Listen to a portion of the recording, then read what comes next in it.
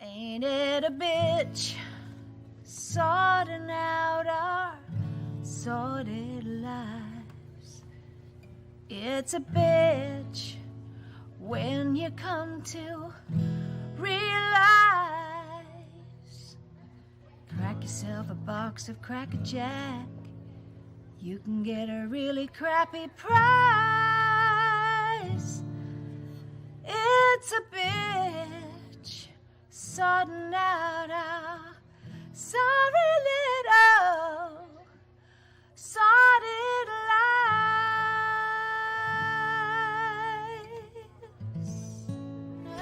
And who's to say who you can love and who you can't? Now it's easy for the pot to call the kettle black. They're just jealous of the hot and lusty sordid lives they lead. Ain't it a bitch sorting out our sordid lives? It's a bitch when you come to realize. Crack yourself a box of Cracker Jacks, you can get a really shitty price. It's a bitch sorting out our sordid lives. Now we struggle coming down the chute to take our first breath, and we struggle for acceptance from birth to death. But the Lord's too busy trying to keep the world on its feet. He ain't got time to give a damn about what goes on between the sheets. Ain't it a bitch sorting out our sordid lives? It's a bitch when you come to realize. Crack yourself a box of Cracker Jack, you can get a really shitty price. It's a bitch sorting out our sorry little sordid lives. Oh. That's real good, Bitsy. Thank you, Juanita. Well, hello, I'm Del Shores. And I'm Emerson Collins, and welcome to a sordid celebration of lives, presented by the Del Shores Foundation to benefit our 25 participating nonprofit theater partners around the country and our Del Shores Foundation programming. Y'all, we have raised $100,000 almost in these live stream fundraisers. We're going to go over that tonight, starting with our Sordid live stream in lockdown and our 20th anniversary last year of Southern Baptist Sissies reunion. Thanks to you, and we are so grateful for your generosity. And we are grateful to you for joining us tonight. Now, if you're watching on Facebook or YouTube, share the broadcast, invite your friends, put the stream on your TV, spread the word. And tonight's going to be a little different than our other streams. It has, honestly, as you all know, been a very hard year in our sordid family. It has, and honestly, Emerson, it's still hard to talk about this. I haven't wanted to do interviews, and there's so much to remember, and so that's what we're going to do tonight. Is we're going to remember our friends. And because it's the nature of your world and sordid lives, we're not doing a sad black and white in memoriam tribute. No, oh no, no, ma'am. We are gathering our sordid family together we're going to tell stories. We're going to share memories.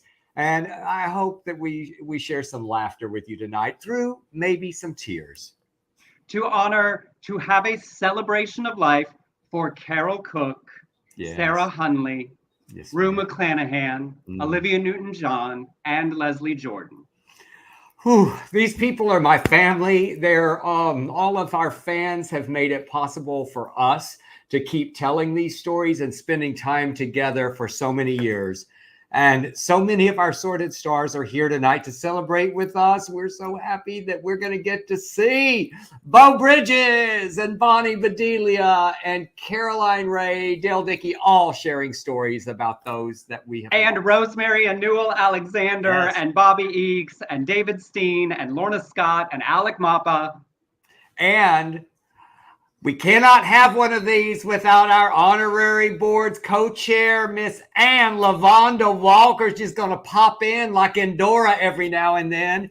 and we're going to enjoy her all night long. And we've got favorite clips to go with the stories that they are telling from the original movie, from the TV series, from the sequel, and all to benefit our foundation and our theater partners. The foundation is now in its second year of programming, and we're so excited with all of you. And we thank all of you who helped us accomplish supporting new LGBTQ plus writers. We had our first Writers Festival in Dallas last year, and we just finished our second writer search, and we'll have more on that later. Your donations tonight are all tax deductible, and they will be split 50% to our programs and 50% to funding the 25 nonprofit theater partners. You can make tax deductible donations now directly at delshoresfoundation.org. And if you're watching this back later, all donations through July 31st will go to this fundraiser. Emerson, they already started. I just checked and we've already started. So I'm excited. So thank you all who have already started donating. And tonight, one additional thing, I am donating 100% of the profits from my merch store. That's at delshores.com /shop. For this fundraiser tonight. And we have one thing that we just found out yesterday. An incredible artist, Wayne Hollowell, created 5 original one-of-a-kind pop art paintings of some of our Sordid Lives folks, and they are on the website. They are 3 feet by 3 feet, and Wayne is donating 50% of the price of these paintings to the foundation. All at delshores.com. You can just do that /shop. Go get them right now. Oh, and one more thing. Because our foundation really is about these new LGBTQ plus writers, throughout the night, we'll be sharing with you introduction videos from some of them so you can get to know them a little bit better and the stories they are telling, and you can find all their information on our website. Is that it? We cover everything? It is for now. Let's get started. Okay, y'all. Everyone we know can talk, including us.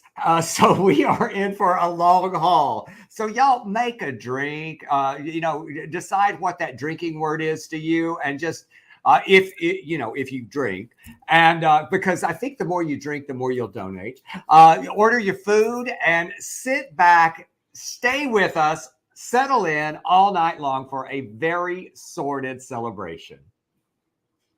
Donate early, donate often, donate what you can. And think of it as buying a ticket for a night of the theater. If you're sitting on a pile of money as sponsoring a whole season, every donation size helps. And if you can't donate, share the broadcast. And y'all, I'm gonna be real honest, because we're among friends and family. My internet here in Western Hollywood has been a little weird this afternoon as we've been testing. So as we start some of the videos, if it's a little choppy at the beginning, give it a minute to settle. You should be able to hear and enjoy everything. We're doing our best. You better call Spectrum. I can't do this alone. Okay, and if you donate $1,000 tonight, we will announce your name at the end of the night. Okay, hell, just make it 500. We'll say your name for 500. So we'll be right back with Caroline Nolita Nethercott Ray. Say a little prayer for me. Hello,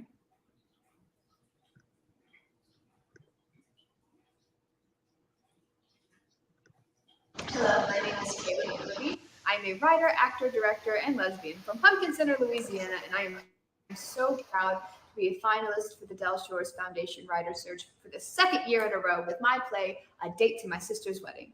My play follows Cindy, a polyamorous lesbian in a three-way relationship who isn't quite sure she wants to explain the concept of polyamory to her very Baptist family yet. So instead, she's been bringing her partners home in a sort of rotation every other holiday and just letting her family believe that she can't make up her mind about which one of these people she wants to be with.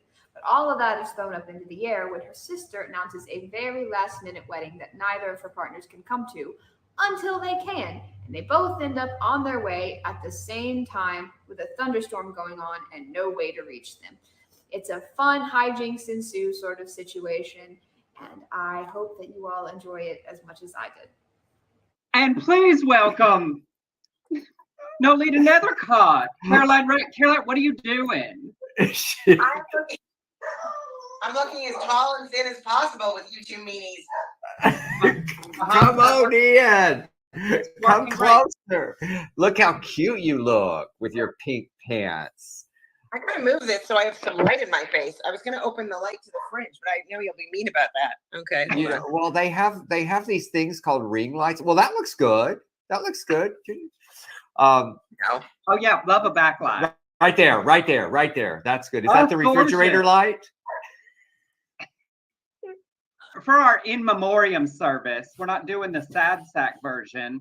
And I was reminded as we were coming to get ready for you, specifically of the first time. It's a story I tell all the time. I probably told it on a fundraiser before, of you and Rue McClanahan. It was your first day on the set of Sordid Lives, the series, and I was walking Rue McClanahan to lunch, with her knee problems, and we walked past that table, and you were sitting telling a story, holding court, and the crew was laughing, and the gays were giggling, and Rue looked over and said, well, that one's come out of her shell, and you, without missing a beat, said, that's Rue. The D is silent. Okay, you have to understand, I don't know if you guys know this, but Rue auditioned to play my mother on a series, right? Yes. I didn't know that. And she did not get the part. So when I saw her again, she was coming out of like an SUV, and it did look like I was in fact bowing because I was sort of lowering myself to get her in, like to help her get out. And I think she liked that she knew that I had You knew your place. I knew my place. I was bowing. The fact that she didn't walk right over my back was very polite of her. And then she said, so then she resonated with my own mother so much, who she really was, like all those feelings. And she had hurt her knee, and my mom had a bad knee, and I loved and adored my mother so much. And I loved Rue so much, it transferred. I was sitting in a makeup chair in between Rue McClanahan and Olivia Newton-John, and my inner 14-year-old was exploding. So you know how you have your inside version of what you're actually doing, and you think your outside version is being like, oh.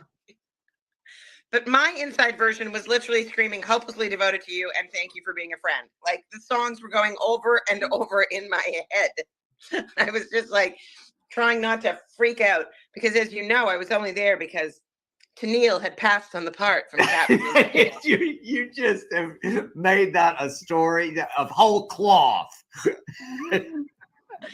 I love Bonnie Bedelia, and if you ever want to know everyone that was offered a part before you, just ask her. And,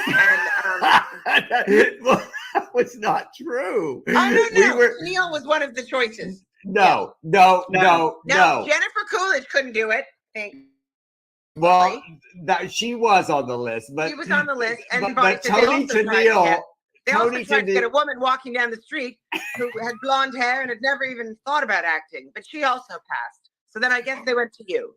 That is not true. We only considered Tennille when we were going to use Captain and Tennille as GW and Nolita.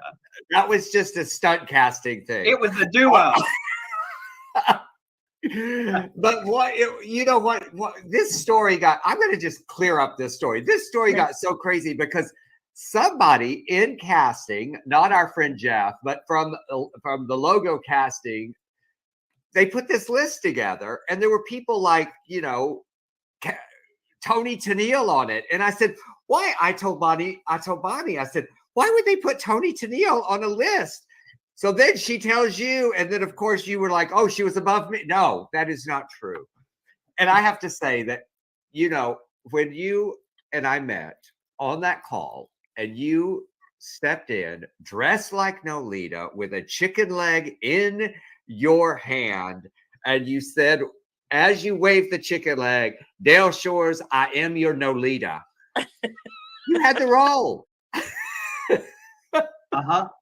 I said, you had me at the chicken leg. That's where you had me. The number of times I've dressed down for auditions, I'm like, oh no, this woman doesn't have good teeth or fruit. And at one point, Rue was going to move in with me with the baby. Yes. Yeah. Rue McClanahan as the baby nurse. I mean, Well, I don't think she was going to be the wet nurse. She wasn't going to be the baby nurse. She was just going to be, she was going to move in. Rue used to come and see me do stand-up when she wasn't even on the show. And I loved Rue so very much. And I still have the beautiful note that she wrote me. And I was looking at it the other day. There's so many people that, especially when you can see them in something that you worked with them and you can still see them. Yeah. It just seems impossible that they're gone. I mean, when I look at Leslie, I still look at his Instagram every day and I just think how much he literally saved everybody during COVID and that he's gone. I can't even imagine. I feel heartbroken. You guys must be devastated all the time. It doesn't seem real that he's gone, but what an impact they all made in our lives and the world's life that we can think of them as being there because we picture them in these iconic roles that they had. Absolutely. And I have to say, we have a little surprise for you because I think your daughter was a big fan of Leslie and did not believe, right, that you knew Mommy, him? You don't know him. I go, honey, I was on a TV show with him and I did a tour with him. Mommy, you don't know him. And then I was with him in Palm Springs and I had him send this to Ava. Ava, it's Leslie Allen Jordan reporting for duty. And listen, I know your mama. I knew her when she was pregnant with you. So there you go. And I also want to do a big shout out to Lila because I love y'all both so much. She was so happy. He really did. He was like the most gracious celebrity. Really. Let's talk about your mama in a very sordid wedding. When I was a kid, besides Lucy, the person I probably loved and identified the most with on television was Carole Cook. I just thought, for whatever reason, first I thought, not that I identified, it was just that I loved her. Watching her, I thought she was the most beautiful, hilarious, elegant woman. And she was so kind and funny. And she told me the story about when she went out to audition for Lucy and it didn't go well. Lucy saw her in a play, brought her out. It didn't go well at all. So she kept her, had dinner with her, and then she finally loosened up and was so funny at dinner that Lucy was like, yeah, this is who we wanted. Mm-hmm. So, the fact that she ended up playing my mother, God, she was so funny. And she hit me with that fan. Which was her idea. And she was so funny and beautiful, and still full face of makeup that she could do perfectly. And what a true performer. I mean, she performed until she was how old? Well, she did a show in New York a year before she passed away. So she was 98 when she did her last show and sat on stage, sold out 2 shows back to back in New York, doing her one-woman show. She adored you. And I remember that moment where she said, Caroline, Dell has given me permission to hit your wig with this fan and say, kill it. That was her line. She said, may I say, kill it? And yeah, that's how sharp she was. Explore that whole, that was the greatest. Like if you look at that series, it's got the most iconic people in it. And it's still hilarious. And if they knew like the amount of work that went into the most condensed amount of time, Yeah. How about you and Emerson, you and Leslie lying in that bed in that movie? It's one of the most beautiful scenes ever. Honestly, in any movie. It's just gorgeous. You were so good. Thank you. And the reality is it was 110 degrees in a motel room in Texas. And my producer brain was going, and we got to get this now. And that is the part where Leslie went to Dell and said, does he really need to say all those lines? We get it. That's what also because he was just sweating in that wig and traveled from Winnipeg to Texas and we didn't have the same wig person. And he said, good Lord, I look like Courtney Love on a bender. And then we got in that bed and he looked down at me and he said, I only have 4 lines and I don't know where they go. So I'm just going to assume if you pause too long that's where I'm supposed to say one. He also wanted to see it. Because that was just from Leslie. Show it to me. Show it to me. Oh God. But isn't it And- amazing that you get to be in like in something that will live on forever, that you can go and see your friend, you know, like you literally Mhm. see your friend being brilliant in that show or in those movies and all the times you know. Yeah. I can only imagine how hilarious your text messages were on a daily basis. All of I you. miss them. Sometimes I want to text it Of course and you just say, you know, this happened or this happened. And and it was, I think the hardest thing for me, besides knowing that my friend was gone, was that I never get to write another word for him. And I just, it was a perfect marriage with, you know, our Sordid Lives cast, all of us. They're just, that you go, oh, I can imagine him saying this line. I can imagine. So not to have that anymore is, anyway, we're trying to keep it light and I know, but we loved him. lovely, And but of course you miss him. And Well, Olivia, I mean, and Olivia, then we list Lou, like imagine the impact, like she's an icon that literally touched the whole world. I mean, well, Leslie Yeah. did, you know, it's like, there's such a sadness. And she was so beautiful. I remember talking to her. She was so gentle. And she was so like, when I would do stand up, she was like, she was so supportive and kind, but sort of like, how do you do that? And I'm thinking, you're Olivia Newton-John. You can do anything. So beautiful. What a great character. Every time I feel insecure, I always think about when we were shooting The Wild Girls in Australia, and it was the first day of shooting, and I'm running on the beach, staying at a hotel an apartment building called Xanadu in the Gold Coast of Australia, and I see Olivia. And so I ran and we caught up with her, and she said, "Oh, how are you feeling about the shooting today?" And I said, "I'm feeling really insecure that at any moment they're going to find out that I'm not all that good." And she said, "I go through it every time I step on stage." And I'm going, what? So isn't that crazy? yeah. What a life. What about, well, look, you know what?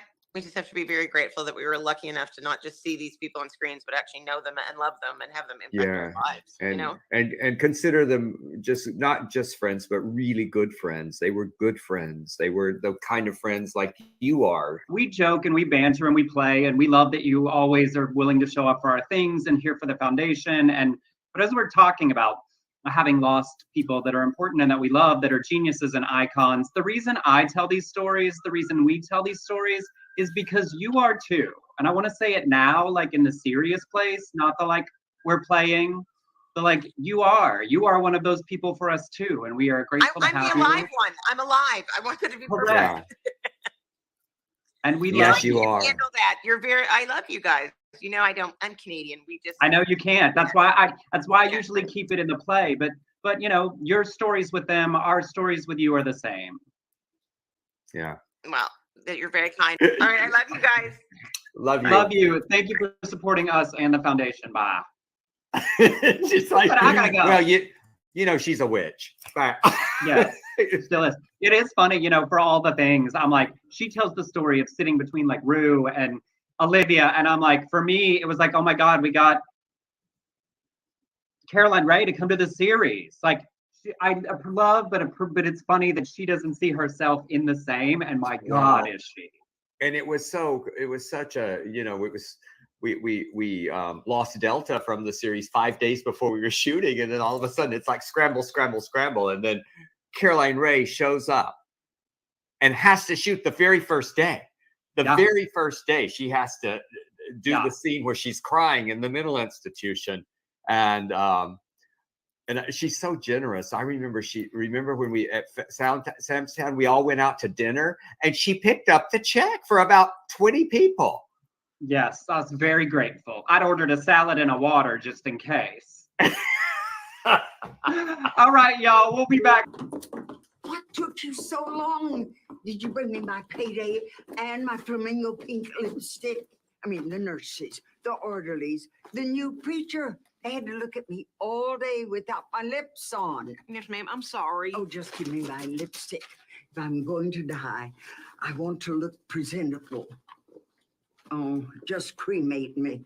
I mean, you would never be able to do these eyebrows. Mama, you are not going to die. Stomach cancer runs in this family. You're probably going to die of it too. Just give me my lipstick and my payday. Okay. Oh, there it Oh, is. kill it. Okay.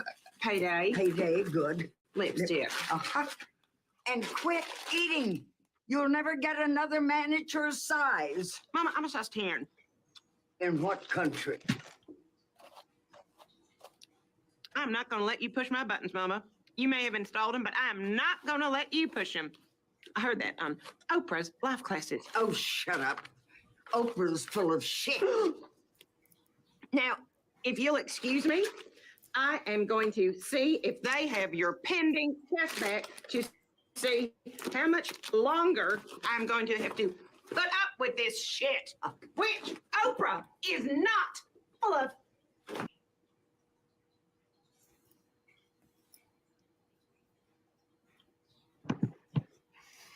Oh, Caroline Ray and Carole Cook. I love that scene so much. Yeah. In what country? Yeah. Hitting those jokes. Yeah, we had some internet problems. I'm so sorry, guys. It's West Hollywood. It's Emerson. It's not his fault. Call your spec. I know. My real question is, should I switch and try the other for the long haul, or should we try one more? I think maybe let me and Ann talk for a second and switch and see. We've got some really good friends here. They're going to put up with us. So let's do that. So let's bring in Miss Ann Walker, and then you fix your internet. Let's bring her on in. Ladies and gentlemen, please welcome. Oh, look. Ann Walker. I was just doing my crossword puzzle out of the People magazine. Oh yes, I it's hard to do the New York Times one, so you've just gone to People. Only People. Rue's name is in the current episode. I mean, a current, one. Issue. I think the word is issue. Ann Walker. Issue. How are you, my love? You look fantastic. I mean. I do work quite a bit. Yes, it's a lot of effort at our age, right, Ann, to look this good. You just do not know. You don't know. Ann Walker once said to me, she said, I may look great, but there's just an old lady just screaming to get out of here. So yes, and it's amazing. We love you so much at the Del Shores Foundation, and thank you so much for being one of our honorary co-chairs. You were with Leslie Jordan, and we have an announcement about that later on. And does that mean that I get, because he's now not with us, does that mean that I am? You know what? Just stop the question right now. We will get to this later. It's on the schedule. We're going to make an announcement, but give us a plug or something. Tell us what are they supposed to do tonight, Ann? That's the main thing. What are they supposed to do? Very, very simple. Very simple. You go to delshoresfoundation.org. Am I right? Yes, there it is across there. And you just give us any amount of money. The larger, the better, of course. However, there's so many of our friends who are unemployed or, whatever. And you can only give us $32.09. We'll take it. Yeah. Or you can only give us $3.20. We'll take it. That's right. Because you are helping all of us be able to bring the LGBTQ plus kids, men, women, children, anybody who could write. They've been writing some absolutely fantastic things. Yes, I mean, and there is no age limit, Ann Walker, with the Del Shores Foundation. You can be 152 if you make it that far. Write a great screenplay, and you're from the South, and we will accept that submission. That is so true. So it's the next generation. But when we say the next generation of LGBTQ plus writers, we mean the next crop. We don't mean the next. We don't mean the next young folks. So No. I have an announcement to make, though. Emerson Collins is back, y'all. We have already had $1,400 in donations tonight, and one of the paintings sold. And Wayne Hollowell has donated 1/2 of the proceeds for all of those, and one sold to our good friend Louise Beard. She's putting it in her home of Leslie Jordan as brother boy. And so that's another $1,250 for the Del Shores Foundation. Yes. We are now at $2,650, y'all. And Oh my we God, have that's just amazing. begun. Isn't that And we great? have just begun. We have Yeah. just begun. We've got 17 hours left. That's right. I was like, Good. um, I look I'm real over- good on this. This is good for me. uh-huh. Well, I'm over in Go Studio ahead. B now. Yes. All right, shall we Oh, venture we- along and how we continue? Yes, absolutely. Yeah. I'm right here in front of my sofa being fancy. Am I going away? You I'll be sure going are. away. You Uh-huh. are going away. But you will be back, right? Go freshen up that drink, Certainly. Ann Walker. I don't know if right. you drink or not, but go freshen it up if you need I to certainly have a will. little. Yeah. Okay. All right, darling. We love you. All right. Bye, Ann. All right, y'all say a little prayer for the internet, and we appreciate you. Yes, we do. Up Thanks for your right now, patience. our Rosemary and Newell.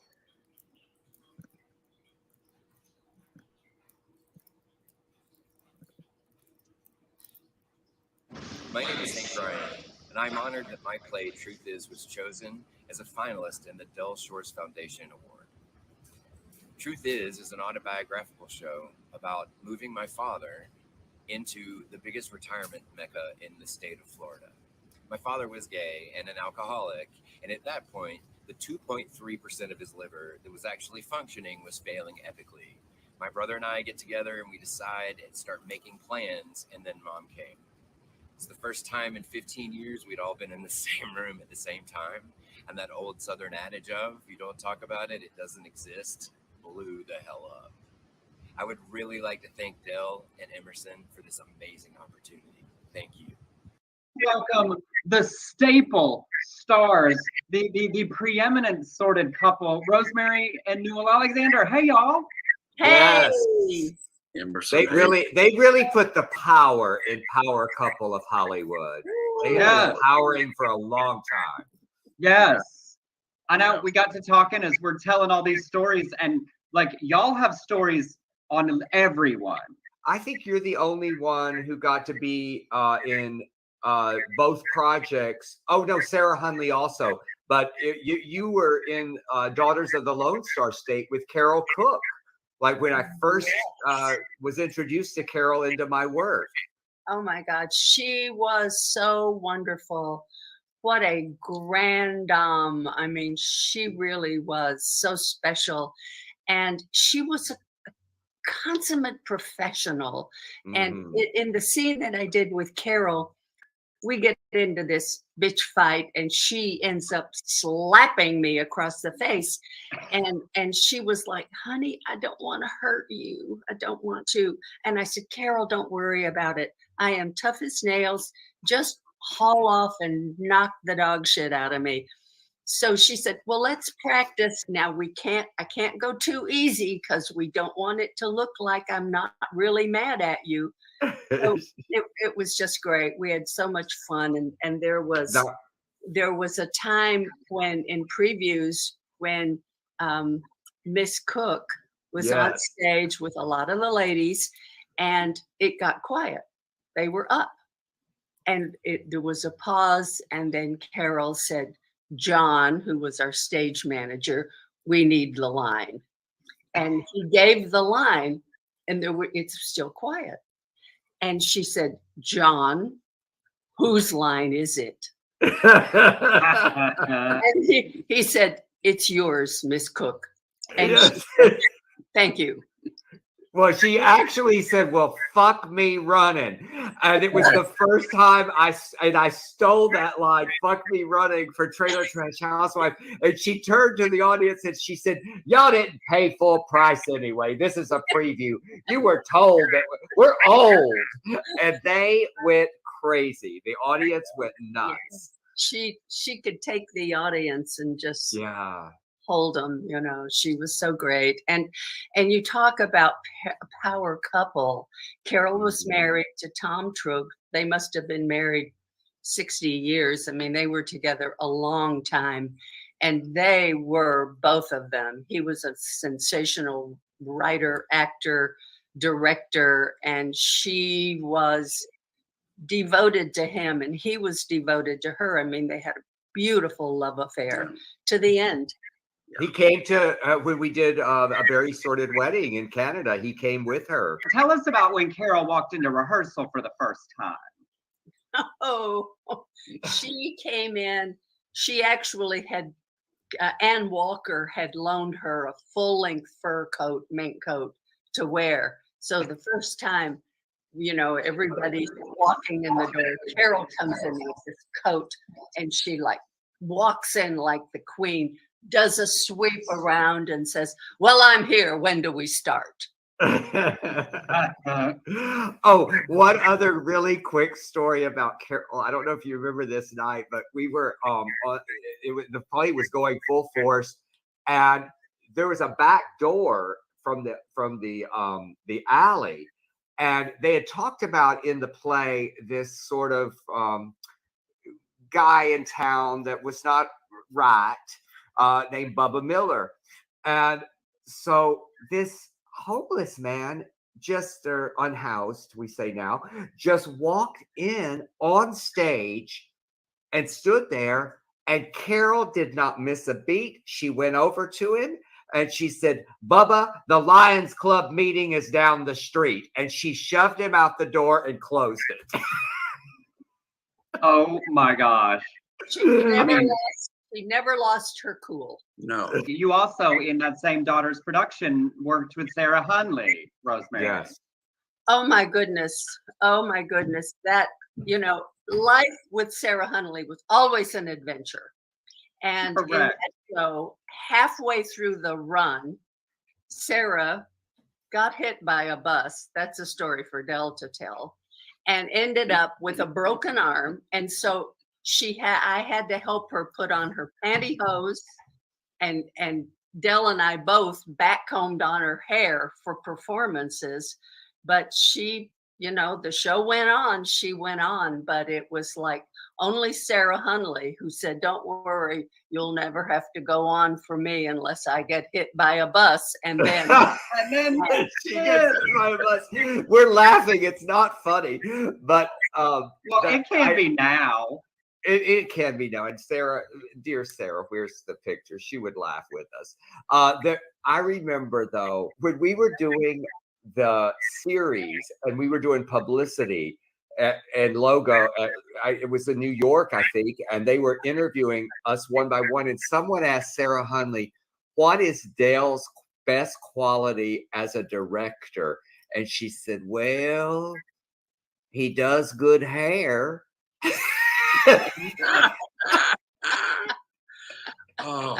and you do. I do. I still. You rattled everybody's hair. You certainly worked on with me many times. But y'all have a great story about getting Sarah Hunley to the shoot of A Very Sordid Wedding. Oh boy. Del asked us if we would accompany Sarah on the trip.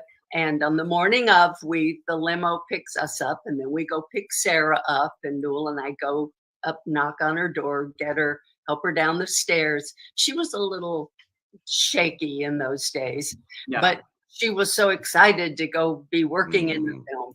So we get in the limo, and the limo driver starts chatting. Talk. She's driving me crazy, but I don't want to be rude. And she's driving on the freeway 70 miles an hour. I don't want to upset her. And Sarah finally said, "Driver, excuse me, could you shut up?" I'm like at once horrified and so grateful. But she still made us laugh on that set. I remember so many fun times with her. And when we saw the movie, that cut, we said, she still got it.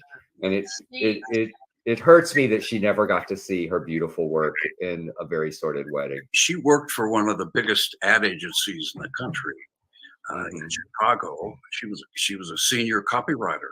I have a picture of Sarah Hunley and Willie Nelson where she designed some ad campaign with Willie Nelson, and she loved Willie Nelson so much. That's why I wrote the episode in A Very Sordid in Sordid Lives, the series where Newell played Willie, because of Sarah's fixation and love for Willie Nelson. Sweet. I never knew that. I still think it's 50% possible Sarah thought Newell was Willie on that day. I love that. We could do Sarah's stories all night long, but in the world of these people we're celebrating, Newell, you had a special, unique experience with Olivia Newton-John in the creation of the music for Sordid Lives, the series. I was lucky enough to be in the studio in Canada when she and Amy Skye were mixing these songs and writing these songs. Still one of my very favorite songs from all of that's so freaking funny is You Look Like a Dick to Me. Yes. Well, she was so kind and generous, Olivia. When she came to Dallas, we were all there, and Del called everybody, and he said, Olivia's coming in to Dallas Fort Worth. Let's meet her at the airport. So we did. There was 6 or 7 of us, I guess, out there, and Olivia showed up, and the press, 2 or 3 of those stations were there, and the minute she got off that plane, man, they hit her like that, and she said, "Oh, Newell, Rosemary, come here for a second." And she brought us over there, and she did the interview with us. Yeah. She said they're from Dallas. They, how kind is that? I always say, and I think y'all can confirm. I mean, Rosemary, you went out to her house in Malibu to help her choose costumes. She was just so down to earth. Well, tell us about that, Rosemary. Oh, it was so much fun. And we get to her house, and she's there, and she's got her bird on her shoulder, and this is me, bird. And so she said, let's go upstairs. So we went up to her bedroom and into her closet. And she said, okay, I have all these things. And what are we looking for? And I said, well, a nice short skirt that you can wear with boots, a nice pair of tight jeans, and a little sexy top. So she starts pulling stuff out. She said, my stuff is too conservative. She said, I'm going to go raid Chloe's closet. So that's her daughter, who was 15, I think, at the time. So she runs in and she comes back, and she's got all this, a little top and all these things. And so she just starts throwing stuff down, what about this? What about this? And she said, oh, wait a minute. And she runs in and she comes back with her black leather jacket from Greece. Yeah.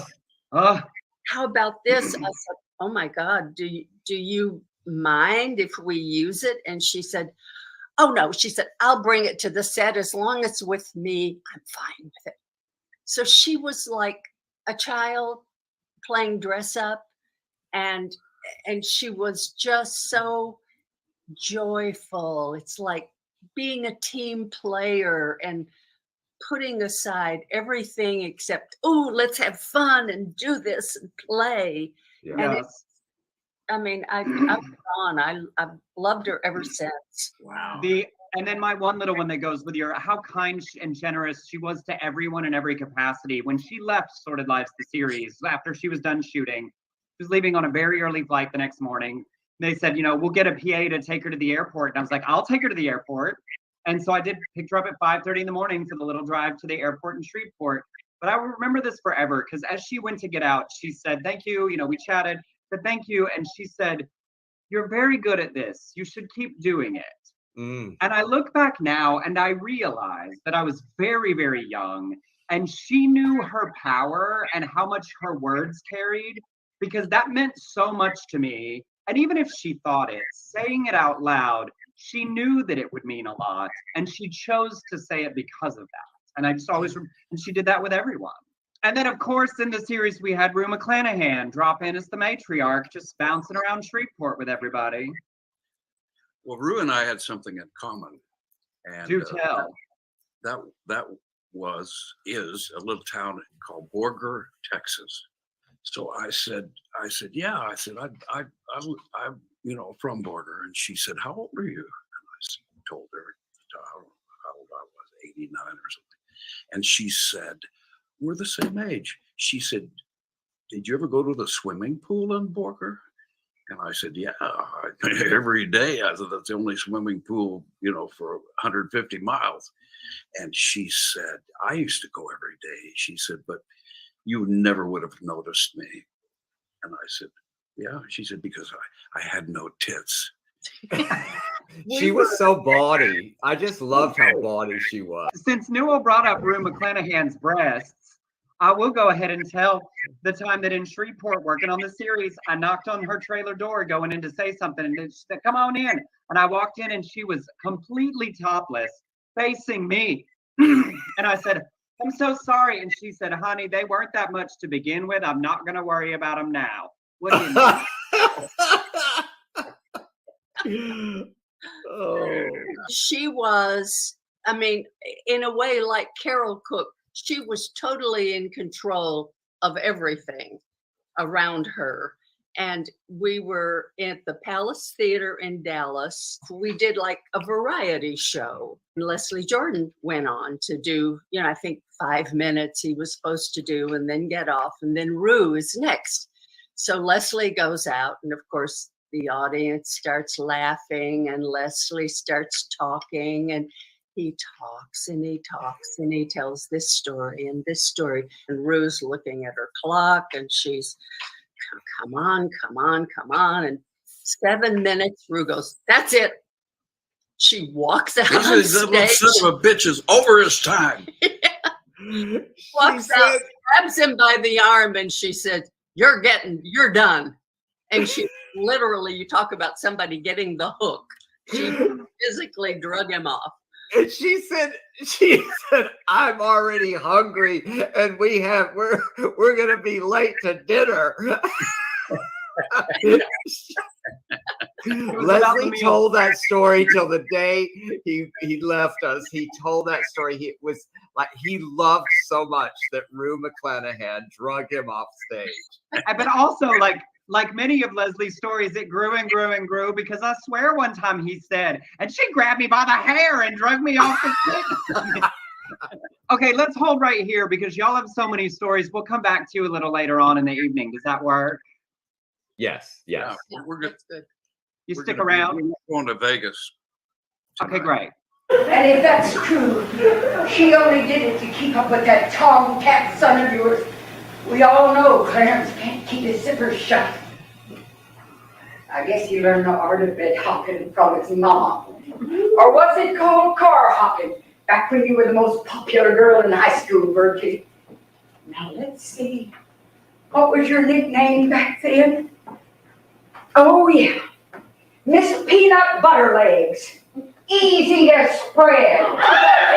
Stop it.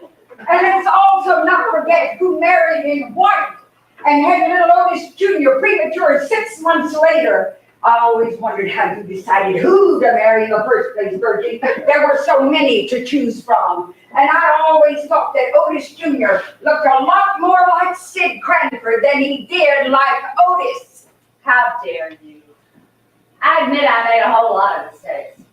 But when I got married, I stopped being a tramp. Oh, Bella never did. In fact, she graduated from tramp out and out slut. Pretty soon she'll probably be charging for it, and we will have no problem figuring out what to call her. You deserve that. Bubba's, what can I do you for? Juanita Bartlett, please. And may I tell Miss Bartlett who's calling? Well, it's Willie Nelson. Oh, my stars. Juanita, it's for you. It's Willie Nelson. Oh. Hello, this is Juanita Bartlett. Well, This is Willie Nelson. And I understand that a contest you should have won down at WCNT was rigged. Now, I want to make it up to you. Just so happens my tour bus is going to be driving by Bubba's beer joint tonight. If I come in and sing to you, would that make everything better? Oh, yes. Willie Nelson's stopping by here tonight to sing to me. I think we're going to pass out. It wouldn't be the first time. Is that Willie Nelson and his band? No, it's Peggy Ingram and Bitsy Mae Harley. But there's 4 of them. No, 6. Juanita, are you ready now to go over to the radio station? We don't need to go no more. Willie Nelson got wind of the situation, and he's coming by here to make it up to me about personally singing me a song. Howdy, I'm Willie Nelson, and I'm looking for Miss Juanita Bartlett. Oh, my Lord. It's him. Willie, it's me. Juanita Bartlett. This is for you, darling.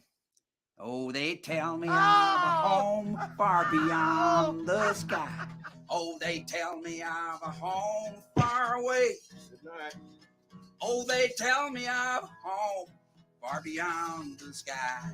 God. Oh, they tell me I'm an uncloudy day. Hello, my name is Bethany Dickens Asaf. I'm a playwright here in Orlando, Florida. I'm also the producing director and co-founder of Whiskey Theater Factory, which is a collective for emerging and untapped voices. And I'm the playwright of Sword Art Real Life. So the piece centers around a group of cosplayers who use their battliness to deal with the toxic men in their lives. I write a lot about women in what are perceived as male spaces, particularly queer women. I've written plays that range from about zombie walks to early 90s gaming to Magic the Gathering. I have a 4-hour sword and sorcery play with a ton of stage combat that no theater's ever going to produce, but I've really enjoyed writing it. And also, more subjects such as academia and the fundamentalist church. So I'm really, really happy and honored to have been recognized by the Del Shores Foundation. I appreciate everything they are doing for playwrights. Thank you so much.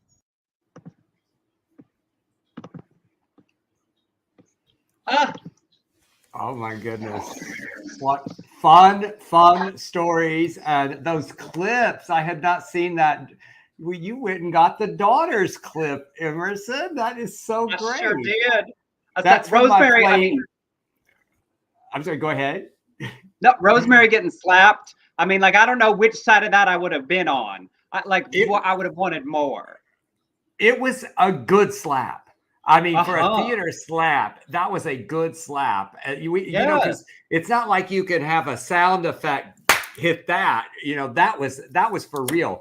And she took it like a champ, and Carole Cook committed to it. And that was so delicious. That play was in 1993. It was the first time I got to work with the amazing Carole Cook. And that whole cast, we've lost most of that cast. And anyway, just thank you for that, Emerson. I appreciate you putting that together. It's the balance of the fun and the memories. And thank you all for being here. I appreciate y'all watching and sharing and supporting.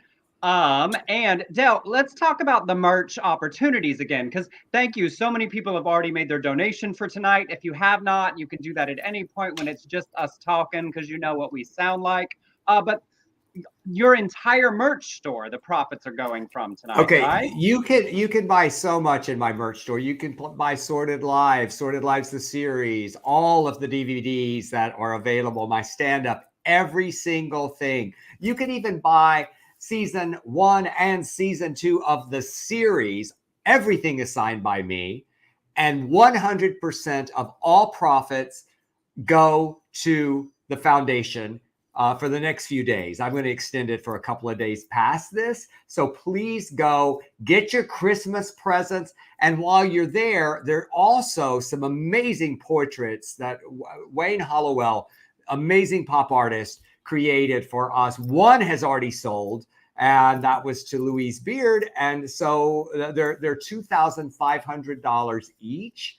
So I know that's out of some people's price range, but they are 36 by 36 inches. That's a lot of inches, guys. I was going to Gals. say That's more a than I lot. can handle. That's a lot of inches. So 3 feet by 3 feet.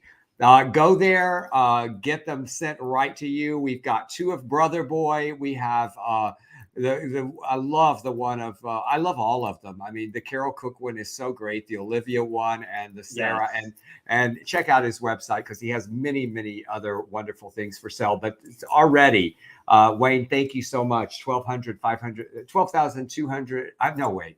1,000. I haven't even started drinking yet. But I do have an update, Emerson. We just passed $4,000. We just passed $4,000. So thank y'all. Thank you all who are donating and donating. Keep donating. I would love by the next segment, I would just love it if we got to $5,000. That would be amazing. So let's keep this going. And somebody asked a minute ago, yes, this is being recorded.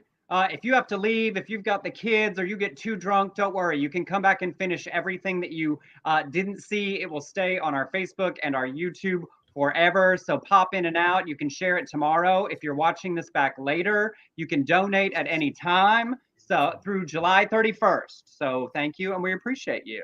And still to come, we have Bonnie Bedelia and Dale Dickey. And up next, we have Beau Bridges.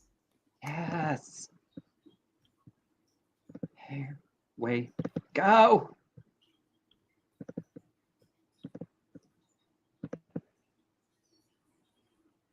Hey everyone, my name is Preston Crowther, he, they, and I am so excited to be a semifinalist for the Del Shores Foundation Writer Search. My play, Barking, is one of few plays where you will find the intersection of a Southern Black preacher, a gay exorcism, and a human chicken named Donna Lana Parmigiana. But in all seriousness, Barking is a satirical but heartfelt meditation on parenthood, religion, and sexual shame. As a writer, I aim to highlight stories and narratives about the Black queer Southern experience. I also teach at Oberlin College as a visiting professor of theater and Africana studies. I want to say thank you so much to the Del Shores Foundation for curating a space for rising queer voices, especially from the South. With everything that goes on in the South these days, it's important to be reminded that our stories are important and necessary for the American theater.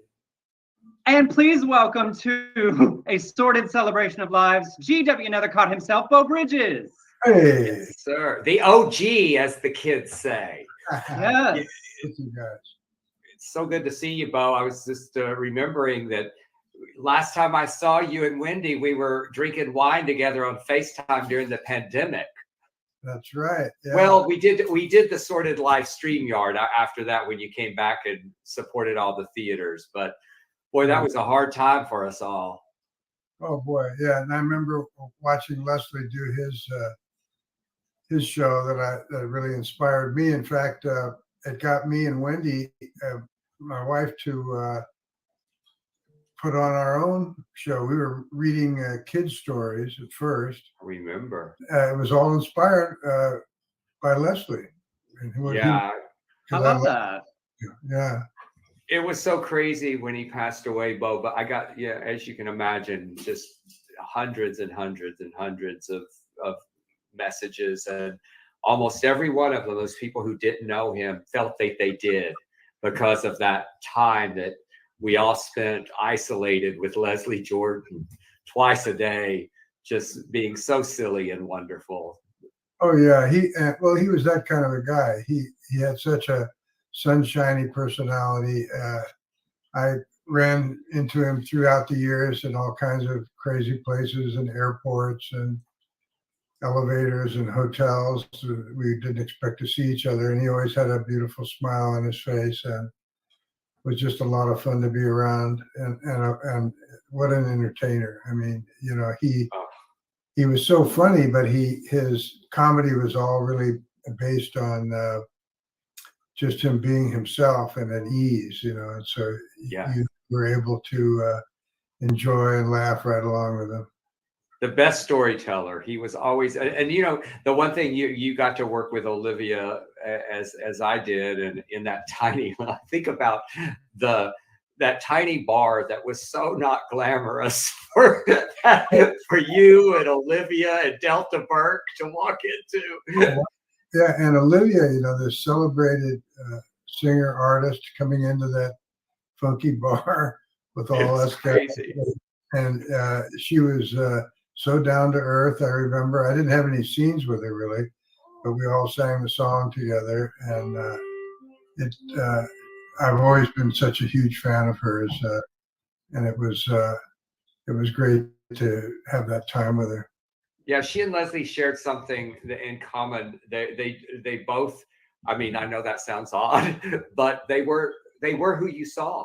I mean, there was no difference in Leslie Jordan sitting at your table and Olivia sitting at your table than working with them and then being that superstar. I always think about I came to Sordid Lives as a fan. I was just this in the closet student in college, seeing all of y'all do that for the first time, and I think about with your incredible career and all of the people you have worked with and all of the work you have done, that there's still something unique when somebody like Olivia Newton-John walks into a little bar to be like, well, I'm going to sing this song for these 8 people in the crew today versus stadiums around the world.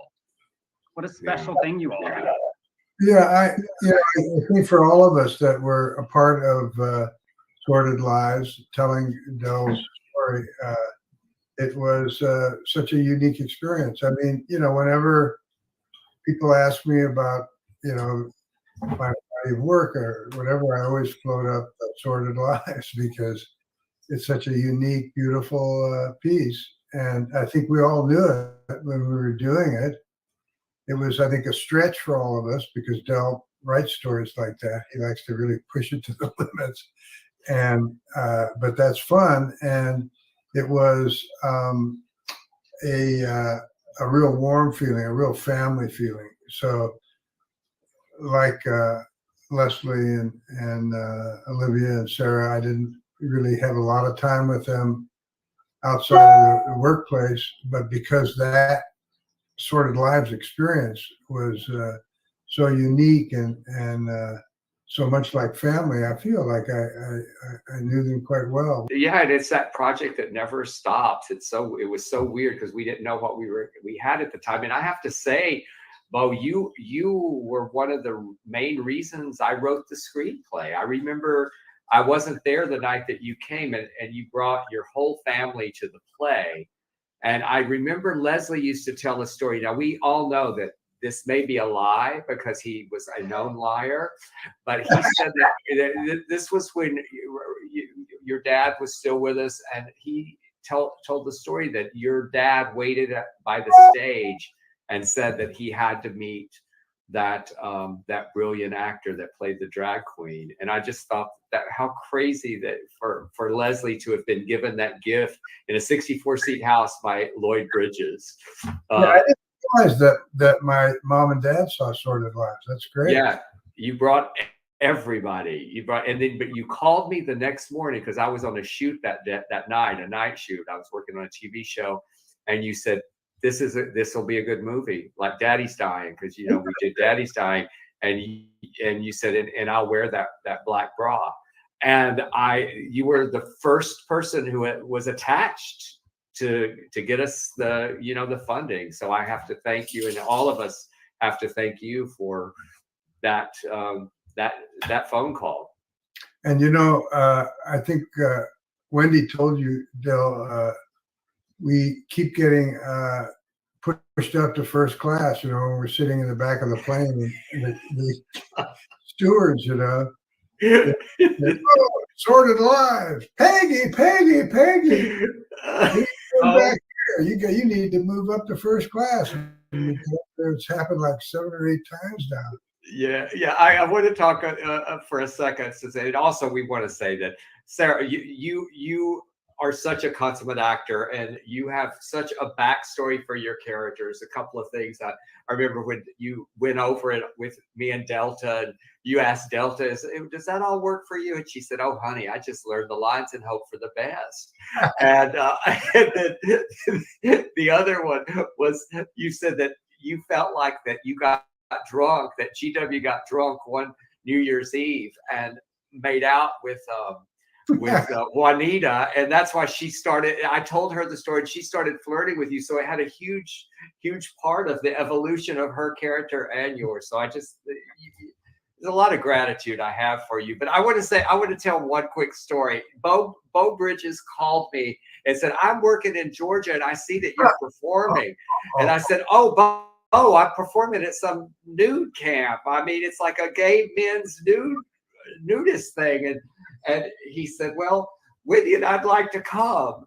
And God, you were such a good sport to come. And when I got you to do that Peggy, because they had that coffin up there. Oh yeah, and they had a whole parade through the camp. That was fantastic, and all the naked guys around. And but they were very respectful when they come up to Wendy and I. They like put their hands in front of their privates, so she didn't have to look at it. Wendy told me that she'd never seen so many penises in one place. see, you get first class with me, and you get a lot of penises. I mean, it's just the perks that keep on coming. Oh, this yeah. Sordid Lives version of "Oh, the Places You'll Go." But anyway, Beau, I love and adore you. I love Wendy, and we thank you so much for being a part of this. We lost some good people and some very talented folks that made all of our lives and careers better. So, and I was reading a book recently that talked about, young people have their lives to look forward to, and they spend so much time thinking about what's going to happen next and what are they going to do, and sometimes that causes worry, but it also causes excitement sometimes.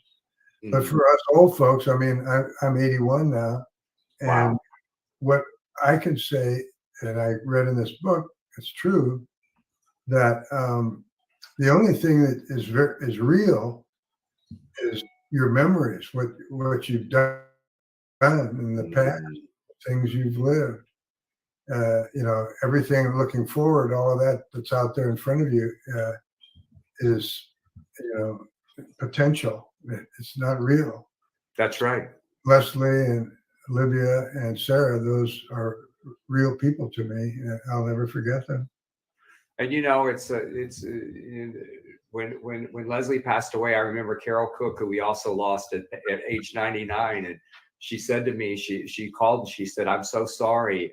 She said, "Who would have thought that he would have gone before me? I've been circling the drain for years, just waiting for the big swoosh." And and then we lost her shortly after that. But it makes you realize how precious our relationships are, and you are that to me. I love you dearly, and I cherish all the work that we have done together, but most of all, I cherish your friendship. Precious memories. Yes, sir. That's right. My daughter Emily opened up your movie singing that song. That's right. With and Daddy's Dying, Who's Got the Will? I see Beverly all the time, so I'm going to have to say hello for you because Great talking to you guys. Thank you so much for being with us. This celebration that is Sordid Lives, and this celebration this evening, and your support of the work we're doing here at the foundation. It's truly, we're grateful. Cool. Yes, see you guys. I'll get by, but no matter how I try, there'll be times I'll call. Chances are my tears will fall, and I'll have no pride at all from time to time. All right, everybody, hands up. Nobody move. I mean, Jesus, I told you he was coming. everybody stay back. Wardell? Brother boy. Oh, no, my hair fell off. You can't, oh my God, no. So this is Wardell. I've heard a lot about you, Wardell. Dr. Eve Bollinger. What I need for you and everybody else is just to stand back and stay calm till we're out of here, and that way nobody will get hurt. I don't think I'd mind getting hurt by a big old handsome cowboy like yourself. Back off, bitch. Excuse me. No, you heard me. Now you get your damn paws off of him and you get the hell on out of here. Like I'm scared of you, you little monkey freak. Hey, don't talk to him like that. Shoot her, Wardell. Shoot her in the head. Go on, get the hell on out of here. brother boy. Wardell? I'm sorry. Oh, it's okay. I'll never hurt you again. And I won't let anybody else hurt you either. I'm taking you home now.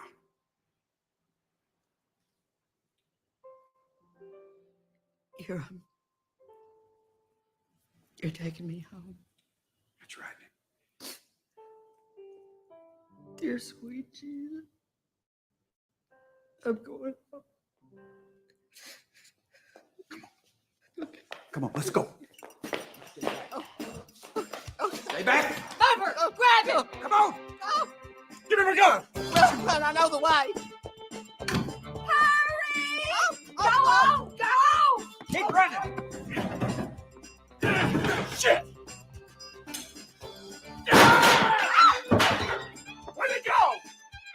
Hey, come back here, you little faggot. If I'd known you was coming out more flags. Come back here. Hey! God damn it!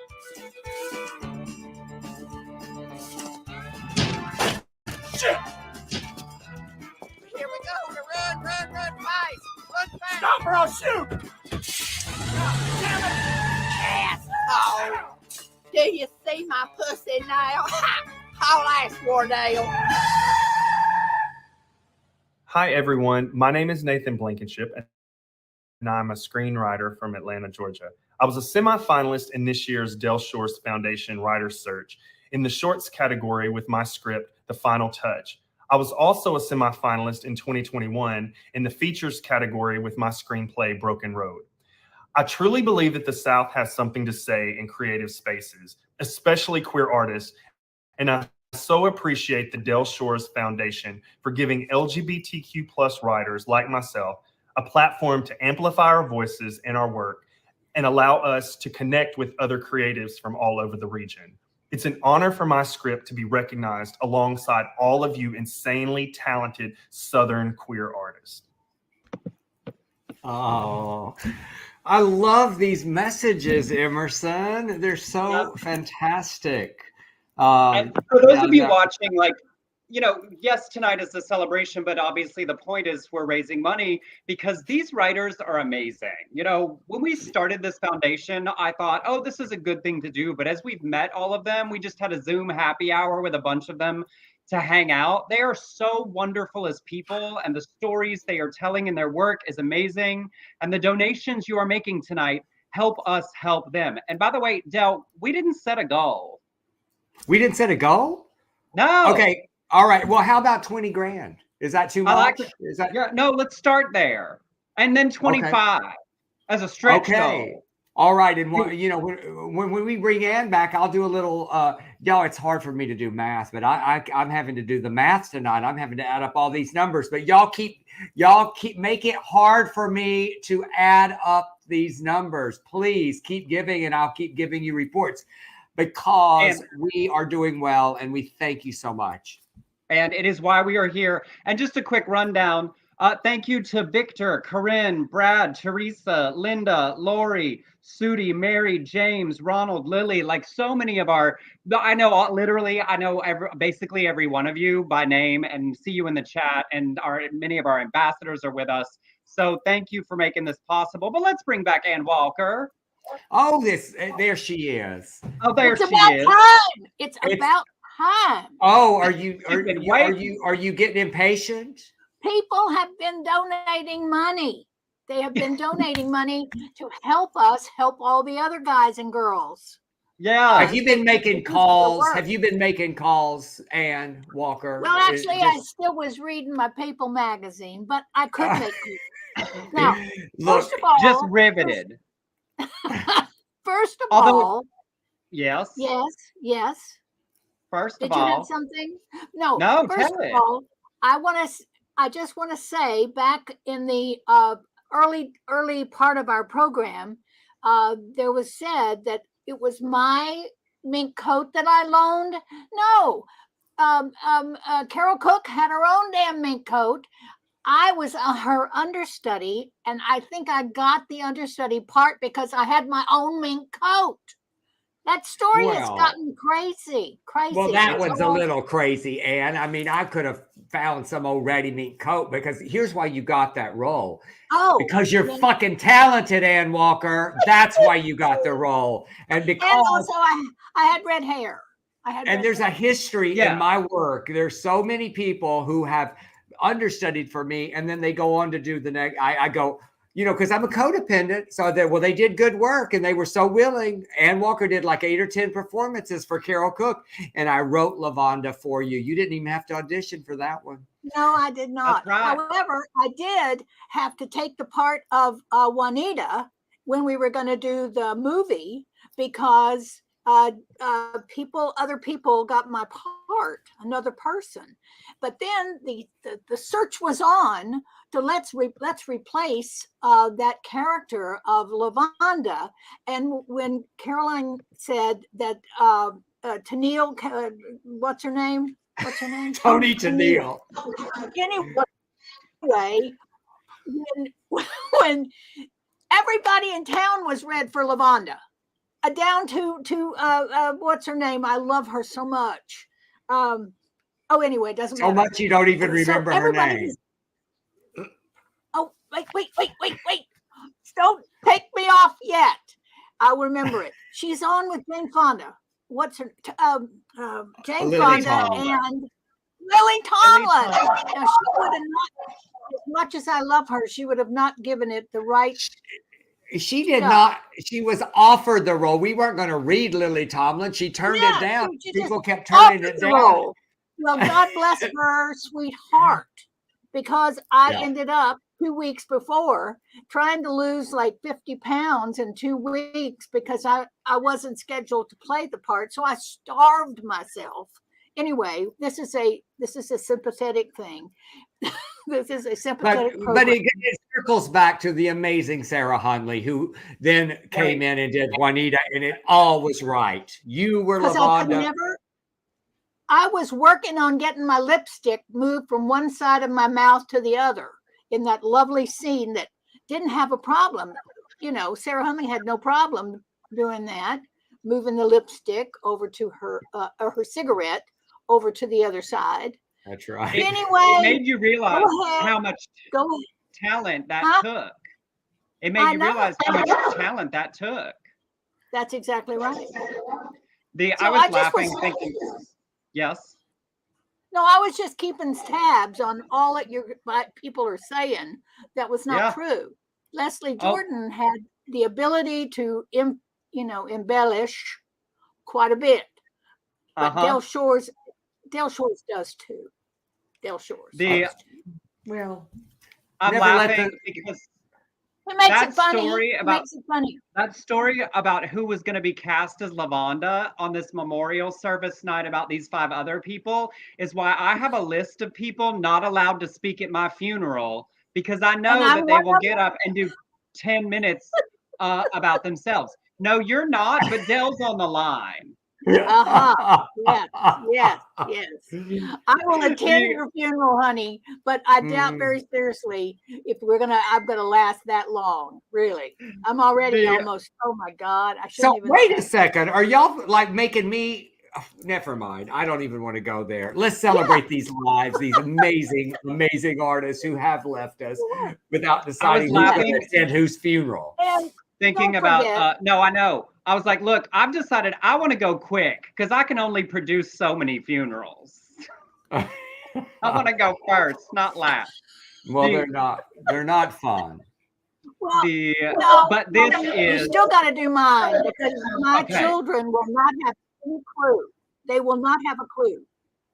Perfect. Anyway, go ahead. But they aren't fun, but this is, and I love you all, and I love doing this. This is how we do honor the people that we love. I want to have a fun funeral. Yes, because I was thinking about Sarah, and the hilarious stories everybody has to share. And I think my favorite is how honest Sarah was about how everything in life is. You know, she was not going to sugarcoat it. Do y'all remember when we were doing Sordid Lives, the series, and the It Gets Better campaign was real big? And so we, the entire cast, even me and my little co-star position, we made It Gets Better videos. And we were all at Dell's condo doing them one after another. They filmed them all. And Sarah was sitting off to the side and she got real quiet. And I think Ann or Beth or somebody was doing theirs. And I went over and said, Sarah, what's wrong? And she said, Emerson, I just don't know if we should be doing this. It doesn't really get better. That's a depressing story. It isn't for me. It's just hysterical because, like, you know, sometimes you have good days and bad days. Well, that in that same time, we really were trying to help people who were going through a whole lot, and we said we literally had a wonderful website. I mean, an email address, and we said, if you are struggling, please contact us. And Sarah called me and she said, Dale, I just don't think I'm the right person to help people with their depression problems. Knowing your strengths is important. So I have an announcement, y'all. I have an announcement. Yes. Hold on. Okay. Hold the presses. Hold the mouths. We just reached $5,000. We Yay! just crossed $5,000. So thank you. All. Yeah. And the websites are below. Wonderful. Donate at delshoresfoundation.org Yes. and buy the merch and the paintings at delshores.com/shop. Also, y'all tell that story about Sarah Hunley and being on the bus, Ann Walker. Oh my God. She thought that I had taken, well, I'm going to cut to the short version. We all came down, we were in a bus and we had booze in the back and sandwiches and stuff. And Olivia's people had put that together. And so we were all coming down to Palm Springs. And this was on the ride home, however, after there was a lot more liquor consumed. And I got on the bus and I guess I wanted to sit by Leslie or near him because I wanted to talk to him. So Right. I took a place like very near him, and apparently it was her seat that she had come down on, and she wanted me to get out of her seat. Well, I said, honey, I don't think we were assigned seats. Well, that's my seat. I don't think I gave it to her. Did I? Did I give it to her? I don't think so. No, you got remember. Okay, so here's when our memory gets fuzzy. My memory is it was your seat and that she went and got it. She came back. You had gone to get a drink and she went and sat in your seat and you came and said, Sarah, honey, that's my seat. And she said, well, I didn't realize they was assigned. And then and you said, well, they're not, honey, but my purse is there. And she got up and you said, Sarah, don't be upset. She said, not now, not ever, Ann Walker. But what she had forgotten is that you had brought her to the bus departure site. She had pissed off her ride. And here's the moral of this story is we were all family, y'all. We were all family. We would fuss and fight. And at the end of the day, we all love each other. And we have funny stories. That I've gotten that story so backwards. Anyway. Honey, that's the fun part. Yeah. Well, for you, maybe. I look like a little bit of an idiot. But we do all love each other. Huh? We do. We do. And one last thing I want to say, speaking of love, and you got to work with him. I do love Beau Bridges so much. He was such the most amazing human to work with, generous beyond generous, helping me direct. I mean, he was anytime I got in trouble, because he had directed 8 films or TV shows. And anytime I was so young at it, you know, it was my first feature, and he would teach me on the set. I would go to him. I'd say, Beau, I don't know how to shoot this scene. He goes, what you do is you take it, you know, and he would tell me how to set up the shot. And what a dear, sweet man.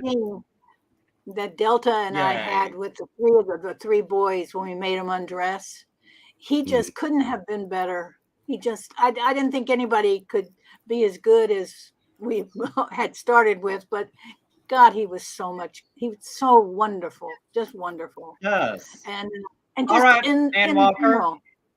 We will Okay, see you bye. again a little later on. Maybe. No, you better come back. Not Bye. maybe. I'll see you in a minute. All right, y'all. Up next, we have very special guests from our foundation and a very special surprise.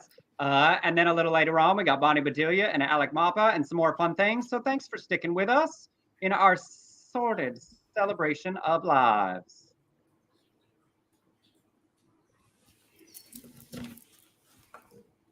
Hello, I'm Timothy J. Smith, and I'm honored that the Dell Shores Foundation selected my screenplay, Istanbul Crossing, as the best screenplay submitted to this year's writing competition. It's a story of a young gay Syrian refugee living in Istanbul who survives by smuggling other refugees from Turkey to Greece.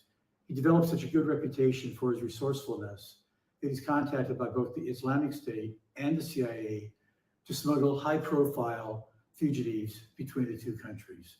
It puts them in a lot of danger. And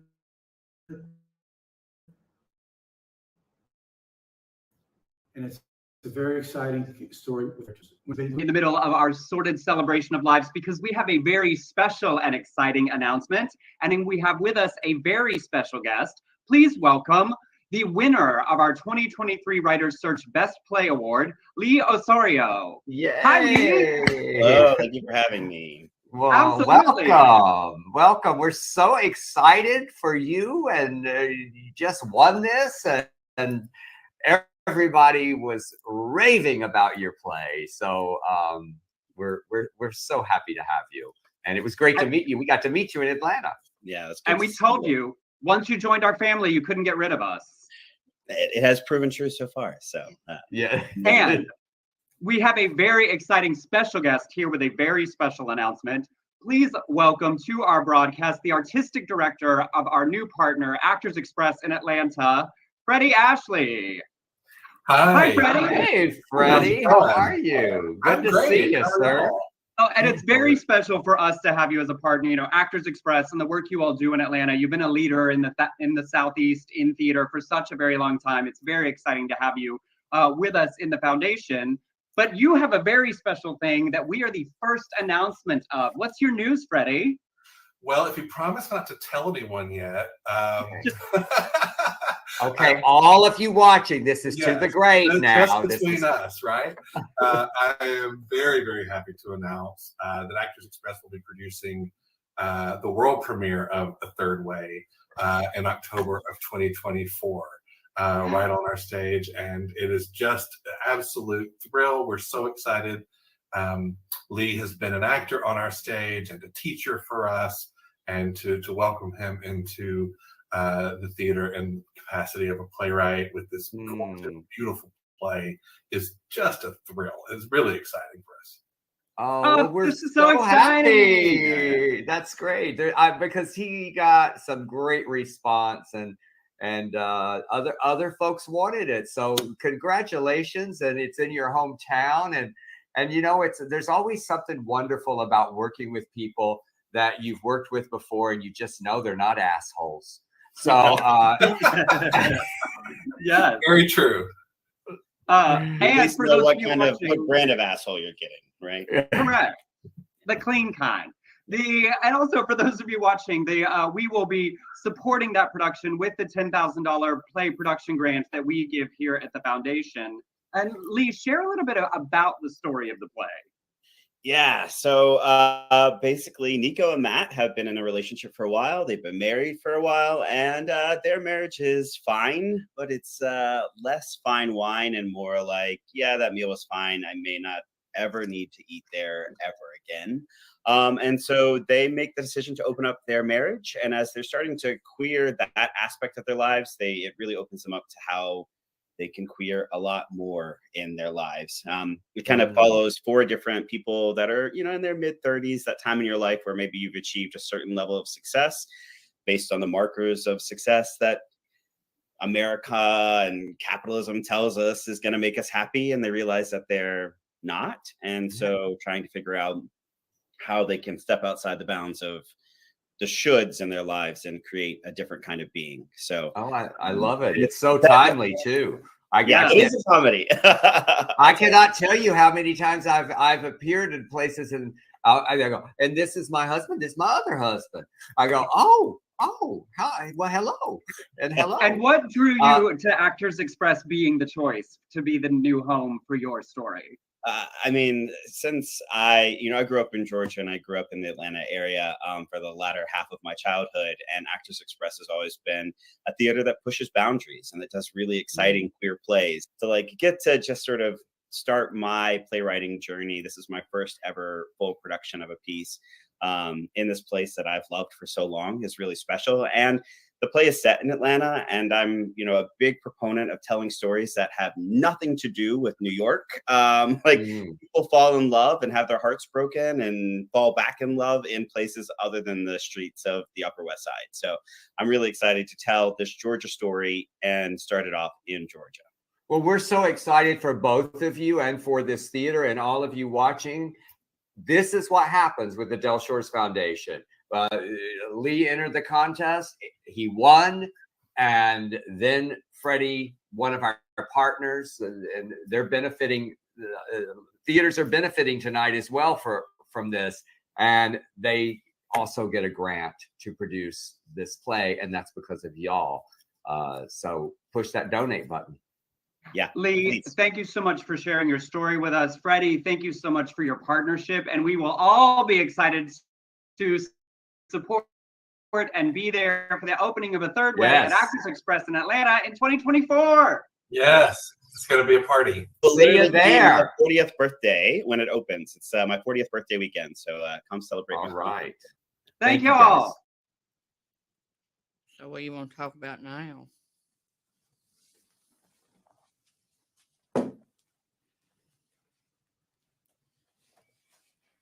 What are you doing, Dr. Eve? More therapy.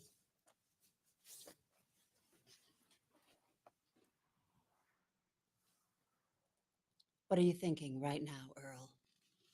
I was wondering where you got that bra. I want you to fuck me, Earl, because quite frankly, I think it's time you fuck a woman. Oh, dear sweet Jesus. Come on. No, I don't think I can. Yes, you can. Just like that little engine that could. Say it, Earl. I think I can. I think I can. That's it. Now let's go. Fuck me. Oh, I don't think I can. Yes, you can, Earl. I can change any man. Just look at these, Earl. Just look at them. Oh, do you have any, my Lanta? Fuck me, Earl. Fuck me now. My God, Dr. Eve, you don't have on any pants. I know. Now take yours off and fuck me, Earl. No, I can't because I'm about to throw up. I throw up all over you. I had enchiladas for lunch. Oh, shit. You are just one hopeless, pathetic freak. Shit. Hi, everyone. My name is William Metlock. I am a writer from Pensacola, Florida, and I won the short film category of the DSF Southern Writers Search, which is absolutely insane. So yeah, I wrote this cute little short film script called Smoke Breaks, and it's essentially about a trans guy named Leon who's going through a bit of a sexual rut with his boyfriend Roger, and through the magic of his best friend named Cece/coworker, they end up doing a little tarot card reading, and which lends to him and Roger having an unexpected surprise. And it was really fun to write. Fun fact about me is that I'm a good time guy. I like to write a lot. So yeah, I don't know. That's a little bit about me, but yeah. Thank you so much. I love that. That's all three of our winners from this year in that block. Timothy J. Smith, our screenplay winner, William Metlock, our short film winner, and the play winner, Leo Sario, with his world premiere production coming in 2024. I just loved being able to announce that. That is so great. Congrats to all of them. And, Emerson, we just saw William, and I love his energy. I love how enthusiastic he is about life and about his career and winning this. When we told him Remember that day where I said, I just wish I could get that excited about anything.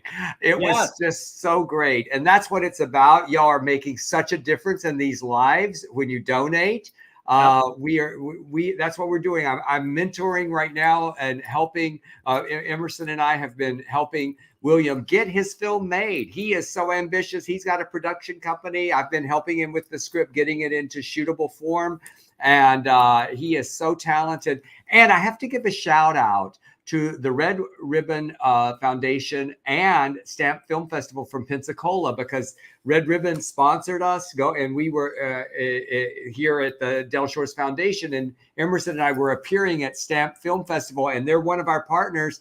He approached us and we actually asked a question. Remember that? And he came up to me afterwards in the lobby at Stamped, our Partners Film Festival, and said, I've got the screenplay and I don't know what to do with it and it's not finished, whatever. And I told him, I said, write a short film, start there. It's easy. You've got 2 months till our deadline. And he went home and wrote that short film, submitted it, and won. And won.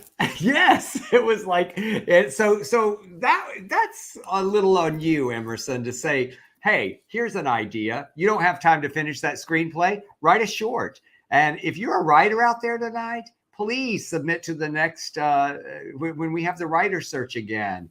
And we have amazing judges. Some of them are here tonight. I see Rachel Sources here, who helps judge for a wonderful actress, and so many people. We've got PT Theater Company in the house, and we'll be talking about them later. And right now, we're going to talk right about now. Oh, is it time for that? One more. Timothy J. Smith, our screenplay winner. One of our jurors from this year already wanted to meet with him about a screenplay. So the network that we are building is working. And yes, the world premiere from last year's winner, Jigs Burgess. Del, tell the people what we're doing right this minute. Oh, we're in rehearsal right now. I'm directing. Emerson's actually starring in the play. So many people at the Writers Festival are in the play. Kristen McCullough was one of the first to read it. Emerson and Bruce Molina, Charlotte White. Matt Hayes was in the audience that night, and he got cast. And Pam Trotter, who I've worked with before in Trailer Trash Housewife, and then Tiago Santos, who's wonderful. It's just a beautiful, beautiful script. Jigs Burgess has written a heartbreaking, funny, it's so it's so different than anything I have ever been a part of, and I love it so much. Blake MacGyver is helping direct with me, and we are so grateful to P3 Theater Company and John Peterson and all the people there and all the crew that are putting this beautiful play together that opens August the 12th right here in Los Angeles. Y'all get your plane tickets and come see this play. Yes, opens August 12th. Tickets at p3theater.biz. That is B-I-Z. Don't get confused. It's not an org. It's not a here. I'll even put it in the ticker underneath. And we're incredibly grateful to John. And we are having a great time. So y'all come and see that. Yes, do. All right. Up next, we will be back with our good friends, another one of our Sordid couples. Bobby Stevenson. Bobby Stevenson. No, Bobby. No, that's what Bobby Eakes. When I try to do two things at once. Bobby Eakes, who you'll remember from Sordid Lives, the series, while she was busy being a big soap opera star, she came and cameoed in the soap opera that Nolita, Caroline Ray, was watching with our Bobby Stevenson. And so they will be right back right after this. It's like I'm tap dancing over here on the technology, y'all. It's never a dull moment. It's really just you. We'll be back.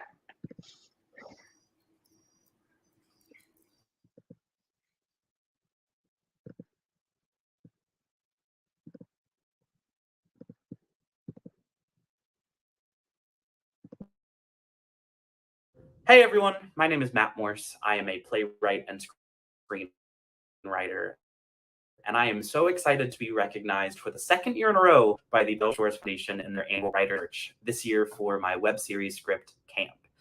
My writing draws on my experience growing up in the Midwest, my time in the South, my background as an engineer. Lately, my work has focused on subverting tropes and telling stories with characters that are diverse, but also dynamic and interesting and real. I am so grateful for the ongoing support of the foundation. Thank you to Dell, Emerson, and everyone involved. Congratulations to everyone else recognized this year. I know that being a finalist last year has changed the trajectory of my writing career, and I am so grateful to see what's coming next. And now please welcome Sordid power couple, David Steen and Bobby Eakes. Yeah. Hey, y'all. Hey. We need one of those like Benifer names or something. Dobby or something. Yes, but y'all just had a big anniversary. Y'all made it a lot longer than all those people. Oh, yeah, right. Yeah. It's hard because it would be David or Dobby, and neither one of those is really funny. I love it.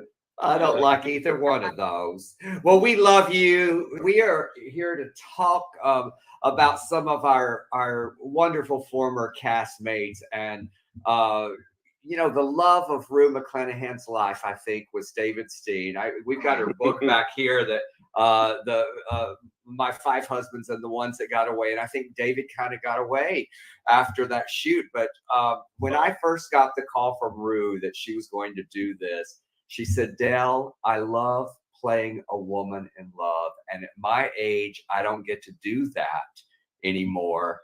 And oh, I am so in love with GW, who's playing him." And so she didn't know who you were, but boy, did she have a crush on you. And I think I think in character is a little bit mutual. Yeah, it was love at first sight. We had so much fun. She's such a trooper. She was just so professional, but well, that's good. Yeah, it sounds like she really. No, I mean, she was so worried. professional, but bawdy. We had fun. She's dirty as a bird. She laughed and just had a great time. It was really, really a special time in my career. Absolutely working with her. Well, I would have loaned you out, by the way. Well, I mean, Bobby, let's face it. I mean, you were getting to roll around almost naked with Bobby Stevenson's in that series, so you got your share of heat. Isn't that great about show business? I mean, you really can kind of walk that fine line and roll around during the day and then come home to your spouse. But also, leave me alone. The compare and contrast of that, Bobby with candlelights, with Bobby and this like gorgeous sex scene, and the story we have got to get to is every single detail of what you might say the contrast to that, which is David and Rue having sex in the little house after church. Yeah, with the wooden legs out front shaking. I mean, it was a crazy shoot day. I'll never forget showing up on set that day, and my legs were sitting out there, and I was dying. I was going, this is just going to be crazy, just so much fun. So Rue came in, we kind of looked around, and we go, wow, there's not much room in here. And then I kind of went over to the bed and kind of tested it out a little bit, and I went, I think this thing's made out of PVC pipe. And it was. That's what the frame was. And remember, they had cut 2 holes in that mattress there, so where I had to step in and then lay down, so all you saw was my nubs. And I remember getting in there, and Rue came in, and she had that outfit on, and wait a second. I just want to pause there because she insisted on wearing that church outfit. She said because Craig, our costumer, had her in a negligee, and she said, "Oh no, Peggy's horny. She just has time to rip off her pants and get into that playhouse." And yeah, so go ahead. So she had her hat on and everything. She had the hat on, and I was just looking up, oh God, this is going to be great. So anyway, I remember telling y'all, I said, y'all better plan on getting this in one, because once we get started, it's going to be a bucko bronco or buster going on up and down, because she was that way, man. She was just ready to rock and roll. So everybody got ready. I remember she came in, she got on top of me. We were laying there, and I don't know how at all, because we kind of improv that whole thing. When you said action, Dale, I was sitting there and we started kind of going like this. So then she started helping. And all of a sudden I just went, ride that pony. Ride that pony. Remember? Yeah. She grabbed my wife beater t-shirt things like a Stirrup. no, like the reins of a horse, and was going, giddy up, giddy up. It was just crazy, man. I have to say that was one of my proudest moments as a director, not calling cut, because I knew that those two actors would deal with it. And Rue said, well, GW, we broke the band. And then there was just that pause, and you said, ride that pony. And she grabbed that hat and those reins, and she just went, and it was, what a great Well, night. and also, wait, Dale, speaking of those hats, because she's holding on to that hat for dear life, but tell where those hats came from. Well, Rue was the kind of actress that she was very connected to her costuming. And so we had several conversations with Craig Taggart, and she said, I think Peggy always wears a hat. There are those women of a certain age back down in the South that always wear a hat. And I'm going to make my own hats. She made every one of those hats. Are you Oh, kidding? wow, yeah. Yeah. Yeah, and brought them. Brought them. Yeah. Like, but and also, like, that sex scene was hilarious. But like the journey the two of you went on, you know, through that series, like it was also so sweet and lovely, and y'all were just the most charming thing as well. Yeah, that scene outside the bar when we're in the parking lot at night, when we shot that scene, you know, and I was telling her, you know, I think I'm in love with you, you know, and all this. And that was another thing that was so funny. So it was real sweet and everything. And I went to kiss her and everything. And she kind of grabbed me, then wrapped her leg right around my butt. It was so funny. I was going like, she is ready for action. Yeah, she truly was a professional, and she would try anything that we suggested. And I remember this one time when the first day that we were working at the mental institution, I was talking to her about something related to her character. And Troy, remember Troy, the makeup guy, came up and he said, Rue, excuse me. And she goes, excuse me. I am having a conversation with my director. And he said, oh, well, I guess you don't want touch-ups for your close-up. And she goes, you just became a priority. Oh my God. That's a scream. She was a yeah. Love her. And then, of course, in our evening, you know, as we're honoring so many of these wonderful people, your journey with Sarah Hunley has been long as well. Yeah. Yeah. My first play that I wrote and produced and everything, A Gift from Heaven, that little theater down on Cahuenga Boulevard West. And Sarah Hunley came in and played the lead female role. And she was amazing. And she was so cool. I mean, she was a hoot too. I mean, you know, wild and crazy. You made out with her too. I mean, you made out with all these women. Well, that's just what I do. Except Olivia. I don't think that you got to make out with I never Olivia. got out with Olivia. Or Leslie. Or Leslie, yeah. I would have kissed them all, you know. Wow. One great thing about working with you, Dale, is everything was like a family reunion. I was just going to say that. Always, everybody was just, it was like old family coming together and working, you know, it was just great. Dell just has a knack for putting great people together and then keeping that stable of actors together. Yeah. And that's what makes it family. Yeah, exactly. That's part of why we decided to do this way, right? This is a celebration of lives. We're the southern, you know, with a potluck after. We're not doing one of those sad in memoriam, you know, faded black and white photos tribute. And Bobby, I loved working with you you got to play Emerson's mom. Mark's mom, Mark's mother. Yeah, and watching the great Leslie Jordan and hanging out with him. Well, I have to say, it was wonderful playing Mark's mother, and I loved that character.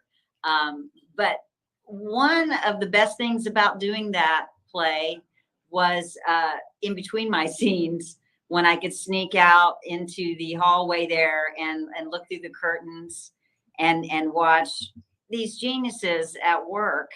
And Peanut, Leslie Jordan's character, was the great thing about Leslie is everybody knows he's funny, but boy, he can make you cry too. And he can go from making you laughing, peeing your pants, and then it's just devastatingly sad what he can do with dialogue.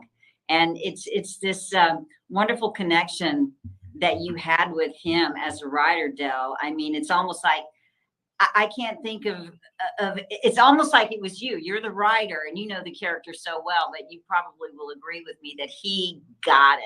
He really got your words and revealed that to everybody. And so that was my favorite part, was just being an audience member and watching. Well, it was truly the hardest thing. I mean, there was so much hard about his death, still is. When you're using, talking about him in the present tense, I do that all the time. And then I think about it and then I get emotional. But I said this, one of the hardest things for me when we lost Leslie was that the realization that I would never get to write another character for him, because it was a perfect marriage. It was just, he elevated my work to a completely different level. You worked so well together. And that is one of the really tragic things about it, is he had so many plans and so many things that he wanted to do. The last time I saw him on a human personal level, not as the artist that he was when he came to see this side of Crazy. He was just such a gracious person. I had all these friends that were from out of town that were see the play, and he stayed and talked to every single one of them. They were starstruck. Of course, everybody knew who he was, and he just loved it. He loved the fans, and he was just so gracious. And that's the last time I saw him. Yeah. He loved you in that play. He raved and raved. He was like, he, every time Leslie would come to one of my new plays and he wasn't in it, he would always lead off with, "Well, I see there's nothing in this for me." And he was like, when we did Trailer Trash, he was originally supposed to be in that play. And he goes, "Well, I see you've replaced me with Octavia Spencer." He said when I did George and Tam, we talked on the phone, and he said, "You tell that Jessica Chastain that she took my part." And I did. I told her, and I think she thought I was serious, or that he was serious. He said, "Really? You said that?" Well, maybe he was serious. Always a little bit. Right. You can do anything. Be honest too. I was a little intimidated by that. But when you get a compliment from somebody like that, then you really feel it, and it means so much. Y'all, you're such an important couple and duo in our world and our family. And thank you so much for coming to tell stories and celebrate these people we loved and support the work our foundation is doing. We love you so much. We love and we miss you. We miss y'all too. Wish you all the best success with this. You're doing such great things, Emerson and Del. We really thank you. Oh, Lita was on to us and I had to throw her off. Oh, I didn't want to, Peg, but I had to. what I understand, GW. You do? Mhm. You mean you're not mad at me for cheating on you? Think what you're saying, darling. We're the ones that are cheating. It don't feel that way. I know it don't. In my head, I know it's wrong, but my heart says otherwise. Mine too. Oh. And the sex wasn't even no good with no Lita, not like with you. She only let me take off one leg. What in the world is she so selfish? Oh, if she only knew how how much more agile and inventive you are with both legs off. Mm-mm. You're starting to turn me on, baby. Mm-hmm. Oh, wait, GW, wait, GW. Not here. No. We gotta find ourselves a new love nest, GW. Okay.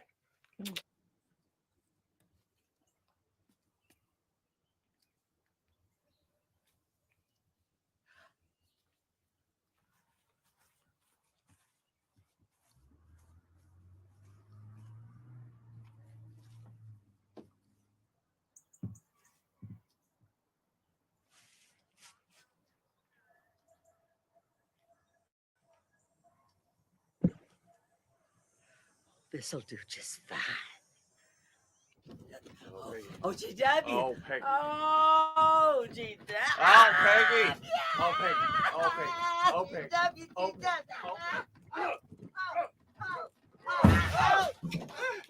Oh, GW broke the bed. You were just so passionate. You were so passionate. I mean, you were so passionate. I'm tired of being. I mean, Oh, I'm so. oh, Annie Walker. I mean, at least we never No. asked you. Oh, hi. Did she wake up? No, I've been some people are coming to me, DMing me in the interim period of coming back and staying on, and how great everything is and how good we all look. And I'm just so thankful that I've had this. And kind that's of the most time important thing. in this. Yes. How I'm just good we amazed look. that we That's still have it. important. And Yeah. Walker, How that's good- important. How we good. Yeah. Thank you when you say how good we look. That is very Y'all, important. Ann Walker, we are doing very well. I mean, we're not at our halfway to our goal of, because we set a goal for 25,000. You know, we're ambitious, but Yeah. we just had Linda Schwartz, our friend Linda Schwartz, $1,000 donation. Our friend Yes. Joe Crooks, $2,500 donation. Stuart Bell, $500 donation, and so many hundreds. It's just, in fact, we are just. Oh God, I thought I did the math somewhere. Y'all talk a second. I was and I'll going to do say, some so, math. and please tell the people the story about you and Rue McClanahan and Sordid Lives, the series, and what y'all got up to in those trailers. Well, here's the deal. Well, we had a great time any place we were. We shared all kinds of stories and vodka and cigarettes, and it was so much fun. After we would stop working, if we didn't have work the next day, Caroline and I would go gamble for a while, and then we did an interview or something. Or actually, she did an interview while we were there, and she says a couple of people are spending their per diem every week gambling. They shouldn't put us in a hotel that has a casino attached. And she said, I don't want to name any names, but it's Ann Walker and Caroline Ray. They're spending their money gambling, and we did. We had the best time. And Miss Rue, she really was my mother. You know, she really was. We endowed one another with those feelings, and and then I went to New York right after we finished. I went to New York for Caroline Ray's baby shower, and it was around New Year's, and I went to a party at her house. She had the most wonderful, wonderful apartment on the east side of New York. And it was she just became my mother, you know, so it was a real blow to lose her so early. And she was so adamant about us getting paid for our residuals, and which we never got for the series. And she was very, very, very vocal about that. And as we all were for a time, and which we've never really gotten. So, but it was, And this you know, is, it was but this almost is okay. almost. It wasn't okay, and this is why we What? go on strike. But that's a whole different telethon, because Exactly. we deserve to be paid, and we deserve to be paid those residuals. And Rue was very adamant about it, and I love that she and Caroline and you marched right in there and confronted the producer at some I did. Q&A he was on. So good for you. He was a president. Now listen, he was president of the California Film Commission, and I was up in arms about the fact that he was not paying us. So I went into that meeting that they were having, and I was the one that got up and spoke and railed at him. But it was because everybody was on my side, and they were, Yes, you marched in like Norma Ray. You I did, and you spoke, and it was fantastic. That's why we love you, Ann Walker, Yes. because you're passionate about appreciate that. all things, and you're passionate about the foundation and our LGBT community, and we love you, Aunt Lavonda. Yes, we do. And I just love that y'all had that vodka bottle in Rue's trailer that y'all just got into when it was time, or, a little bonding time. Well, we never drank. We never drank. No, but we didn't drink. And if we were still working, we never drank.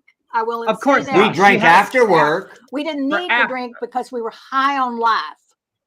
Yeah. Yes, but we did drink after Yes, work. we did. We Let's did be that. honest. That And we told shared stories some.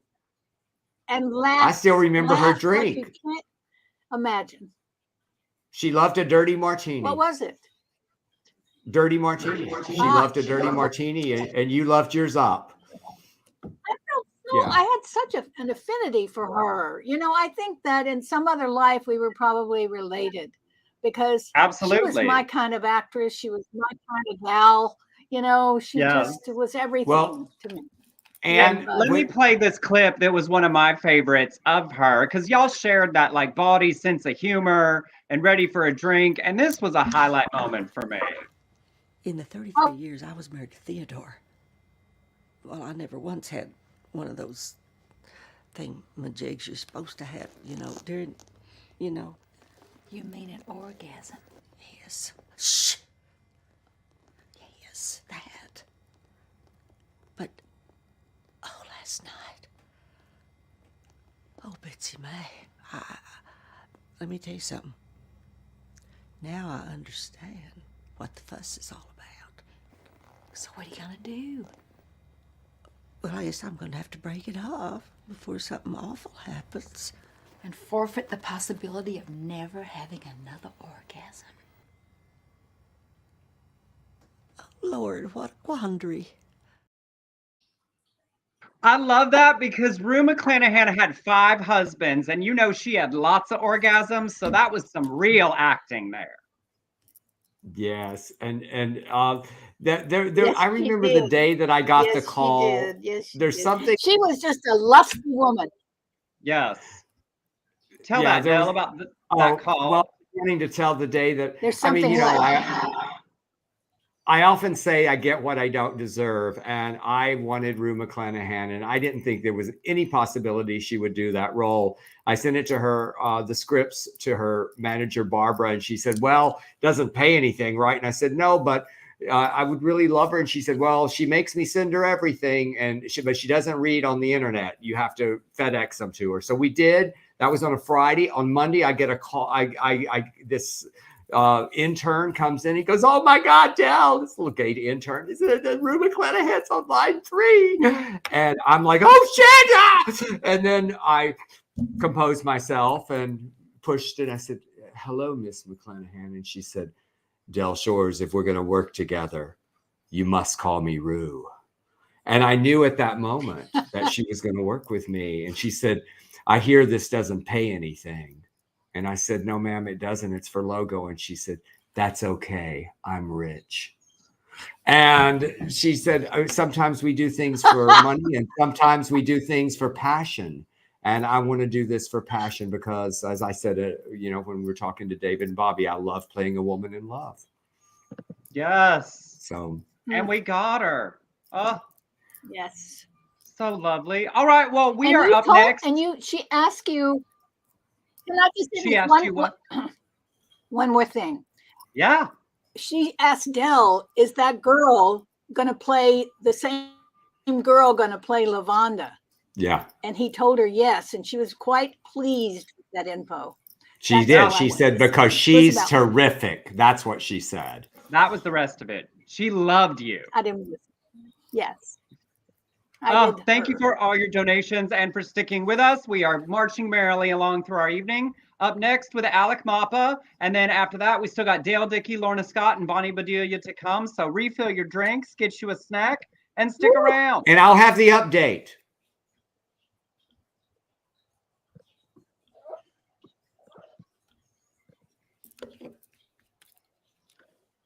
Hi, my name is Courtney Harrell. I'm a screenwriter and fiction author currently living in Oklahoma City. My screenplay Proud is a coming-of-age gay amnesia comedy. The story is essentially Love, Simon meets Overboard. So Proud is a story about a closeted, aspiring DJ who moves to San Francisco to finally live out in Proud. But when the leader of an anti-gay organization, who happens to be his grandmother, has a clumsy accident resulting in amnesia, she comes to live with him during Gay Pride Week. Out of self-preservation, he convinces her and the community that she's really a gay rights activist. So zaniness ensues. But in the end, they build a loving and honest relationship. At the end of the day, Proud is a heartwarming story that I hope will inspire and empower anyone who has ever felt unsafe to be their true self. I tend to write feel-good stories for young adults that carry the themes of figuring out who you are, overcoming self-doubt, and being your authentic self. And now please welcome a man who needs no introduction. Hello, Alec Mappa. Hi, everybody. It's all for you, Damien. We love you and miss you so much. It's been a minute. It's been a minute. I mean, I can't believe it was so long ago that I force-fed you fried chicken in Texas. Oh my goodness, I was trying to just watch the food because in Texas, and you shamed me into just eating. Del was on a very strict regimen and spinning and what have you, and watching his calories. And I said, we're in Texas. This fried chicken. I was like Julia Roberts in August Osage County. Eat the chicken. Eat the fucking chicken. Correct.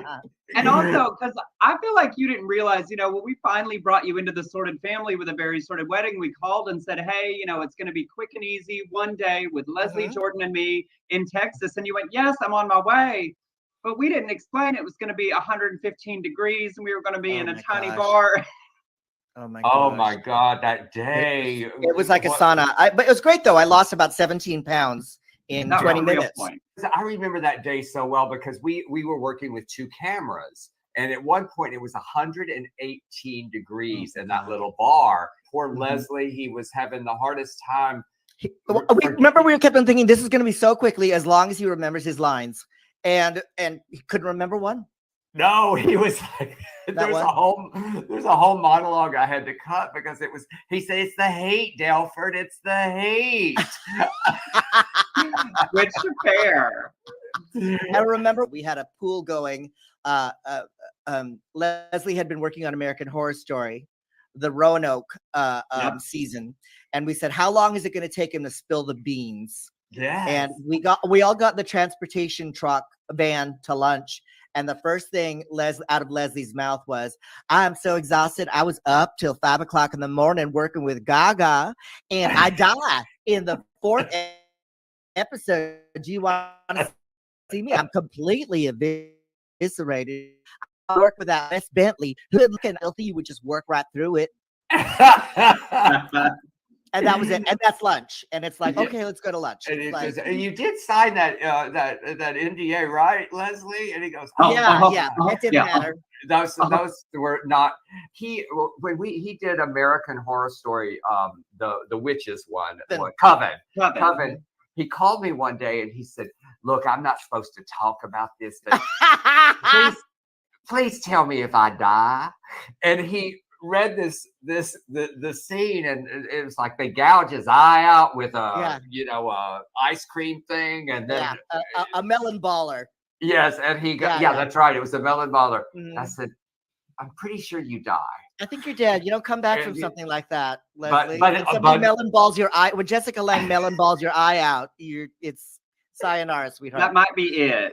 Mm-hmm. Mm-hmm. But also, selfishly, it was so exciting.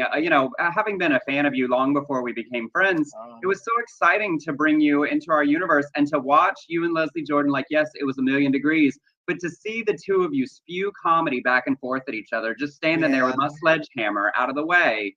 It was incredibly special. You share a gift with him, the ability to sort of host and turn anything into a comfortable, delightfully hilarious thing. And it was so special watching y'all do that. Yeah, there was something about Leslie that he was so inherently lovable.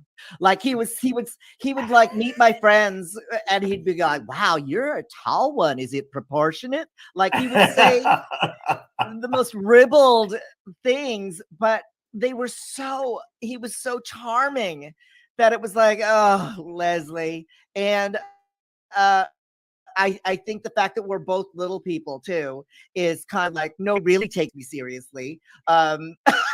nor do you, nor did he. And that's what I think. Did he. Yeah. That's what was so brilliant about it. That's brilliant about your comedy too. And I always say, just if you want to be funny, be a fool. Don't be scared to be a fool. And I always say I'm living proof that you can't die from embarrassment. Be a fool.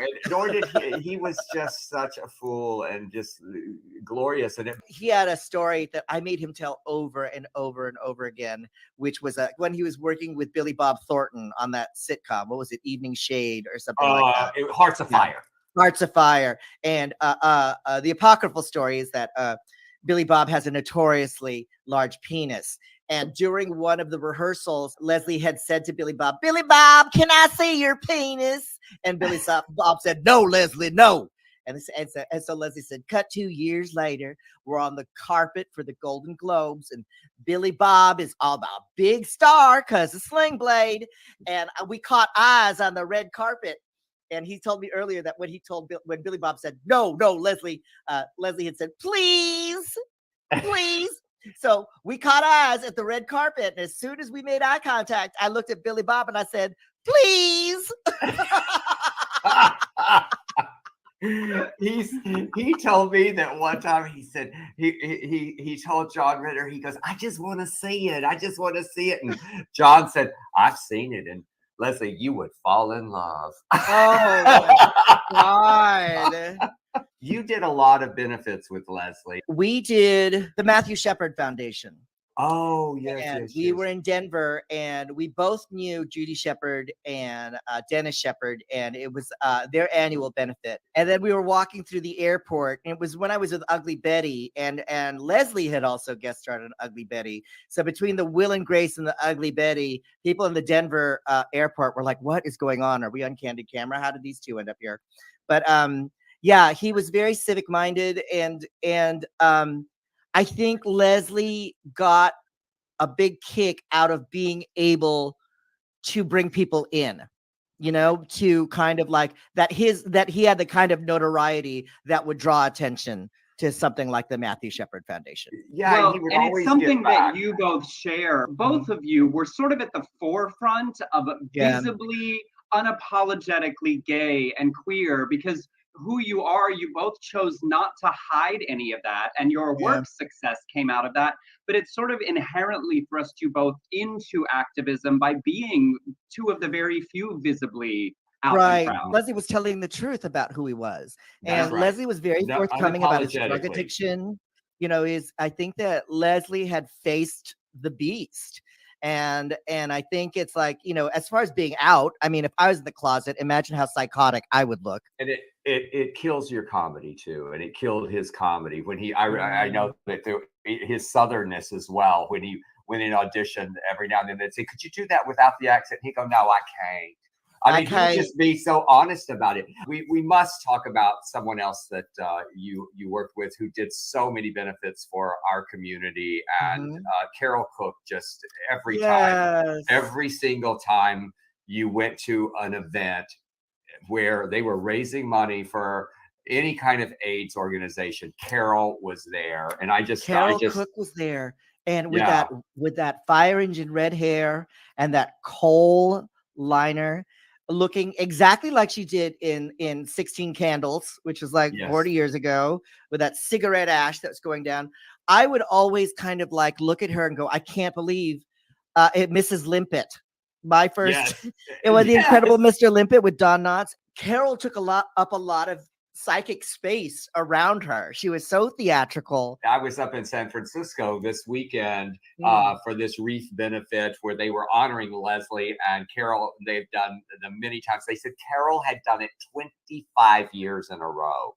And it was just amazing that she stepped up. We had Carole Cooks to say, these are my friends and I'm standing up for them and I work with them. That kind of allyship is very important. She didn't have to be an activist, but she had such a place in her heart for all of her queer friends. All right. Well, we are lucky to have had allies like Carole and luminaries like Leslie. And we are so fortunate to have you, Alec. And thank you so much for coming to support the work we're doing here at the Foundation for Young Queer Writers and New Queer Writers. We love you very much. I love you too. And, Del, everybody you work with is dying. So I hope I'm not next. I'm making everybody make a commitment. No, you're not dying 2023. No. I'm gonna take some vitamin C right after this. All right. Echinacea, so I can stay Please healthy. do. I love you both, and I hope I see you Love soon. you. We love you. Bye-bye. My name is John Methuen. I am an early career playwright and dramaturg from Shreveport, Louisiana.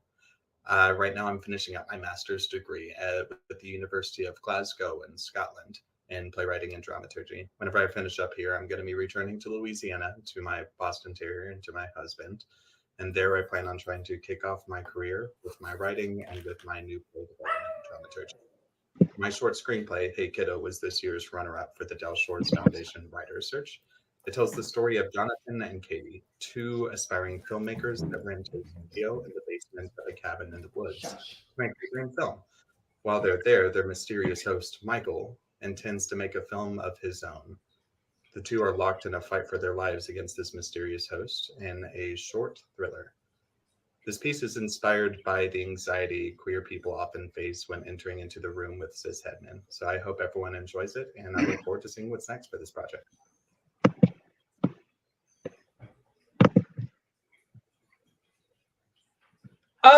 And we are back. And because I did a little error on the outline, oh, look.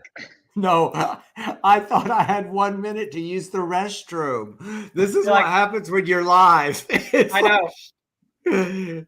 Well, also, full disclosure, I meant right there to play the clip of Alec and Leslie. I have it somewhere, so I'll find it and insert it later. Yes, I was waiting for the clip. I thought, he just flipped that and I can go pee. But y'all, it's hard to stop midstream, knowing that you got to be in front of this computer.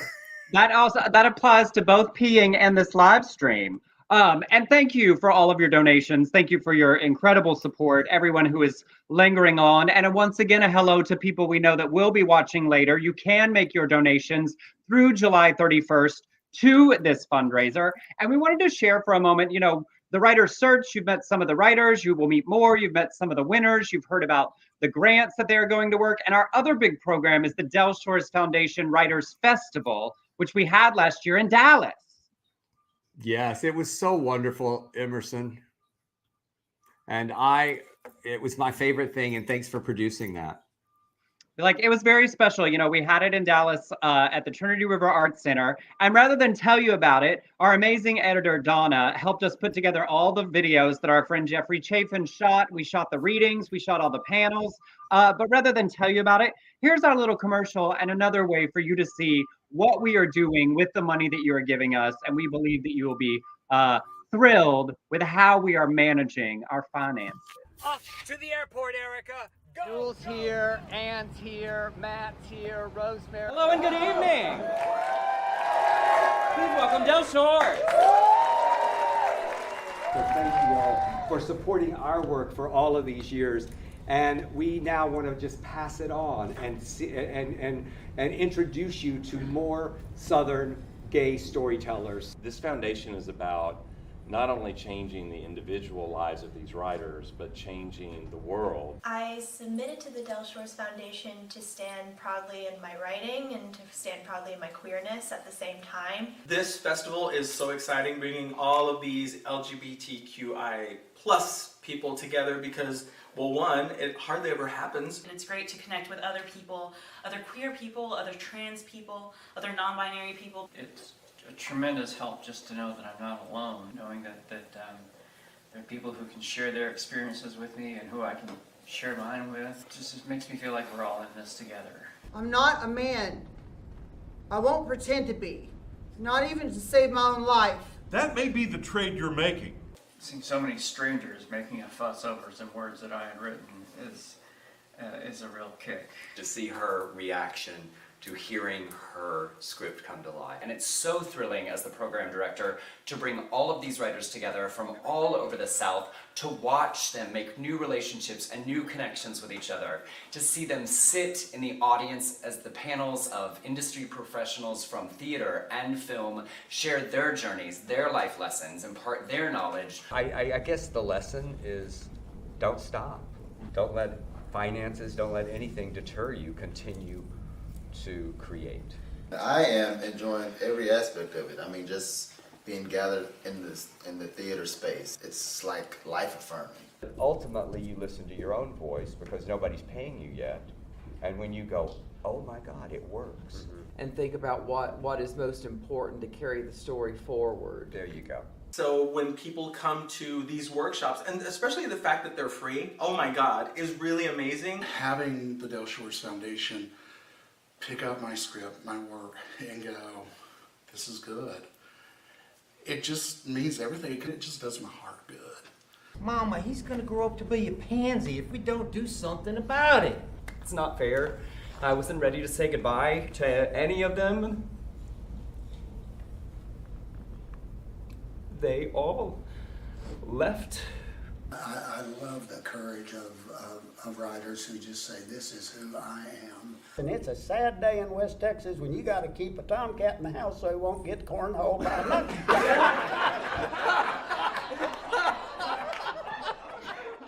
So it's so cool to talk to writers and hear their processes and stories, and also the panels have been really inspirational. Once you release it out to the world and the rights are available, you no longer really have that input, and so you want to make sure that they're doing the work true to what the story you wanted to tell. The work that the Del Shores Foundation is doing is so unique and special. There's nothing else like it. This is one of those stories that needs to be heard. It's a story of love. I'm only standing here because of love from so many people, love for this person, love for the art, love for Southern Black queer folks. How about a GoFundMe? Cue Sarah McLachlan. Please help 2 Black queers have a baby.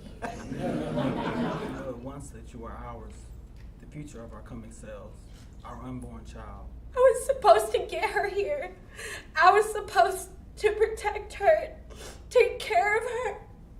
I was supposed to be her mom. There's something incredibly special about bringing together, celebrating community, and passing on our knowledge to the newest generation of writers to facilitate their stories getting out into the world. It's why we're here, and this is our very first program, and we're so excited to continue to grow. This last day, I felt like I've been among my own, and they're all ages, and they're all backgrounds, and they're all races, and I feel like I'm home. Look at this. Oh, hey. You been having an okay time? Yeah! Great time. Thanks for coming, y'all.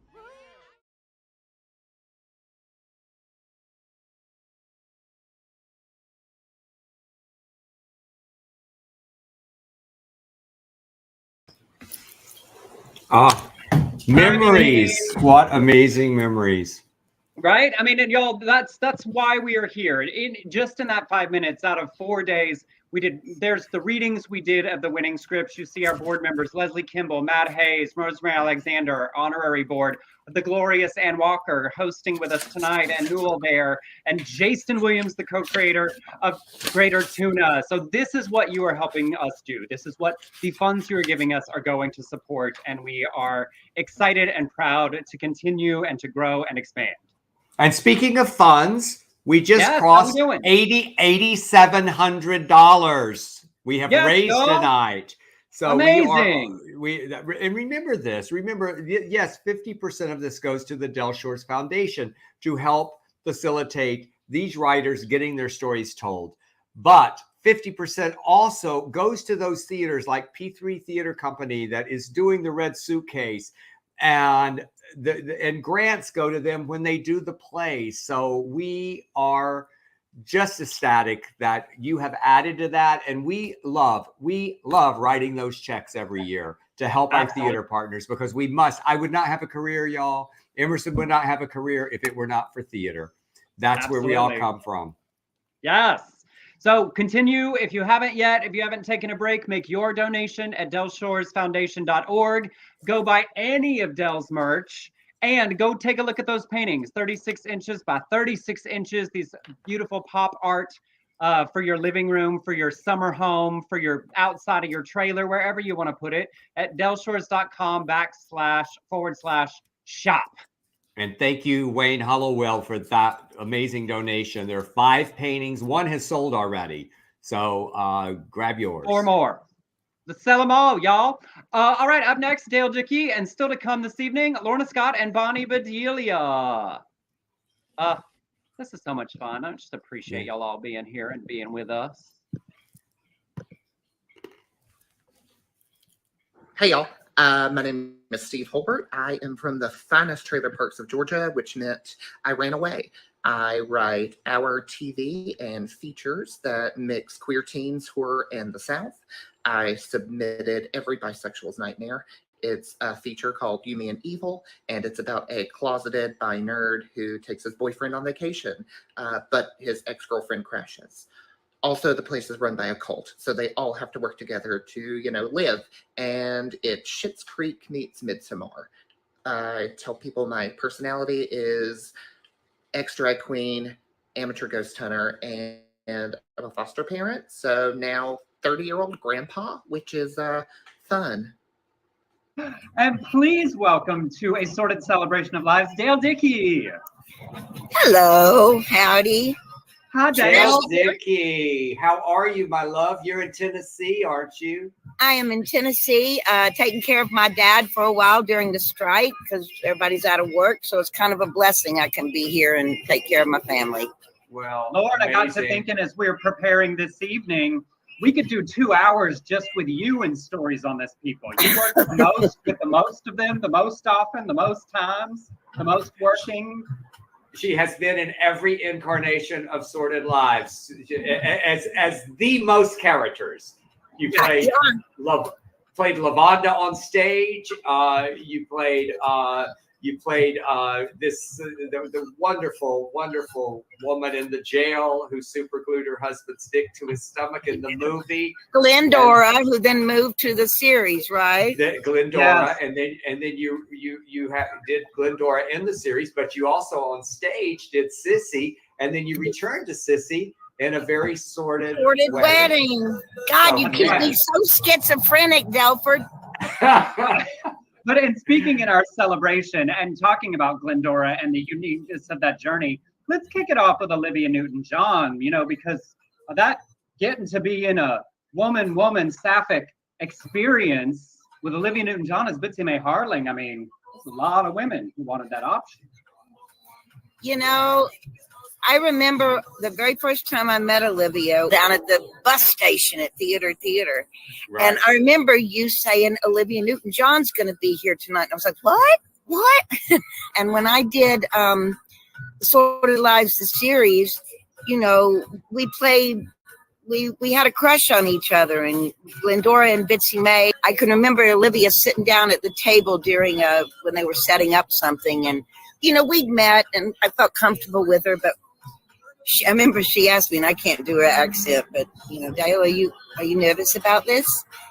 And I'm like, a little bit.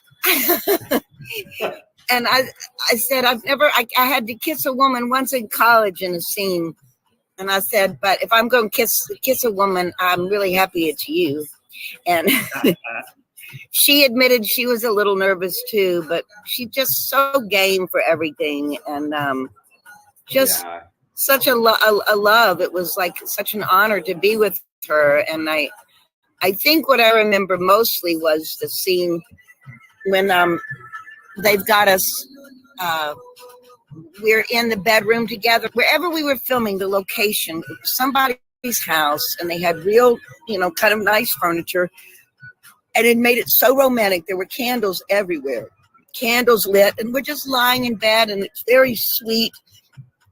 It's very lovely and romantic. But I remember we were kind of under the gun to finish the scene, and we were running a little late. So as soon as you called cut, and that's a wrap for this, we were eager to help the props people and the techies get out of there. So Olivia instantly started blowing out all the candles around the bed. But what she didn't realize was they'd been on for so long, as she was blowing the candles out, it just spewed hot wax all over this furniture that wasn't covered. And then she felt so hard. I was just like, no, I'm sorry. I was trying to help, and it was like, so everybody comes in trying to scrape that candle wax off. She wants to help scrape the candle wax, and it's like, Olivia, honey, you can go. You did good. Don't worry about this. But, I'd followed her for years, just her music. I honestly love you. It was like one of my favorite songs, and what an honor to get to work with someone like her and with you. And I know she loved you so much. So well, I thank love you, her Delbert. too. It's hard for me to say loved. Because I love her. I just it's not past tense for any of these people, these wonderful artists that we're honoring tonight. Sarah, I was thinking about this earlier this morning. I was younger than Sarah. I don't know, maybe by 15 years. I don't really know. But if I had grown up with her and her age, or we'd gone to college together or something, she was way smarter than me. She was smart as a whip. But I think we would have been really good friends. She's just, salt of the earth, funny as shit. But she did have a gift as an actor. Nobody could do, it's so specific. And I remember the two things, I don't remember, it must have been in rehearsal, Del. I think it was for the series Sordid Lives. Because Juanita always wore that, blue eyeshadow. And, that was her other thing, her stare sometimes. But when she pulled that she's playing pool, and she pulled that damn little piece of chalk with the blue in it. And she starts dipping her finger in the blue chalk and then putting it on her eyelids. And I was like, oh my God, that's the most brilliant thing I've seen. I don't know if that was your instructions. Well, you know what happened? The makeup person one day was walking through the set, and he picked up the pool chalk, and he said, I found Juanita's eyeshadow. And I thought, oh my God, I have to start a scene with Juanita putting on that eyeshadow. And we could do this with you all night, but clearly of all of the people we're celebrating tonight, there is a unique and special journey that you went on with Leslie Jordan that we certainly need to dive into. Yeah. Too many stories. Being on stage and off with Leslie was magical. And there was nothing, I think, live theater, that's probably the most exciting, fun time I've had, was sitting on that bar stool with Leslie, playing Odette and Peanut, and just listening to the audience eat him up. And, there was that one night, Odette brings pimento cheese sandwiches every night, and she shares one with Peanut. And the kids backstage were great, but we had a new person backstage making the pimento cheese. And they had not done proper pimento cheese. It was literally like 2 pieces of white bread with a Kraft slice in between them. So Leslie goes to bite into his nice creamy pimento cheese sandwich. He takes a bite and he goes, oh, this is a little dry. I think it needs some mayonnaise. And then he's like, looking off stage at Pudlow like, I hate this. So you just never, and then there was a night we were on the tour and Leslie had won the Emmy. We were playing a big house, and Leslie walks on stage with his Emmy and sits down, and the audience erupted. And I think you told me before I went out to go out and say, well, I didn't know it was trophy night. I would have brought my bowling trophy. Yes. I tell that story. I didn't know you bowled. I tell that story all the time because it's representative of the genius that the two of you shared together. I mean, I love how you talk about him. It was a special chemistry, beyond the work, beyond the words, beyond everything, the way your talents played together, because that night will go down as a highlight of my life. We were still at the Zephyr, and that was a packed house right after the Emmys, and he sissy sauntered into that stage with that Emmy, set it down on the piano in front of Joe Pat Ward, and the room lost it. It was easily a minute and a half, just laughter and applause, and he's pressing and posing and waiting to sit down in his chair. And as the applause finally starts to go down, he sits, and Del fed you that line, and deadpan brilliant, you went, I didn't know you bowled. And then it was another 2 minutes of like, gone. The room was gone. We were all watching through the doors and the curtains, and it was just represented this like brother, sister, family, genius thing that the two of you had. He adored you. Oh God, he loved working with you. I know he did. And you know, Leslie was not only a wonderful partner in crime on stage, but he was very instrumental to me as a friend in helping me get sober years ago. And, you know, so here, you know, the next two incarnations, we had two sober people that knew how to be drunk, and that made it even more fun on stage. But yeah, he was a good friend and a wonderful acting partner. And I've been being pat me on the head. Oh, Dad, it's all. They're all buddy. I said that before somewhere, and it was during my first incarnation. I was struggling a bit, and I knew when he was patting me on the head, it was more for me.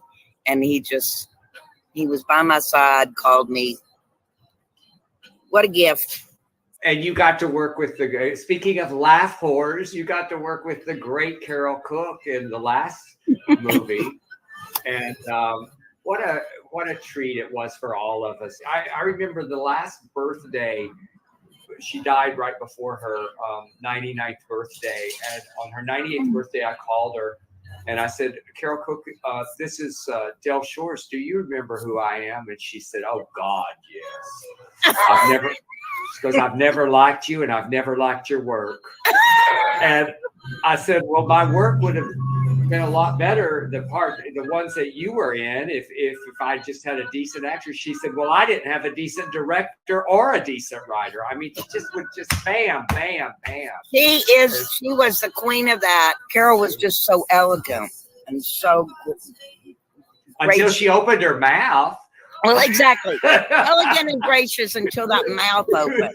But with that stark red hair and those big, beautiful eyes, she was a beautiful woman. And the fact that she just never lost that, it made your sets even more fun. Precious memories. It's a theme tonight. Well, also, Rue McClanahan and Sordid the series. That's right. You did the series with Rue. She did the series, and I was there, and I'd never met her, of course. I mean, Golden Girls is everybody's classic favorite. But my favorite thing, I was so honored when we had really met on set the first time. And I think it was a lunch break. And she asked me if I would maybe come in to her trailer and run lines with her. And I was like, yes, right now. I'm there. Of course I will. On my way. I was so honored. And that was I spent like a half an hour with her after lunch, running lines with her, and it was just so lovely that she asked me, and we shared just that moment. Rue knew how to. They all did. Rue, Sarah, Leslie, Carole, and Olivia too. They knew how to finish that and top it off.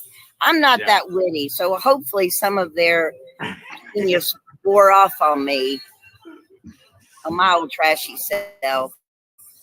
You are one of my favorite, and you are one of our best actors. And I love you. Thank you, my friend.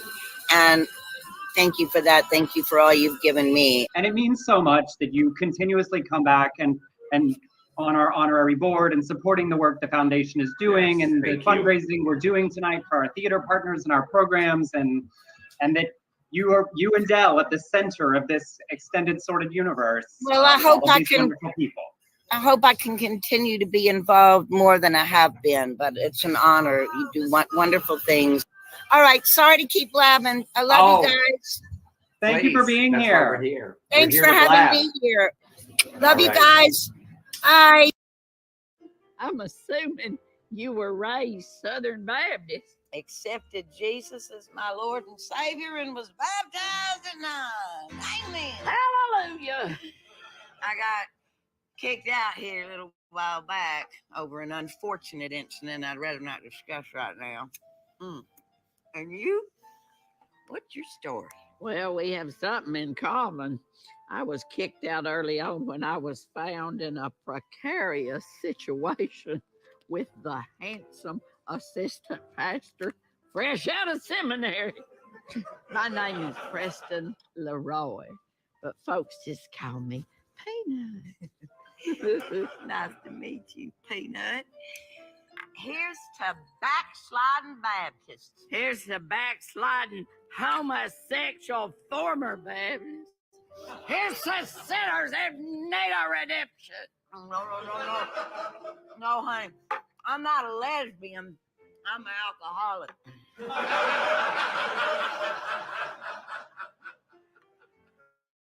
Well, as for me, I'm just a social drinker. You have a drink, so shall I. Glendora, wait. You came all the way down here to warn us about the protest? Well, it's the least I can do to just try and make up. Well, you come to my show tonight. It's another way to make up for stealing 18 months of my life.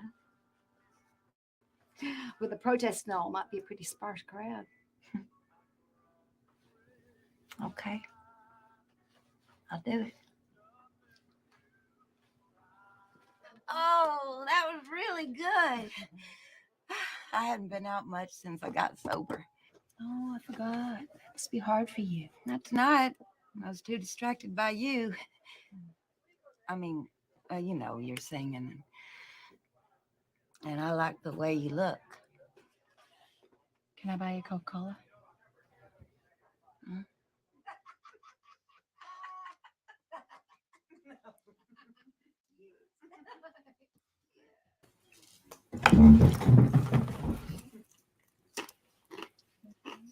No, you're so fun.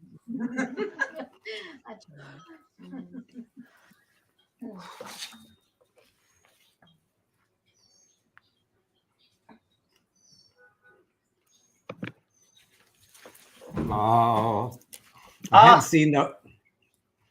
There she is, catching them in the act. Oh, You caught him. LaVonda the Snoop. Yeah, it was a wonderful partnership they had. You know, you could just feel it on the set, you know, and then their ease and working with each other was wonderful. And I loved her telling the story about those candles, and that was all we saw of the candles was through that little door. I had no idea that had happened. I didn't know that story. I didn't know that story. Yeah. I must have not contributed to the cleaning up of the crew. I don't see you down there with like a fingernail on the. Yeah, he was leaving. He walked I was away. like, where's my driver? Yeah. I was not smoking. I was not smoking. I want people to know I was not smoking. I haven't smoked since 95. In fact, you know what the last drag I ever had off of a cigarette? What? Was when Dale Dickey was in the jail cell in the original movie with you. And I thought there were 2 laughs in that line, you know. He pressed charges. And I said, give me that. I want to show you how I want this. And I took her cigarette, and it was the last time I ever had a drag from a cigarette. Well, look at that. Yeah. I God quit hurt. smoking. Yeah, I quit smoking finally finally, No, after we're not I doing quit no. smoking many times. I'll fall down. I love that we'll just go on we have a story to go with every subject. Yes, we Yes. do. But Anne, you were really responsible for a little bit of Olivia's accent. Tell us about Oh, what happened yes. there. I was so honored that you asked me to do that. You asked me to put down all of her lines using the Texas accent that I have, which Naturally. is natural. And she was the sweetest thing and thanked me profusely for doing that.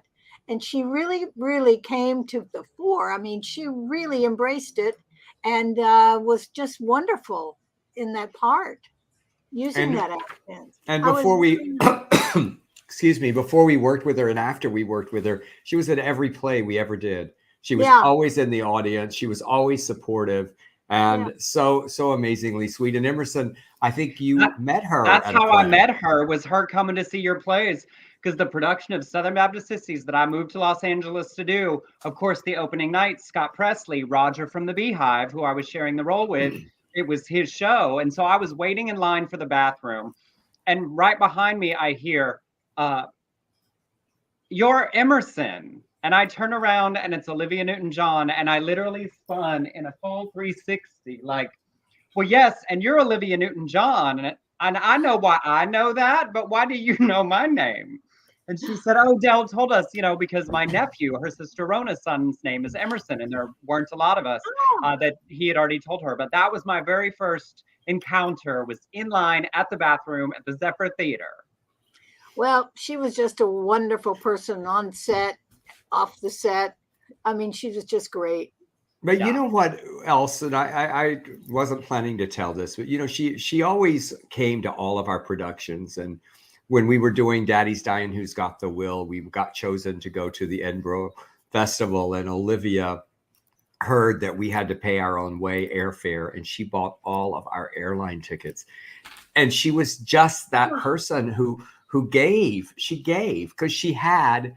And she was even the appearances, like when she would come to the plays, she knew that those pictures would hit the press for us. She knew that her presence, not only did she support and loved our plays, I mean, she came many times to Southern Baptist Sissies, but she knew that she could help us. And I was sitting at this table the day I heard the news. I mean, I heard it when everybody else did, because they were being very private about everything. And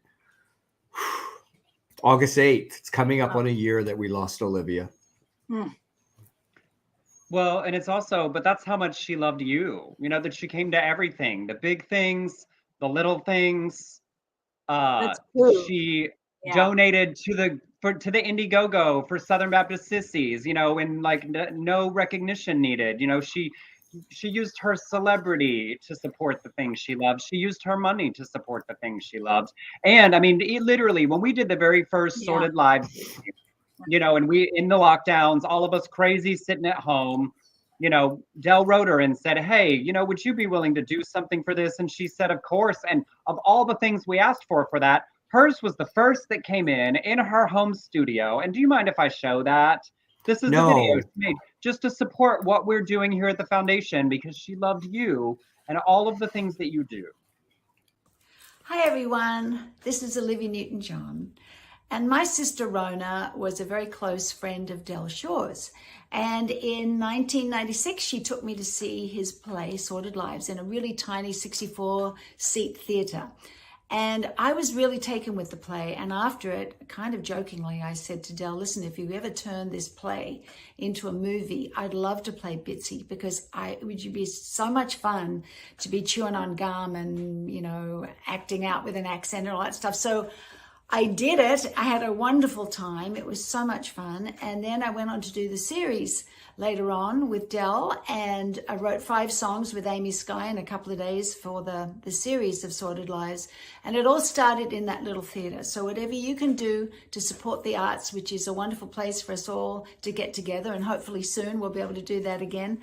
But it all started in that little theater. So I'm very grateful for that and for community theater. And I hope that we all continue to support that. And of course, support wonderful Del.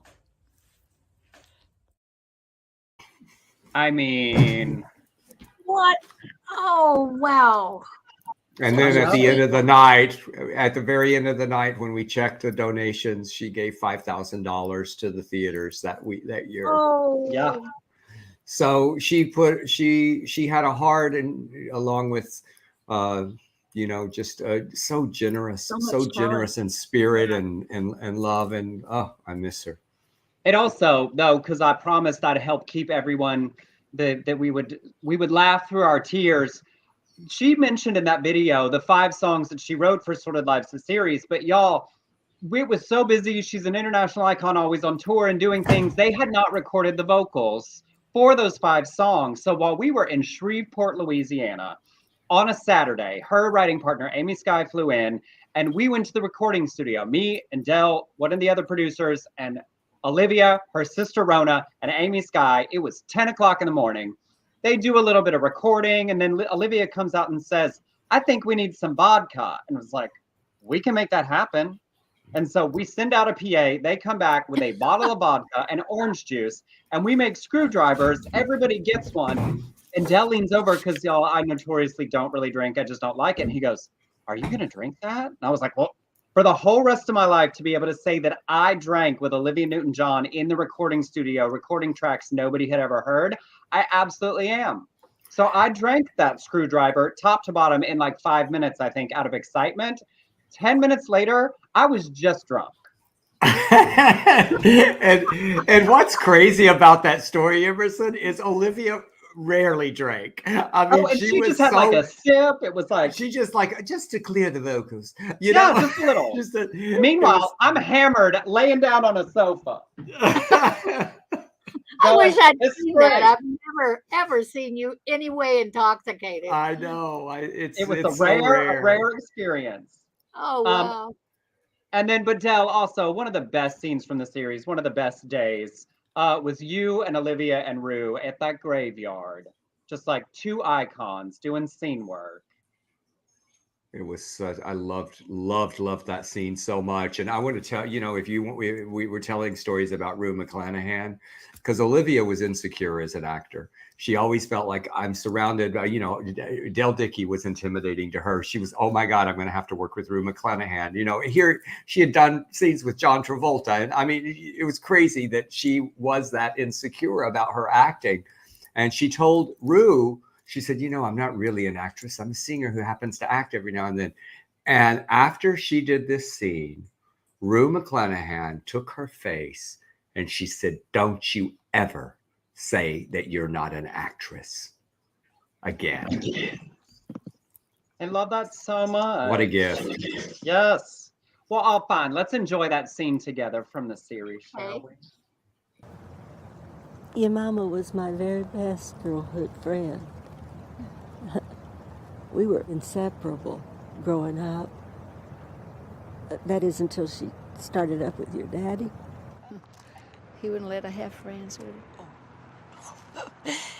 So about a week before she died, she snuck over to my house with you on her hip and baby in her tummy. I just couldn't believe what I saw. Her face. It was all black and blue. And she asked me if I would take care of you in case it ever happened to her. And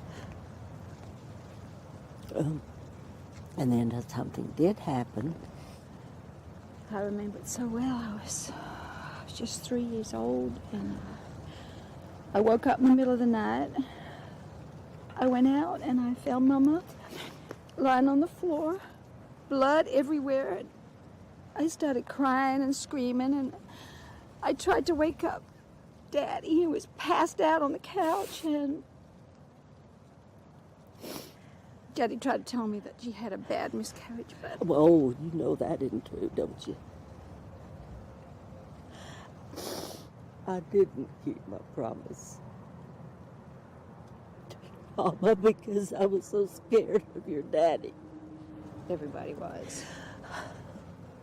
Well, now I'd like to make up for lost time. if you'll let me.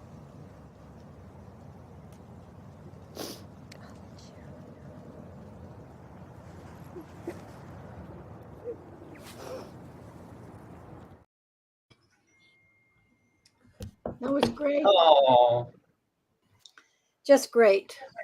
a real quick tech check. Ann Walker, did that video play fine for you? Yes, Fine. it did. It's fine now. Okay. It was my earbuds. I disconnected and put them back. And Okay, good. look at me fixing things on my own over here. You know, Hey, it's not we're always doing- been the case. We're like, we're doing it. We're getting through. And thank you all for supporting and for enjoying the evening. We do still have Bonnie Bedelia to come a little later, and we'll check back in with Rosemary and Newell one more time. So thank you for your donations and your support. How much money do we have now? Let me just check You real check, quick, Ann and we'll Walker. watch Lorna Scott and have an update after Lorna. Yes. All right, Yes. y'all. Yes. All right, y'all. Now it's time for Miss Vera Lisso. Right? She's off that. Yes. She has gotten off. She's getting off right now to get on live.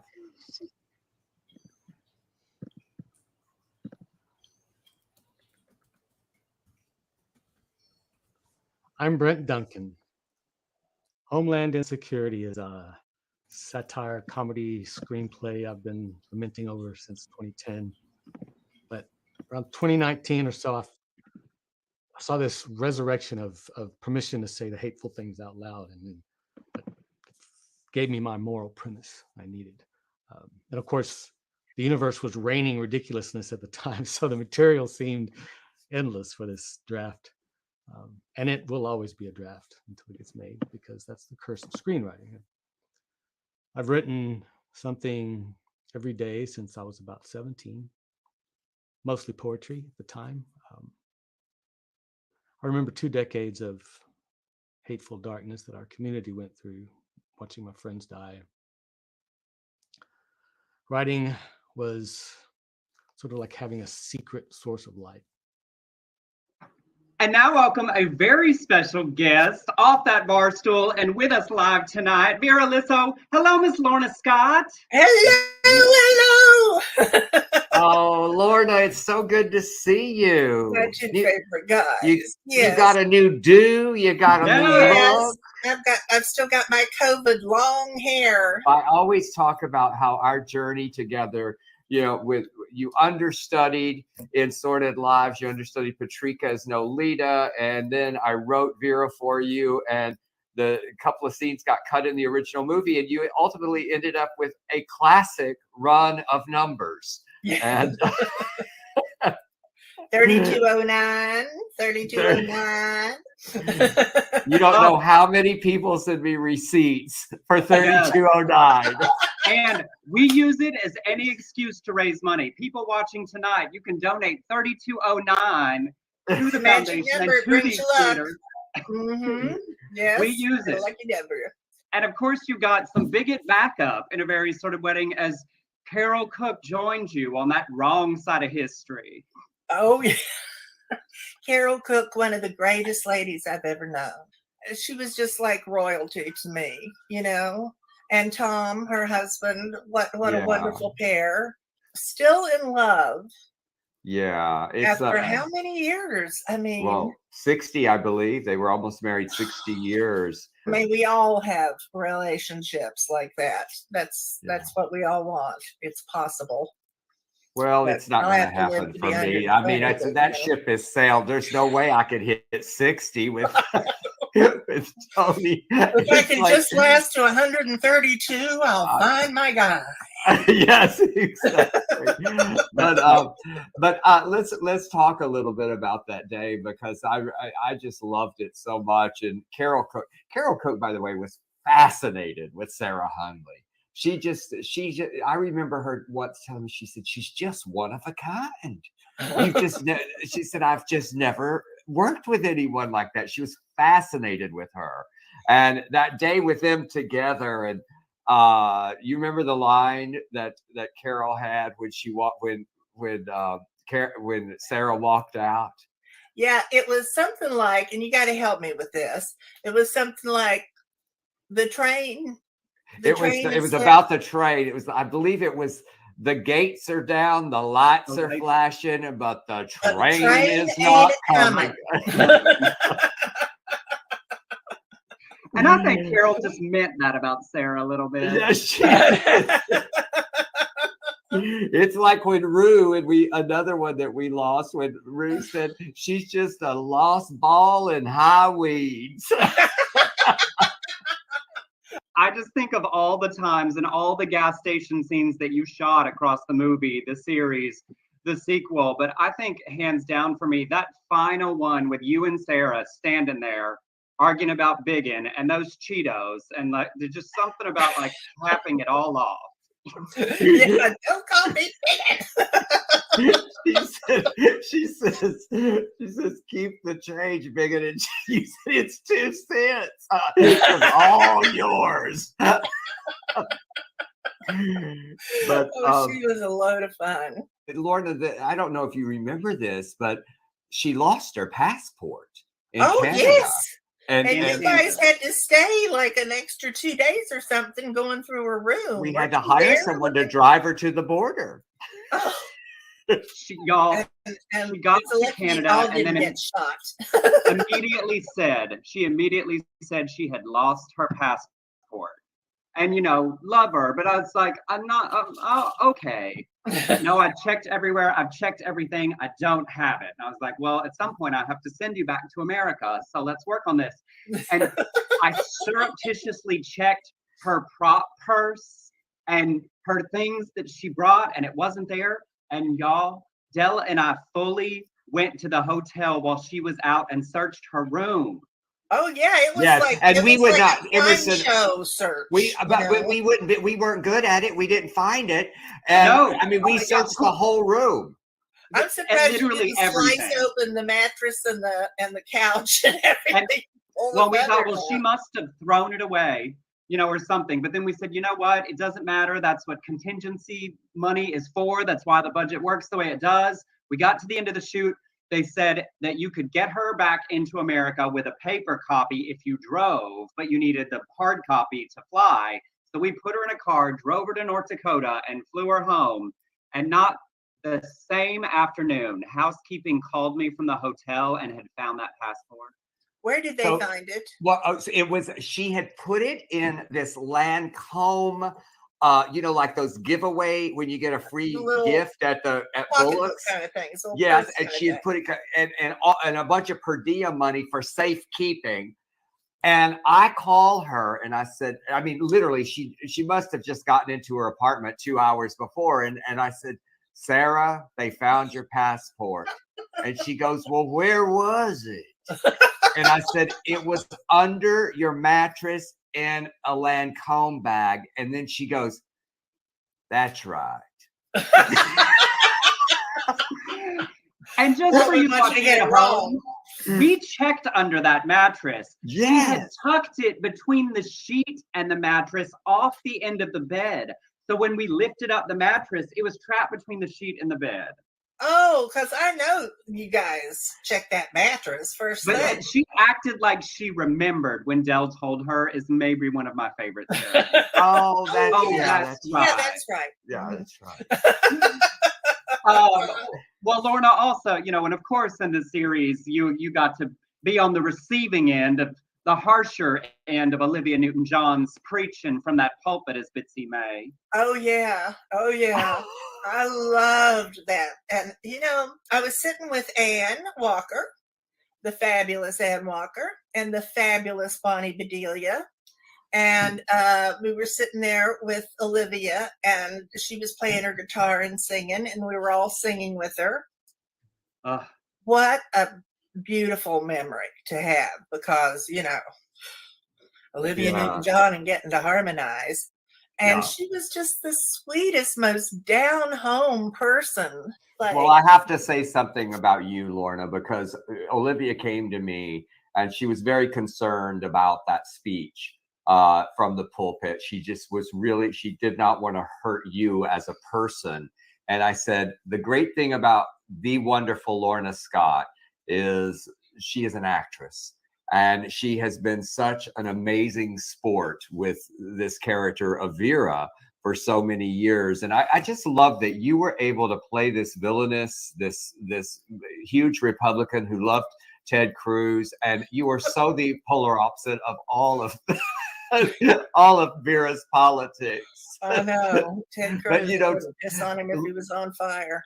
So. Lorna, to this day, when anybody is sick or going to the hospital, I go, I'm going to see if Vera has room for you on the prayer list. But I mean, she's really concerned about this, the January 6th committee. And I mean, there's just a list before everybody else. So yes. You have given us lots of fuel. And of course, Lorna, do you have any story you want to share about Leslie? Spent a lot of time over those years. Boy. I want to always laugh when I think of Leslie, but sometimes it's hard. He was so good. The first time I got to work with Leslie was in, let's see, Hearts of Fire. He was just the supreme performer. And when he would come to my parties, I'd always think, well, why is it quiet? And, what are they talking about in there? And it'd be Leslie in the middle of the floor telling everybody the best jokes. I mean, he always had a story to tell and embellish on. Yes. And his embellishments were the best, Yes, it was like if you went from one party to the other, the story did evolve. It was not always the same. Yeah, he'd come up with something. A little tag along. He just had limitless energy and limitless love for all of us. And yet he wasn't afraid to throw a hot cup of coffee on somebody. Gay bashing at a coffee shop, Although he did regularly say, it was not a hot coffee, I just threw an iced tea. I got it wrong. My favorite thing about that story is that when they started saying all the horrible words, he stood up and said, "Not in my house." And for those of you at home, it was the big gay Starbucks in West Hollywood, as if that was his home. Because yes. I love that. Lorna, thank you so much for coming to be a part of this celebration, that you are so important to our family. And for always showing up and supporting what we're doing here with the foundation. But we adore you so much, and thank you for sharing. We thank do. You. I love you, Vera. 3209, 3209, 3209, 3209, 3209, 3209, 3209, 3209, 3209, 3209. Would you lead us in an opening word of prayer? Well, of course. Ladies, let the church house be packed to the rafters, O Lord. Yes, Lord. Let sinners come in that front door. What's going on here? Juanita, hon, we're right in the middle of our final anti-equality committee meeting.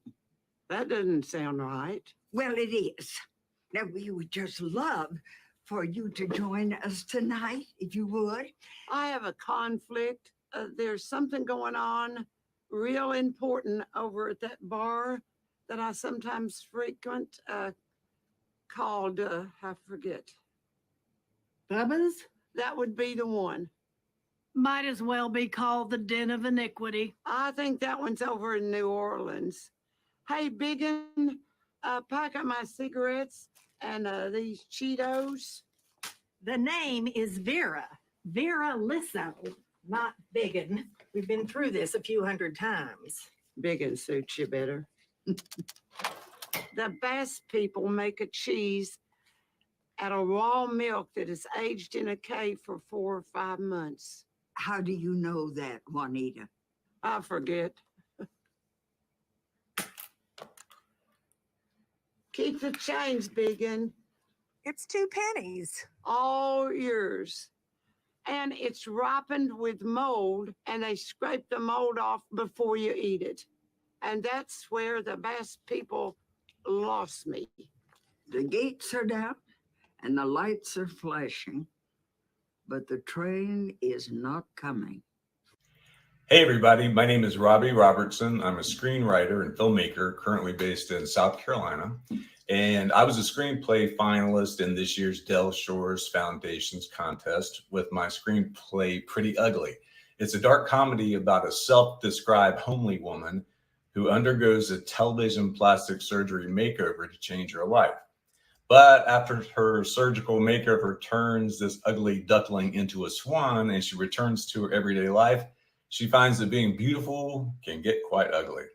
It's full of mean Southern girls, but is more importantly a comedic look at the so-called societal norms of who and what is beautiful. Beyond this script, I also just directed a new dramatic short called Common as Red Hair that spotlights so-called gender normalization surgeries performed on intersex infants and the long-term ramifications that can ensue. Hopefully at a film festival near you.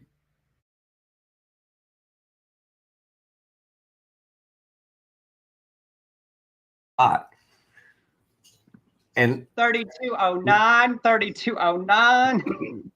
Which brings us to the part of the program that we have every year, Emerson. How great are those stories, though, with Lorna and Sarah, and seeing that clip. I just loved that Carole Cook. That was her version of "My hair is not done." She said, "I will have these only, only." That's she told me. She said, "I think hers is a little further along than the rest of them." So that's how she. Yeah. Anyway, we every year we have it. We pause for a moment for you to give 3209 or 13209 or 23209 or 5,03209, whatever you would like to give to the Del Shores Foundation to support artists like Robbie and all of these queer storytellers telling their stories and getting them made. I love that he said he's got a short in festivals. So 3209, and also supporting all of these wonderful, beautiful theaters to keep the lights on. That's right. These 25 nonprofit theater companies, and they are all over the country interested in our work and supporting our work and supporting these writers and the new things we're doing. Some of them have already talked to us about doing stage readings of the play finalists with our new grants this year. So you're 3209, 13209, 1,03209. This is what we are going to support. And you don't even have to take our word for it. Tam DeVolt is the artistic director of the terrific new theater in Birmingham, Alabama, where our producing partner, our Beard, Louise Beard, lives. And we were there earlier this year raising money. And we'll let Tam tell you about it for a minute. In May of 2020 is when you did Sordid live stream. And out of the blue, these two emailed me, and would I like to be a partner? And when you get an email from Del Shores, of course your answer has to be yes. So I jumped on the bandwagon. Terrific New Theater received, and so did 23 other theaters across this country. We received almost $3,300 from just saying yes. Then in November, Del Shores, personally, he comes to Birmingham, thank you, John and Louise Beard, and he does a two-night experience for Terrific New Theater to help raise money for what is soon to launch a capital campaign for us. Del was going to do a one-man show, and Emerson was going to introduce him with some song, but it was right after Leslie Jordan had passed away. So they came to be with us still, but they changed the programming for that night to make it more about their life and Leslie's influence on them and his experience in their lives and as a friend. Because of his influence and help with other theaters in this country, Terrific New Theater that night was able to raise almost $12,000, and for 2 nights of Del and Emerson. Then I was involved in the writer's search, which was an honor to be asked. They award the producing theater a $10,000 grant to help them in production of the theater. Now, at Terrific New Theater, that would pay for it because we're a small community theater, and $10,000 would pay for it. That would be the whole thing. All we would do is take that grant money and just produce the play. So I know that people that will receive money from this foundation will look at it exactly the way I have always looked at it, is that it's a wonderful gift. Tam is so wonderful, and we had such a great time. I just love her so much. She's what theater's all about. Yeah? Yes. Just yes. the passion and keep on going. And they're John and Louise Beard are helping. They just found a building. They helped them get the building, and they're building a new theater there, and they will be back soon. So, and don't forget, y'all, you can donate to us directly. Tam is watching. I don't know if she stuck around. Tam, we adore you. And she's here. She just gave us some hearts. Yes, and that's what we do is for these people. They do the hard work in every community where they work, and that is why we are here to support them. And don't forget, you can buy all of Dell's merch tonight. Go to his shop. Look, it's Christmas in July. I just ordered some ornaments last night, and I'm not even kidding. I ordered Christmas ornaments last night for Christmas in July. Buy Christmas presents for your friends and family. Sordid merch, Dell's plays, all of the things, and these paintings, these gorgeous paintings by Wayne Hollowell. This is what they look like, could look like in your house. Look, you could have Olivia in your living room, or Carole with that "just give me my lipstick and my payday." Leslie, wait, I don't know which one was already bought, but there's one of the one that was. The one that is purchased is the one with the roses, so that one's no longer for sale. That's it. You can get that original jumpsuit or Sweet Sarah and tell her, do you think she's pretty forever? That would be good in a bathroom. Do you think I'm pretty? Oh, like Annie Warbucks. Hang me over the toilet and see what you think of me. Yes.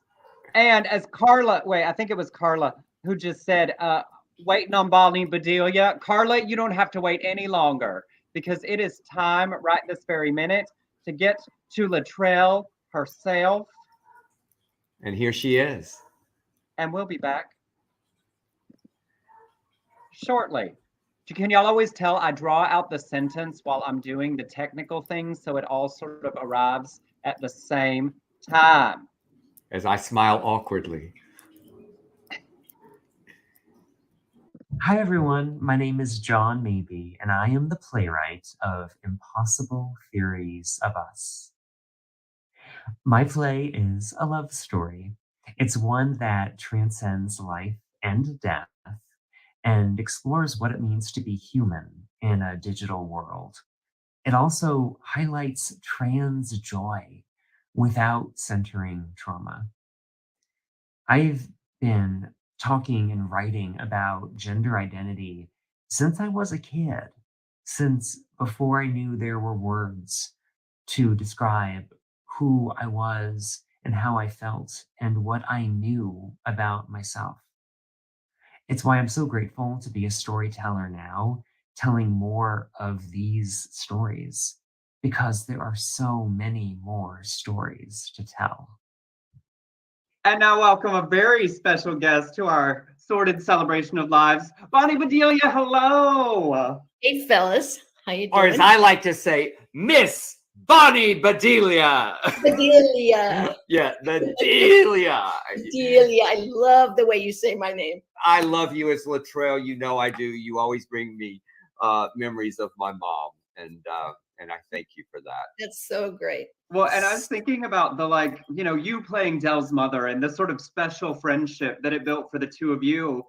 And then when we got to Sordid Lives, the series, introducing your mother as Rue McClanahan, the new matriarch of the series, it was so exciting just to see her arrive in to join all of you in all of that. I was thinking about this earlier because I knew I was going to talk to you. Was part of the reason you cast her, Dell, because she had such a kind of a persona because of Golden Girls of being really lusty, sexy. Everything was about sex. And yes, the role that you wrote was an older woman who was having a lot the first thing she said to me, I mean, it was a very similar conversation that I had with you. She said, she says, I'm not going to make any money, am I? And I said, no, ma'am, you're not. It's logo. And she said, well, don't worry, I'm rich. Oh, bless her. Of course she was rich. See, I didn't have that backup. And she said, but she said, I love playing a woman in love. And she said, nobody offers me that anymore. And I get to play a woman in love. Right. Well, she was a pistol. Did you know her before? I met her one time. She came to my play Daddy's Dying, Who's Got the Will, with Robert Reed, Daddy Brady. And she waited for me. I was there that night and she waited for me. And she said, I still remember what she said. She said, I left Oklahoma because I hate these people. And you made me love them again tonight.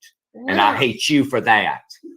Yeah, that's the Rue I know. The one, like we were, when we were shooting in Louisiana, we were in this little hall, it was a little eating place, right? It was the kind of place where you actually like had to get your own plastic forks and napkins from a table and bring them over and sit down. And she ordered a salad, and the waitress came with the salad and she said, this is iceberg lettuce. And this poor little waitress, she was like, yeah. And Rue said, there's no nutrition in this. Iceberg, it's just filler. It's not, you can't serve someone a salad. I was like, what restaurant do you think where do you think you are? I've never heard that story. Yeah, no, it's true. I remember one day that was barbecue day and Rue was claiming to be sort of vegetarian. I remember, and she came back with like ribs and everything. Yeah, health food. Yeah. She came back with ribs and all kinds of, and I said, I thought you were vegetarian. She goes, not today. Wow, I didn't know that was an option. Yes. She actually sent me to a health food store to pick up health food items for her. And the checkout gal had a name tag on, Rue, R-U-E. So I said, Rue, I said, do you know who this food I'm buying is for? She said, no. I said, Rue McClanahan. And she said, oh, of the Golden Girls? And, this girl was like 18 years old, Right. I mean, she's great and was very impressed that Rue McClanahan, maybe she might have been named after Rue. That's what I was thinking. Like, your mom was a fan. Talk about that story about her deciding what she's going to call Latrell. She decided that she should call Bonnie Trelly Sue. Especially when she would get mad, and because there was some conflict with Bonnie's character Latrell spying on Rue, and I remember. Do you remember that day at the gas station where you confronted her? Yes, and you were in the back seat. You always had that compact out. You were, of course, I did. You fixing your great prop. It was one of the greatest props I've ever had. It served a lot of purposes. And you would always make them like get a little bit of it where you could blow it. I just love that. I love the detail. I was spying on her because she was having an affair. So I was confronting her in the car about that. And she went at me. Right? Yes. And we shot it through her mirror, just her eyes. And it became one of the most popular scenes in the series when she pulled that down. She said, now you listen to me, you little pill popping bitch. You keep my secret and I'll keep yours. She nailed me. Yeah.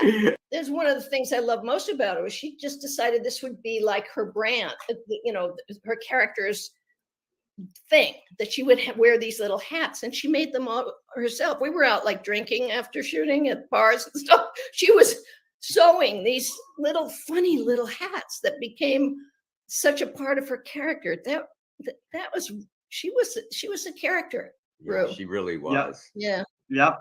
And so lovely. And I remember when I went to visit her. I got to see her a couple of weeks before she passed away, and I was telling her at the time how I was thinking of the continuing Peggy's journey. And she said, but I've had this stroke and I'm in rehab right now. And she said, so it's gonna.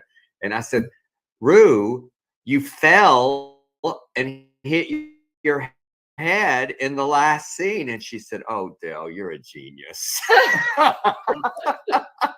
That's the way your mind works. It's great. Going back to when you said, how did I think of her? Thematically, I often say, I ask for what I don't deserve. You're one of those actresses that I thought, I'm not going to get Bonnie Bedelia. I'm not. And then I'm not going to get Rue McClanahan. Yeah, well, I don't think there's much that you can't do when you put your mind to it. You said, I'll never get her. Yeah, of course you will. You're Del Shores.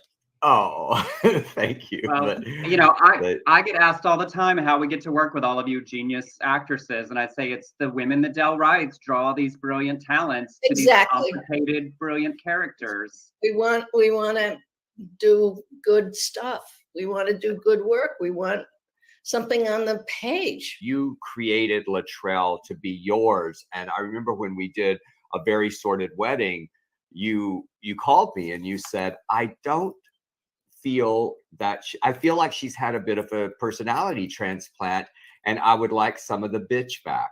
Right. And I said, you're so right. And some then of the narrow-mindedness. Yes, because I sanitized her a little too much. Right. And people do change, but I wanted us to maybe see the change. And part of that change for Latrell was you really wanted that scene with Brother Boy when y'all reunited because you'd been so horrible to him. You wanted an apology. Do you remember that when you told me I don't want it just to be sappy?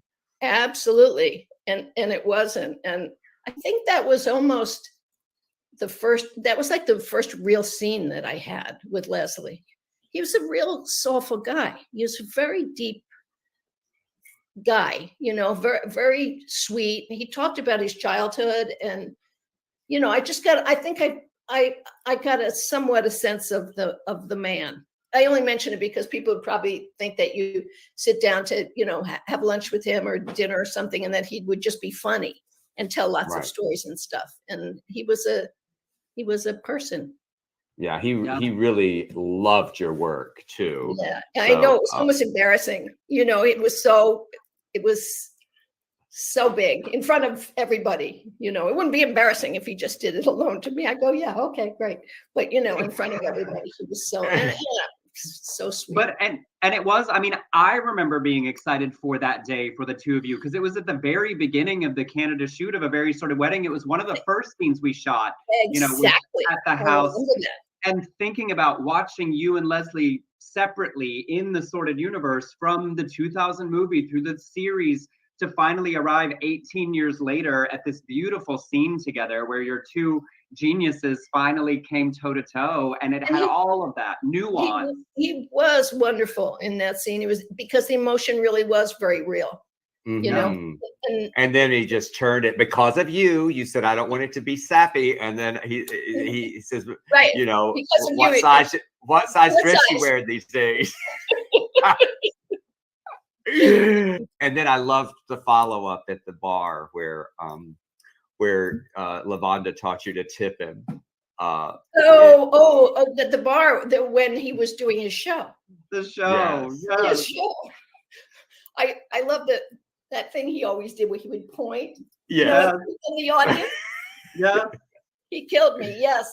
And the tipping where you have to put it in here. Right. Right. Yeah. That's what you do, right? Or here. Yeah. Yep. Well, for the boys, yes. For the go-go boys, yes. Oh, Bonnie, I did not realize you knew so much about tipping strippers. And while we have you, we can't waste this opportunity. Del, you have to tell what's one of my favorite Sarah Hunley stories of all time that involves Bonnie, yes, but very specifically your brilliant and wonderful husband, Michael McRae, and Sarah Hunley. Now, please. Well, I guess we should ask, how is he doing? Does he suffer PTSD from that smack moment? Do you know what we're talking about now? Yes, right? I do. And I tell you, he's dined out on that story a couple of times. It never fails to get a huge response from our gatherings. Oh, I tell it too. Del, tell it. I said, I want you to smack him or You know hit what? him. That's what I said. Hit him with that line. Hit him with that line. That's what you did. That's what it was. Hit him with that line. Like instead of just saying it, really give the line Right. what it should have. And then you're rolling, and he's my husband. He's standing there playing my husband, and he's standing there in the bar. And Sarah gets up very slowly and walks over to him. And as she says the line, she smacks him across the face. The face. He hits him right across the face. He was just stunned. And of course, you had the crew just lost it. And also, because it was Sarah, it wasn't even very fast or very hard. It was like a slow motion. Well, she probably didn't want to hurt him, or wasn't capable. Yeah. Oh my That goodness. was really rich. I remember standing there by the video monitor with you, and you were just feeding her one line after another. And I'd said to you, she's going to steal the whole show. She's going to steal the movie. She's like, are you kidding me? Brilliant.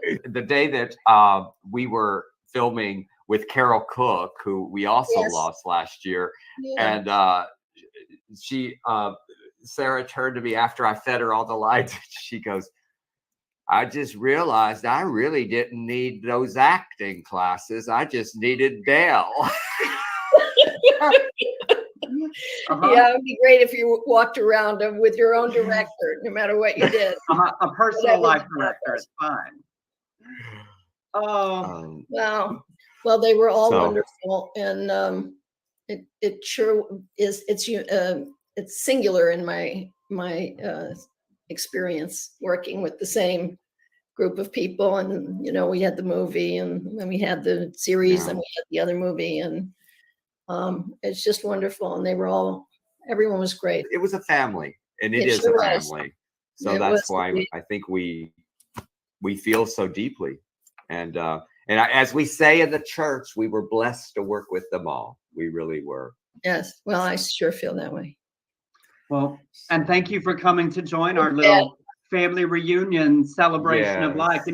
As we have often said, Del's brand and why the Sordid World works so perfectly is it's laughter through tears. Truth is found in both. And thank you for being a part of celebrating that with us tonight. I'm so happy that you called me Del now so many years ago and said, come play.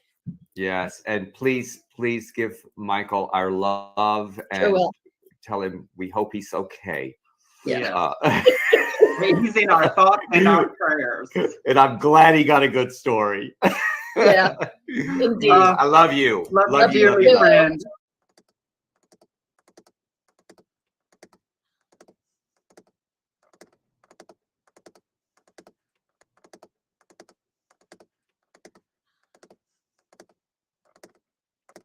Okay, I know where you were last night, Mama. I was driving all over worried sick looking for you, and I found you at that bar at Bubba's. And I saw you dancing, if you could call it that, with that ingrate GW nether guy. Now you listen to me, you little pill-popping bitch. I'll keep your secret and you keep mine. Understand? Do we have an agreement, Charlie Sue?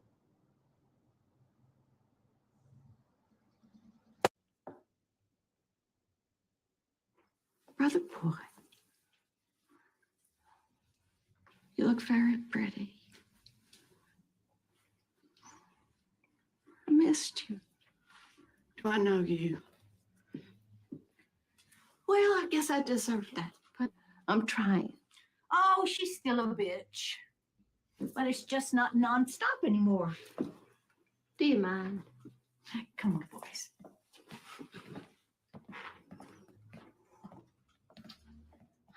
Brother boy, I was awful to you for years, and I'm No, just honey, so, you don't have to do this. So, no, I do. I need to.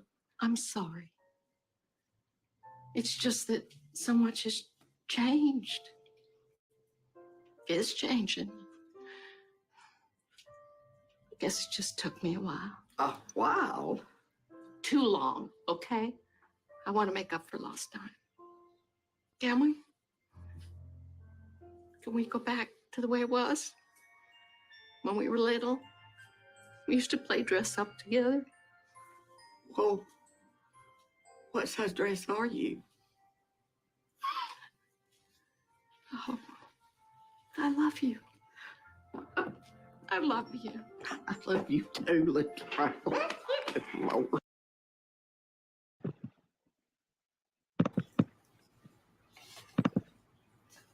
Oh, such a great scene. They performed, Right?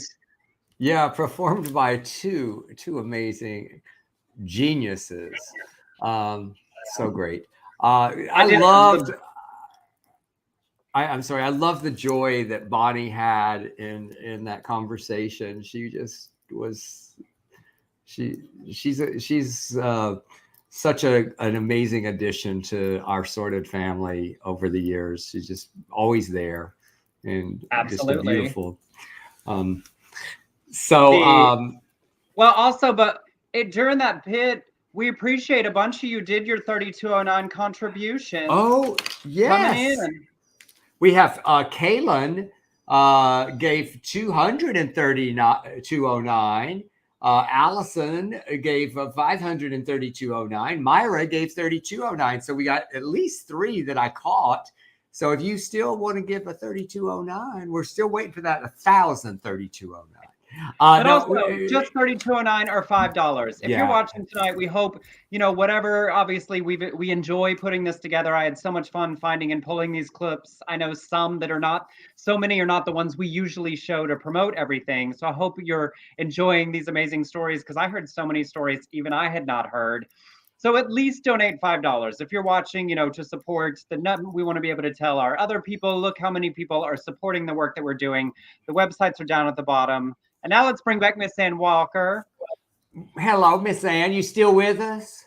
I am probably, I'm getting a little hungry, but I'm still with you. Okay, Everybody's good. great.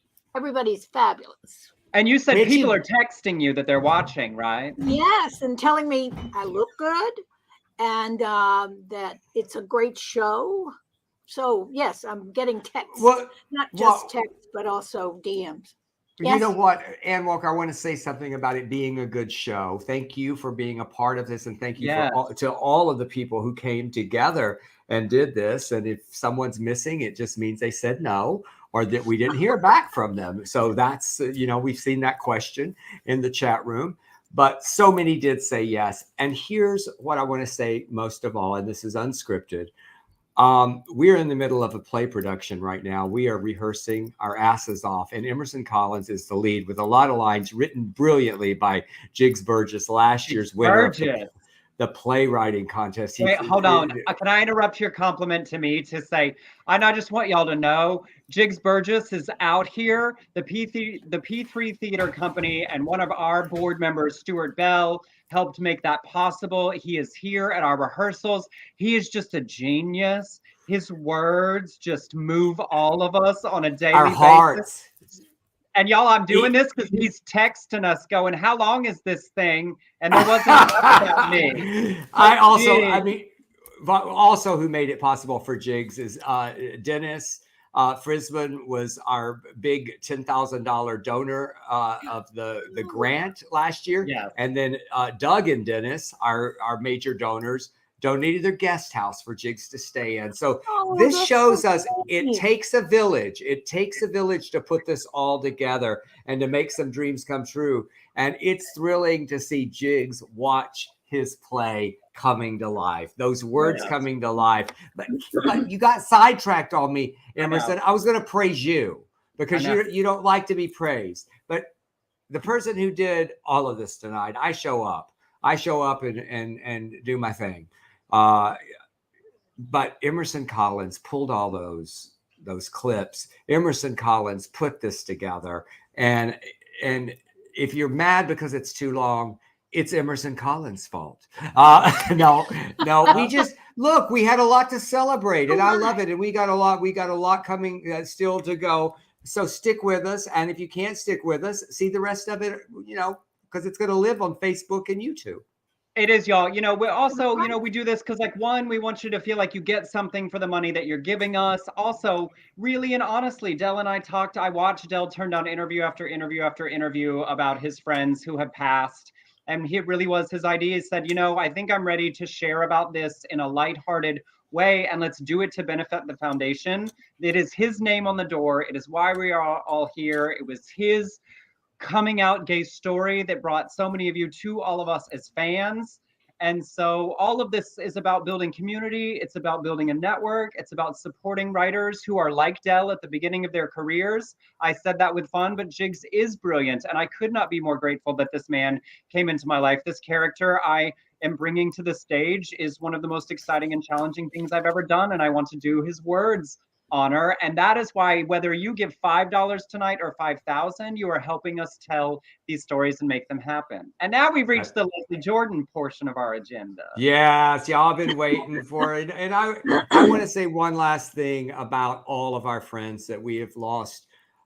We are keeping it light tonight, but it doesn't mean that we don't feel the pain. And as I was watching, I said, man, we told some irreverent stories here tonight, but guess what? They would love it. And I know that if there is something out there, I hope there is. I hope that, you know, I hope that all the stuff I learned in the church is not true, but I hope that they can see us tonight celebrating the laughter that they gave us and the brilliance and even the touching scenes that they gave us. So thank you to all of these amazing artists, and we miss them. Yes. And that website for your donations is down in the ticker. And if you haven't given at this point, you should feel awkward and embarrassed. DelShopFoundation.org. Or you can go to Del Shop and buy you a play. You can buy you a movie. He'll sign it. He'll personalize it. All those profits. Buy yourself a painting for that Sordid Lives fan in your life. I know we know some people that have a good bit of money. Buy one of those paintings. But yeah, $10,000. I mean, $10,000. I mean, a couple of $1,000s have come in from the painting and merch tonight. So, but Ann Walker, you and Leslie Jordan were partners in crime for nigh on decades and decades. We were, and I'll tell you something. The best part of my life was being on stage with Leslie Jordan. It was. I watched him hold the crowd of people in his hand. I understood and I copied whatever I could from him, because there's nobody better at comedy, at drama, at any level. He was always the best. And I just remember this one story, and I used to tease him about it all the time, that he would upstage me in our scene together, which when I was playing Odette Annette Barnett in Southern Baptist Sissies. Yeah, and Southern Baptist Sissies, that was the one that Sarah Hunley passed on, and Del Shores talked me into being in there. And I was supposed to be in Michigan with my daughter at medical school anyway. So I went and rehearsed one day with him that day that Del said, please just come down and rehearse. Just rehearse with us once. And knowing full well, he knew full well how I am. And the fact that that part was so incredible. I will forever be grateful for being allowed to do that part of Odette Annette Barnett with Leslie. And I did it with a couple of other people, but it was never, ever the same as with Leslie. Because I think we started out together, you know, and but then he started doing little things. Some friends of mine came to see us, and in my big monologue, and they said, what's Leslie doing over there? What do you mean, what is Leslie doing? He would take out his Carmex, put it on, and then take out a Kleenex and flip it around as I'm laying my guts out on the table and on the stage there. And I said, you got to pull back, babe. I'm laying my guts out here. He said, well, I'm not doing anything. I said, yes, you are waving a fucking Kleenex and taking out your Carmex. And so anyway, but that passed over. He started doing it very small. He didn't cut it, but it was a smaller activity. It was, but you know, the truth is, I mean, and Emerson can attest to this because the truth is that, you know, if they weren't his lines, if they went a little too long, he got a little bored. Exactly. Exactly. Because, you know, when he read the script, he would go, my line, their line, and they, you know, just pass it Also, over. this wasn't even on our list to tell, but remember, Del, when you sent him the A Very Sordid Wedding script, he called and he said, Delford, I read the script and it's so good. I even read the whole thing, more than my line. And then he said, I even made notes in the margin like Beau Bridges does. Because he notoriously always said, y'all, he said, this is how I read a script. Bullshit, bullshit, bullshit, my line. Bullshit, bullshit, bullshit, my line. Yeah. And every night he would be waiting to come on stage with you or whomever was doing Odette. He would go, I think those monologues can go. those That's boys' exactly monologues. right. Yes. Well, in he honor, started saying that at the beginning when we first started doing Sordid Lives. In honor of him and the two of you, and you know, as we reached, even I reached my maudlin portion of the evening, as I was looking at clips and pulling clips, you know, we usually show the dim the lights clip, Anne, or whatever. But there is a scene in A Very Sordid Wedding, and you and Leslie Jordan didn't even perform the scene together. But to me, it is a tribute to the genius of what Del Shores does at his best as a comedy writer, what you did at your best holding a telephone, and what Leslie Jordan did at his best with almost no words. So it's a little long, and we're all going to enjoy this scene together. I love this scene. I just can't come right now. I'm here at the hospital sitting with Evelyn Crawley's Aunt Little Niecy. Aunt Little Niecy, who used to have all them feral cats? And a pet skunk. Well, I thought she died. She was old when we were kids. And why are you sitting with the afflicted? Lavonda, that is so unlike you. Evelyn has had something on me for years, which I do not want to discuss, and she has just been waiting to collect. What's wrong with Aunt Little Niecy besides meanness and insanity? Well, Evelyn was in her kitchen pickling okras from her garden, and she put Aunt Little Niecy in front of the television to keep her occupied and to keep her from going through her underwear drawer again. I mean, she's just obsessed with Evelyn's underwear, likes to try every one of them on. There's nothing crazy about that. Well, it stretches them out. Oh. Anyway, Aunt Little Niecy just loves that show where the sponges talk. I mean, whoever came up with that show had to be on drugs. If you ask me. So Evelyn looks up at the clock on Tabby, the stove honey, is this as boring to you as it is to me? The price is right. Although, Lord, she was pissed when Bob Barker quit and hates Drew Carey. Who looks better fat? Anyway, she goes in there, tries to change the channel on the TV, and that's when the trouble started. That is a lot of detail, Lavonda. Oh, hush. You asked, and I listened to your sob sister story for 30 fucking minutes. Okay, proceed. Well, it became a battle over that remote. Evelyn could not pry that remote out of Aunt Little Niecy's hand, grip of death. And during the struggle, that remote landed upside Evelyn's head. Well, that did it. Evelyn lost her temper, Aunt Little Niecy lost hers. So, right in the middle of Aunt Little Niecy's big old temper tantrum, She goes into a full-blown epileptic seizure and bit off her tongue. Bit off her tongue? Yes. Lord. Evelyn had to Put that bit-off tongue in the pickle jar she was using for putting up her okra. Dump that good okra right in the sink. Pat that jar with ice. Quick thinking. Sure was. And she got Aunt Little Niecy here to the hospital where Dr. Lloyd was able to reattach that bit off tongue. But all that blood just ruined Evelyn's brand new white carpet, indoor, outdoor. But Evelyn says that the good news is that The doctors say that Aunt Little Niecy will speak again with speech therapy, which in my humble opinion is not good news, because that crazy old bat never fucking shuts up. And I strongly believe that Evelyn will regret packing that tongue on ice. What does Evelyn have on you anyway? Well, it has to do with her witnessing a justified crime that I was an accomplice to years ago, involving a goat. Oh my God, was it sexual? No! And that is all you need to know. Well, Evelyn was just plain stupid buying that white carpet. But Lavonda, honey, I'm desperate. I need. Take me to Dallas. Oh, she's throwing things. I gotta go. Get me.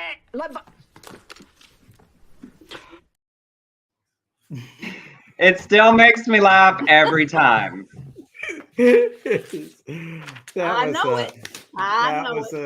That was genius work, Ann Walker. And and the thing is that what was so crazy about that. It's genius writing.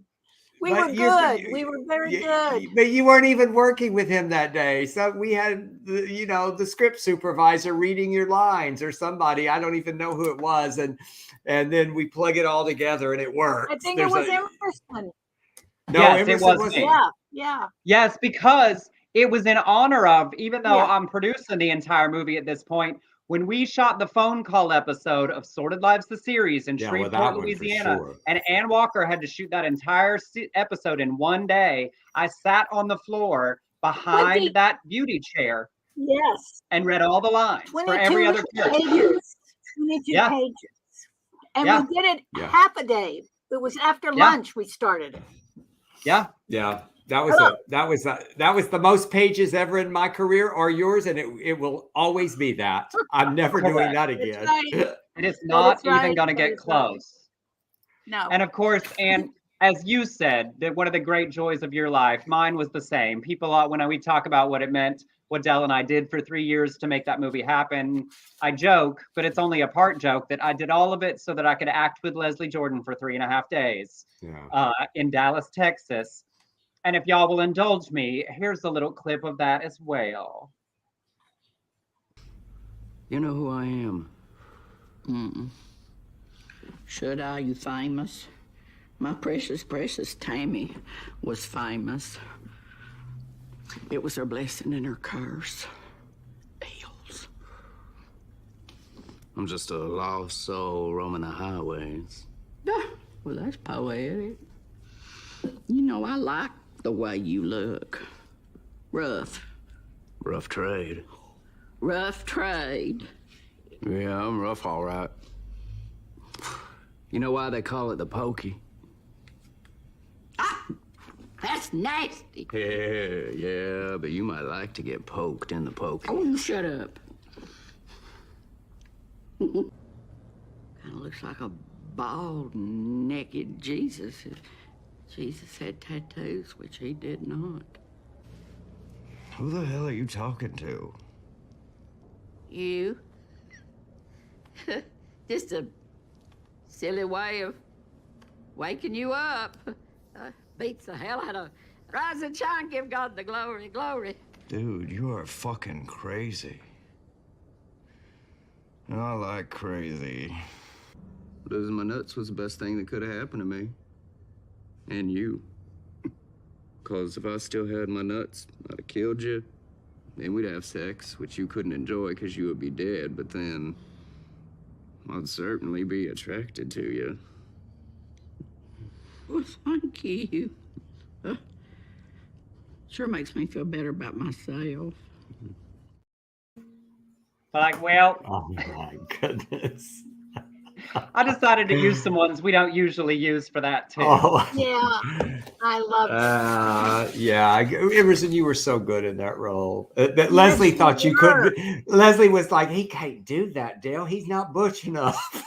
Y'all, when Del originally pitched it to us, he told me, he said, I'm writing this fun bisexual serial killer for you and Leslie like a Bonnie and Clyde. And I was like, oh my God, that's so exciting. And then he told Leslie, and Leslie went, you think he can butch it up? And look at him butching it up. And then he did come to me that day when we had all the tattoos. And what the highest compliment he ever played me physically was, he said, if I didn't know you, I'd almost be attracted to you. Almost. Y'all, oh, we could go on and on all night about our friend Leslie Jordan. And but let me break for just a second to tell you guys, we just hit $10,000, y'all. Yeah. So we That's said so exciting.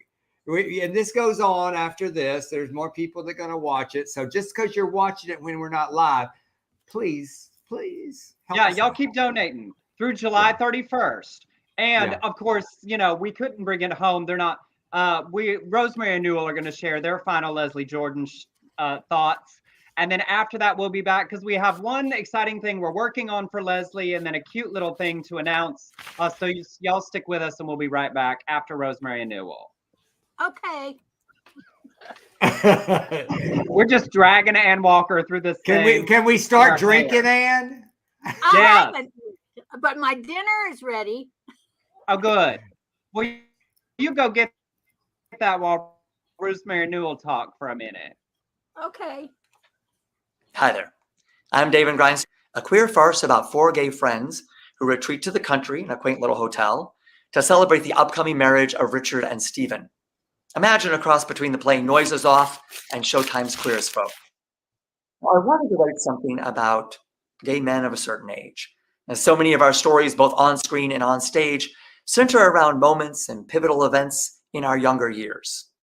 And although the primary aim of the play is, of course, to make audiences laugh, it also speaks to our experiences of friendship, love and commitment, romance, and societal expectations of gender and sexuality. Not only might we say that the play is a queer farce, meaning that it is a farce about queer life, but it is also a queering of farce as a predominantly heteronormative genre. Check out the latest draft of The Bachelor Party on New Play Exchange. I'm David Grindstaff, and thanks for watching. Y'all, welcome back. The power couple themselves, Newell and Rosemary Alexander. Woo. So glad. Thanks for part 2. Thanks for doing part 2 with us. Our pleasure. Yeah. What amazing memories we have. And then of course there's the person that you worked with the most of any of us, really. Rosemary was. You both got to work with him a lot, but you as Dr. Eve, he was right across from you in so many scenes, and the movie, the play, the movie, and then the series. So it was the highlight of my acting career to work with Leslie. I was very intimidated when we started rehearsing. He always knew his lines. He was always where he was supposed to be. And there was a time in Nashville when we were touring that at an evening performance, we did a matinee in the afternoon, evening performance, I went stone cold up, meaning I had no idea what I had just said or what I should say next. And I improvised something and Leslie improvised something and I said something and he just goes, Rosemary, where are we?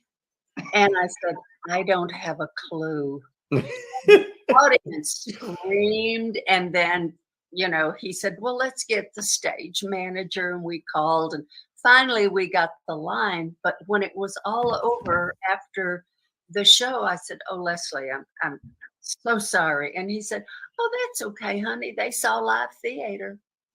Yeah. And you know what's precious about that story is to this very day, there are people who come up to me and with pride, they go, I was there that day that Leslie and Rosemary went up and they talked to the audience. It was so special. You all did so many other things with Leslie in that early hysterical blindness era, that people don't know as much. When we first met Leslie, he came up and he said, I've written a play and I wrote roles for you too. And we're like, oh, okay, great. And so we have our first reading and, it was great. Newell and I said, okay, we'll produce it. So we became his first producers. That was his first show that he wrote and starred in. And there was one line in the show that was the biggest laugh of the night. It always just stopped the audience.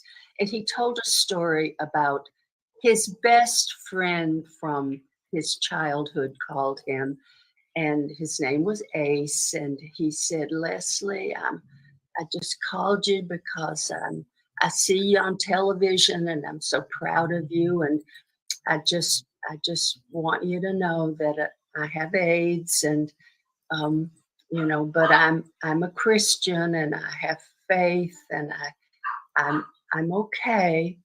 And Leslie said, well, you know, Ace, I'm so sorry. And he said, is there anything I can do? And he said, no, it's just that, Leslie, it's hard to be a good Christian and a cocksucker too.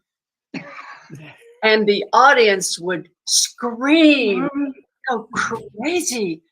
And after, that must have been opening night, after the show, Leslie's manager came up and she said, darling, that joke is a vat of career solvent, and you've got to take it out.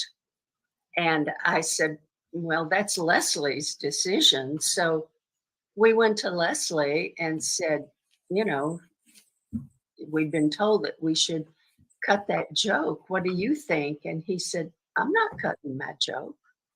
And we said, okay, great. So, you know, well, we got all back about it, and we said, too bad, it's his show. Yeah. And to add to that really quickly, that same manager who was my manager at one time as well, told him that playing Brother Boy would ruin his career. And he fired her shortly after all the reviews came in. The reason you can't be a good Christian and a good cocksucker is that's just too much time on your knees. Oh, yes.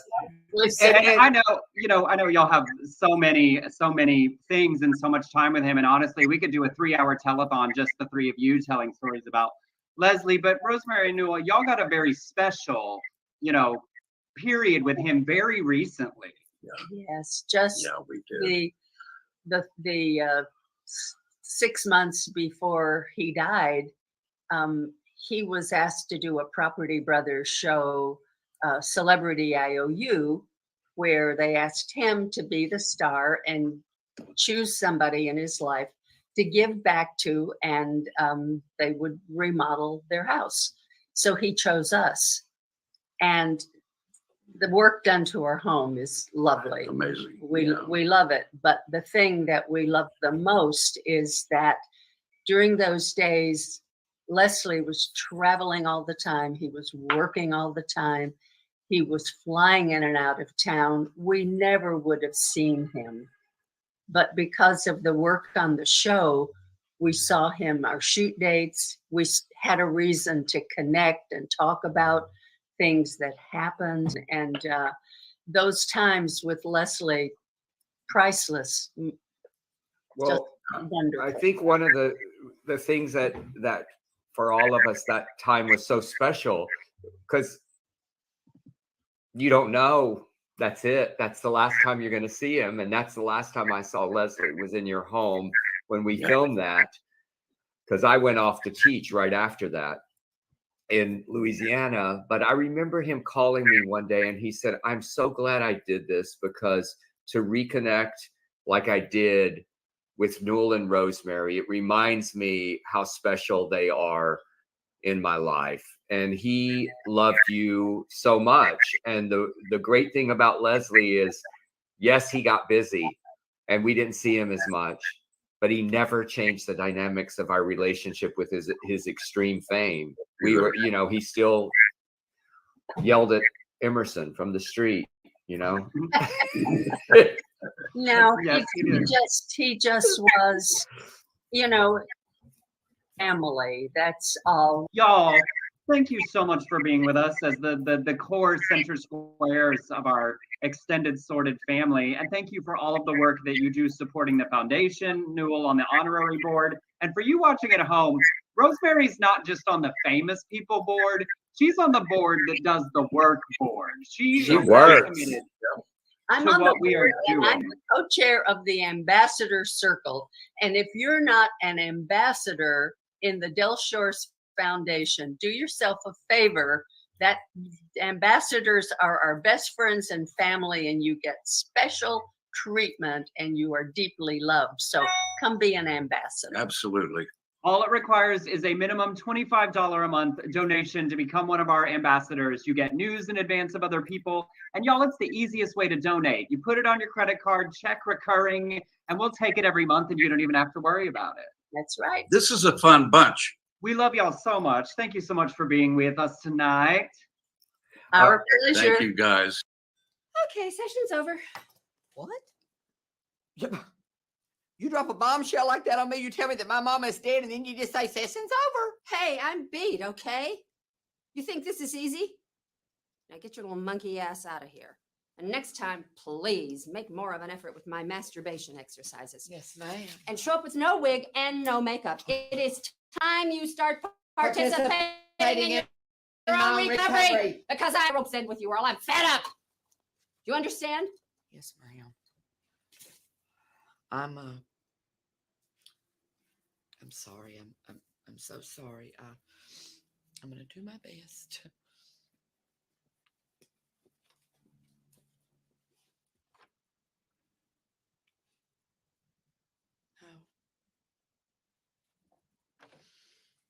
No. No. What did you say? I said no. I'm not gonna do it because I don't understand. I'm not gonna show up wigless. I'm not gonna show up without my face on, and I sure as hell am not gonna do them stupid masturbation exercises if I can't at least masturbate and fantasize about a woman that's manly. You will if I say you will. No, I won't. And you can't make me. I'm not doing nothing else you say, Dr. Eve. Do you hear me? Nothing. If I am stuck in this shithole for the rest of my life, then I am not participating in my own recovery. And you can't make me. And you want to know my opinion? I think you're nothing but a flat-out evil, bitter, mean, old, alcoholic, sex fiend. Needs a lifetime of therapy herself. I'm in therapy, you little faggot. Well, it ain't a-working. Now, if you'll please excuse me. I got a show to do.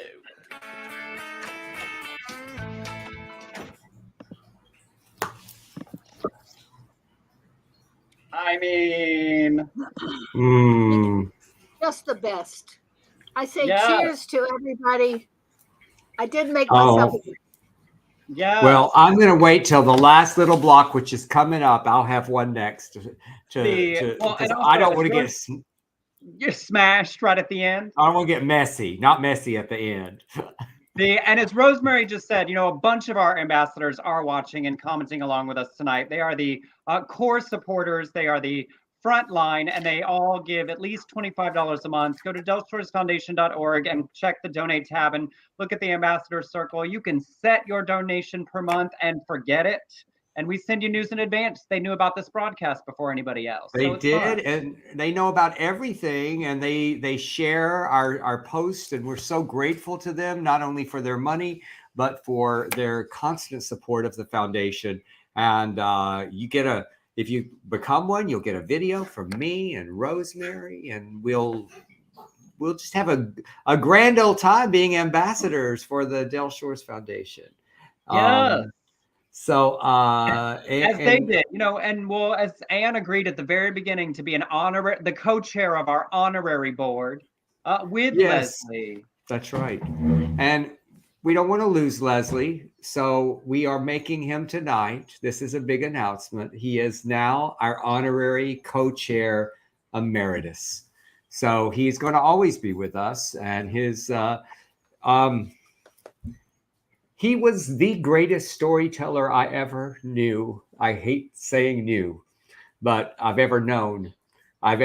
He was the greatest storyteller. He taught me so much on how to talk to an audience and how to just tell your stories. And because he was unabashedly proud of his South. He was proud of his Southern heritage, and he was proud of all of those stories. Some of them I'm not sure he should have been proud of, but he was, or he should have shared. But he sometimes he overshared. But we love and miss him so deeply. I'm wearing his glasses tonight. These his frames, my prescriptions. So anyway, just and to all of the lives that we're celebrating, we could go on for a long time talking about, because we all worked together for decades. Decades. And oh my God. Also, you took Ann my Walker, youth. I don't know if you took realize my youth. that What- leaves what, you, honey? Ann Walker, as the honorary board chair all by yourself. So Oh. you gotta. With that But throne. it didn't I matter always- what we asked. Leslie would make a video to send the thing to support, but also he always did it in his own literally, Leslie Jordan way. Look, here he is promoting the foundation, messing with Del Shores. Hey everybody, it's Leslie Jordan. I hope y'all are going to join us Sunday night for the Sordid live stream. You know, here's the poster of the movie, but we're going to actually be reading the original script, which was done at the Zephyr Theater. Tiny little theater. And this project is going to support tiny theaters all over the country during these devastating times. Lord, honey, what are actors and theater people to do? Support us. And, you know, he said, support us then, because so many of the theaters, we lost some partners that went dark. They were not able to survive, but we were so glad that we were able to give some of the money that we raised on these live streams to our theater partners. And y'all, they are still struggling. And not only can you give them money through us tonight, you can go directly to their websites, go to them and they'll get 100% of that if you have a passion for one of these theater companies. And you can go to live theater again. Please support live theater. Sit in those seats. I've been going almost weekly lately. And also, y'all, you don't, support one of our partners directly. Become a subscriber to their theater. You don't have to figure it out from this graphic. Every single one of our partners is listed on the Del Shores Foundation website on our partners page. So click on them, look through. And if it's not our partners, support the theater near you that does the local work. It hires local designers, that hires local actors. What they do in your community is incredibly important. We come from that world, and that is why we will always support it. And you can always tell them to write the Del Shores Foundation and become a partner, and they can participate too. Absolutely. We have another big announcement, do we not? Well, yeah, but let me show the thing first, because one of my favorite things is Leslie Jordan giving Del Shores a hard time. And so y'all enjoy this little video of someone trying to cover up my star. Y'all, it's time, way past time, for Leslie Jordan to have a star in Palm Springs. Watch this. Well, hello, my fellow hunker-downers. Leslie Allen Jordan reporting for duty here on the streets of Palm Springs. You know, my dear friend Del Shores wrote a movie called Sordid Lives, and I had a big part in. I played a Tammy Wynette-obsessed drag queen who gets put in the mental hospital, and I got a lot of attention. But anyway, I'm just wondering why he got a star and I didn't. Oops. Anybody got a jackhammer? So that's the kind of relationship we had. Y'all, seriously, I want Leslie to have a star in Palm Springs. He did so much for this community, and so many laughs, so many benefits. It's time. All the information is in this post, so let's do it. And because of that Instagram post, the Chamber of Commerce of Palm Springs contacted me and asked us to nominate Leslie for a star. Not only did we nominate him, but many other people nominated him. But we, the Del Shores Foundation, were sponsoring his star. And he's getting a star in Palm Springs on October the 20th at 11 a.m. Y'all meet us there. We are also raising money for that star. It costs about 16 grand to do it all. And I think we've raised about 13,000 right now. So if you want to give to Leslie Star, you may do that tonight as well. It's on our foundation. Just hit Leslie Star. You did. You absolutely did. So and just be clear, if you give to the foundation tonight and it goes to the live stream, to the benefit, to the theater. So if you want to give to Leslie Star, there's a separate link to click on the website. So click directly to that. Y'all, we're raising money all the time for everyone, for everything, because we believe in all these people and all of these things. So, and as I said earlier, we'll have an update, but we have passed $10,000, and that's sort of half of our goal tonight. And we've got many days left. And as you watch this, not live, please donate and give to these theaters and to the Del Shores Foundation. Ann Walker, I don't know a lot of people who would put up with me for 4 hours and 15 minutes. It means the world to us in all seriousness that you come all the time, that you are presented and game for everything, for your support of Del, for your friendship with us. We've dragged you across the country to film festivals and screenings, and you're one of the great joys of my life. Thank you for being here. It has been my utmost pleasure to be with you two, and to be a part of this family. And I just want to say thank you for making my career. You know, I mean, I have great stuff because of you. Because of you. But I have to say this, and I have to say this about everybody, because so many people say, oh, because of you. But no, it was because of you. We elevate each other's work. Yes, it's like what Leslie and I did together. He was my muse, and I got to write for him. But look how much better my work was because of him, because of Olivia, because of Rue, because of Sarah, because of Carole, and because of you, Ann Walker. I love you so deeply. You are my favorite relative tonight. Thank you. I always say I love you more than most of my relatives. I really do. Well, I love you more than my hair, honey. I love you more than That is saying a lot. Wait, now, Ann, which hair? The real one or the Ann Walker wig? Which? I think we would go with this. Okay, this is good. the wig. This is the wig. Think I still want that lavanda wig collection. You need to get on that. I know. My All hair right. just We doesn't love do that. I love you Ann, guys. Bye. You go Thanks, eat your dinner everybody. and we'll wrap this up. Okay. Bye-bye. Love you. Bye. And before we go, y'all, there are a couple of people who couldn't join us. And back in November, we put together a video that we actually played at Leslie's funeral in Chattanooga. And so we wanted to share that with you all. And then we'll have a few final parting thoughts because several of these people would have joined us. Catherine Baelish just had a baby. She's busy. But so here is that video with a few final stories from some other members of the family.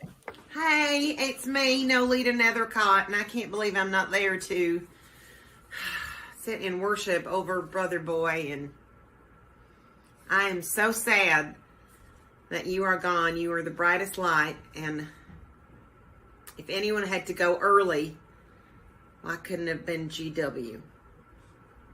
I love you. Hi there, I'm Ann Walker. Leslie Jordan played my brother since 1992, and I miss him, and I'm angry that he left us so early. But I rejoice in the fact that he went out on top. Bless his heart. And who's going to upstage me now? That's what I want to know. How lucky was I to get to share a bar stool with the one and only Leslie Jordan.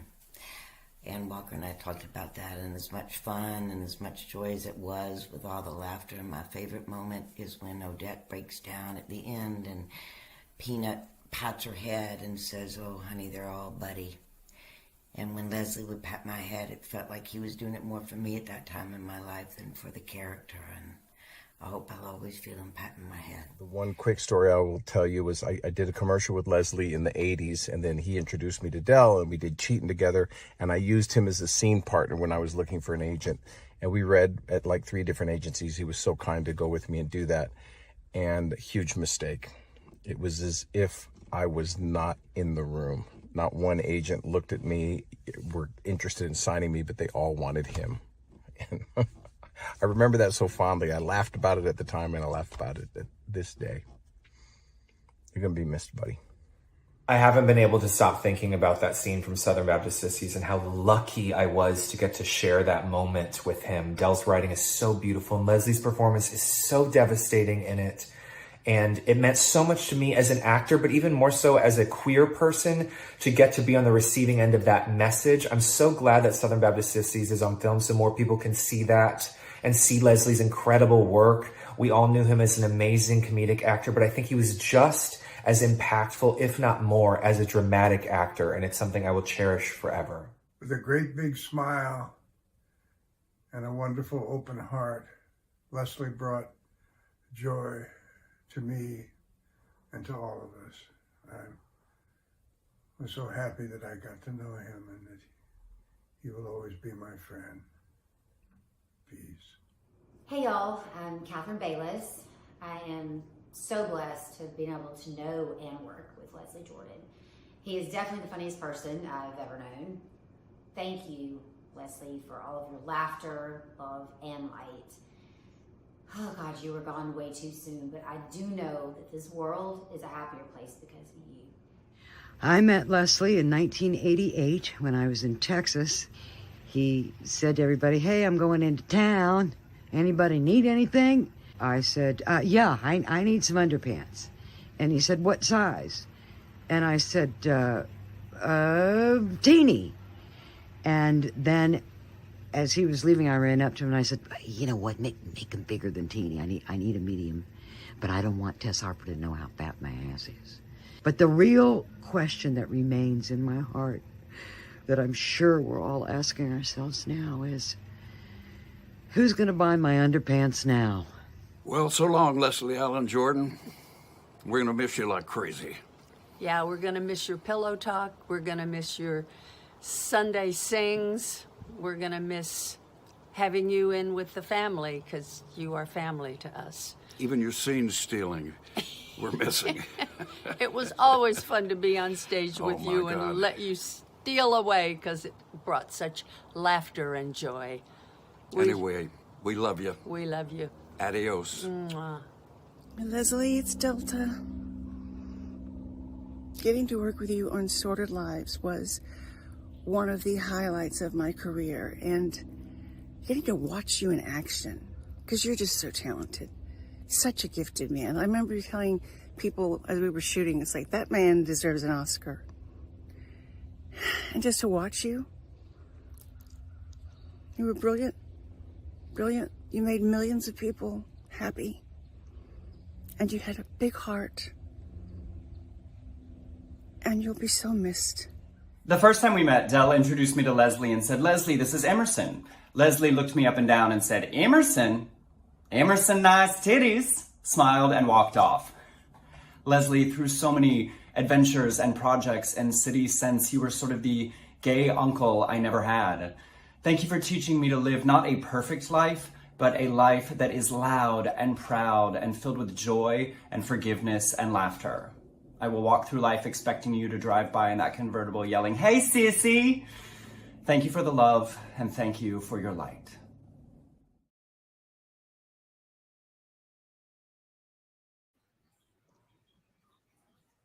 Oh. Oh, those were wonderful. Well, I think as we reach this portion of the evening, the who all of they are represents the people you draw to you. It represents, like, yes, we're celebrating all of them tonight, but it benefits this foundation that we named after you for the way you choose to live your life, the way you tell your stories, why these fans love you, why the people at 4 hours and 20 minutes into this broadcast are still laughing and smiling and tuning in with us. Yes, we are blessed to have known Carole and Sarah and Leslie and Rue and Olivia and Anne and Rosemary and Bobby and Bonnie, and I look at and Carla and Rob Dietrich and Jigs Burgess and Soraya and Monet and Melody Purdy, this world of people. I just want to express my gratitude to you, to everyone watching, to the board that made this possible, to the ambassadors that give us their money, to the writers that gave us their scripts. It's just a wonderful thing that we all get to be a part of because of you. Well, thank you, Emerson. And this tonight was because of you. And we have such a great board so many of our board and former board members were here tonight to celebrate with us, and we are just constantly supported, and that is something that we all need in our lives, a little support. And I feel so supported by all of y'all who donate and write us, and I'll write you back. DM me, email me, and I will write you right back. And I just wanted to thank the ambassadors who have been with us every single day, because your money comes in monthly, and we get to use your money to make some dreams come true. Our board, thank you so much. Our founding members, thank you so much for that original 10 grand that you all gave to get us started. Stuart Bell, a huge shout out to you. You are, I always say, there's really a trinity here. It's me and Emerson, and then there's Stuart Bell. I don't know if he's Jesus Christ or God. I think he's more God. You must be like Jesus. What am I? Just floating around the Spirit. Holy Spirit just inside all of us. So, but Stuart, you are our rock, and you are our foundation, and you're the one who came up with this idea. And Matt Hayes, for your always support in everything you do, and how your little short film inspired Stuart to come to us to start the foundation. I sound like I'm at an Oscars thing, but I wanted to give a big shout out. I hope I got everybody. Allison Busby gave $632.09. Kaylin Thornhill gave $232.09, and then I just saw that she gave another $500 for Leslie Starr. Joe Crooks gave $2,500 tonight. We had someone anonymously give $1,000, and you know who you are. Ken Henderson, I love you. We did the Reef together, the Reef Foundation event last week, and he gave $250. Brenda Hillhouse, my old friend who played Sarah Lee and Cheating and Daddy's Dying way back when. I was just talking about Brenda because she used to have the Barbie campaign at Mattel, and I love you, Brenda. And she gave $250 tonight. Stuart Bell gave another $500, and Louise Beard, one of our other co-chairs, who is also one of our rocks in this organization, gave $1,250 because she bought one of those paintings. Y'all go back if you want one of those paintings. If you're circling, go. And for the next two more, well, I'll just do it till the 31st too, till July the 31st. Everything at delshores.com, 100% to the Del Shores Foundation. So I'll just, if you haven't made your donation and you made it to the very end, go make your donation. If you're watching this back later, we thank you. And if you can't donate, y'all know we love people showing up, being here. What you can do is, now that it's done, share this broadcast, post it to your social medias, wherever you're watching it, and say, hey, tune into this. It's a great organization for a great cause. I think we are blessed to have known these 5 amazing people. And what I hope we all take home, and why we did this tonight, is that how we live on is in the stories we tell of the people we love. We will have them forever on our screens and the work that we love. And tonight you got some insight into the stories we all share that keep them with us always. So that's it. That's it. We could all have our dinner now and our drinks, but we just want to leave you with how all of our lives have been touched by Rue, by Sarah, by Olivia, by Carole, and by Leslie Jordan. And no words can express my gratitude for what they have done for my life and my career. And honestly, we couldn't think of a better way to end this than the way that original movie ended. And we will let Olivia Newton-John preach us a little sermon, sing us a little song, and then Leslie will stomp his way out of the building. Thank you all. And good bye, night. y'all. I had no idea about the tumor. I'm so sorry. But I got to tell you, Peggy touched my life. The nymphomaniac Peggy, with all due respect, we were close. Very close. After we closed up at Bubba's, I was all wound up after a big show, and me, Peggy, Juanita, sometimes GW over there. Hi, GW.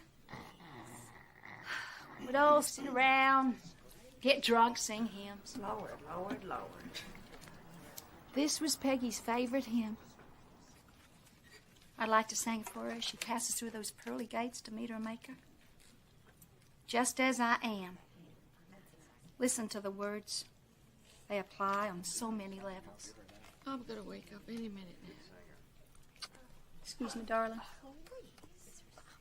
This is for you.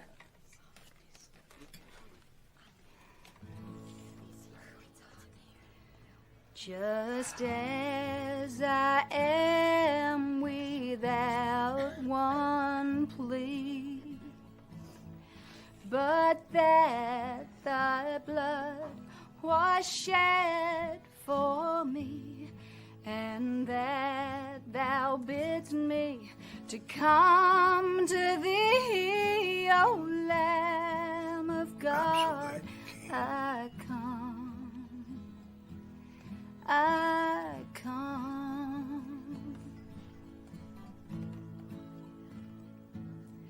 Just as I am, though tossed about with many a conflict, many a doubt, fightings within. That's your Uncle Oh,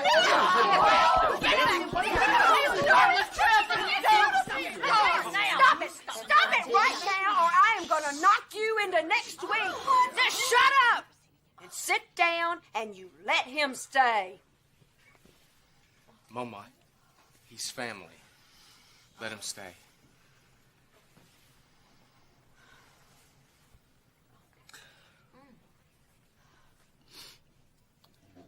Okay. Tough crowd.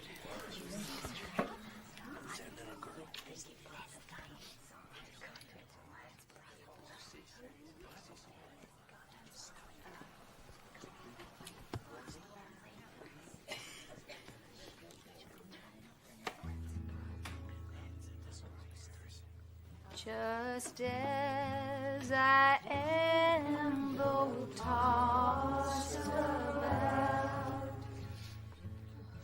with many a conflict, many a doubt, fightings within and fears without, O Lamb of God, I come. I come.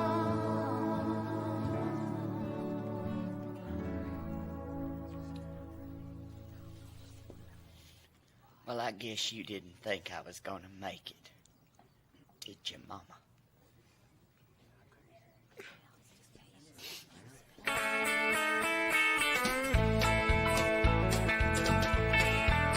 Now when the Lord gypsies and the gene pool, we get more than Granny's green eyes. Yeah, Mama's warmth and our daddy's cool, and they're playing between our thighs. That's the start of all this trouble in our sordid lives.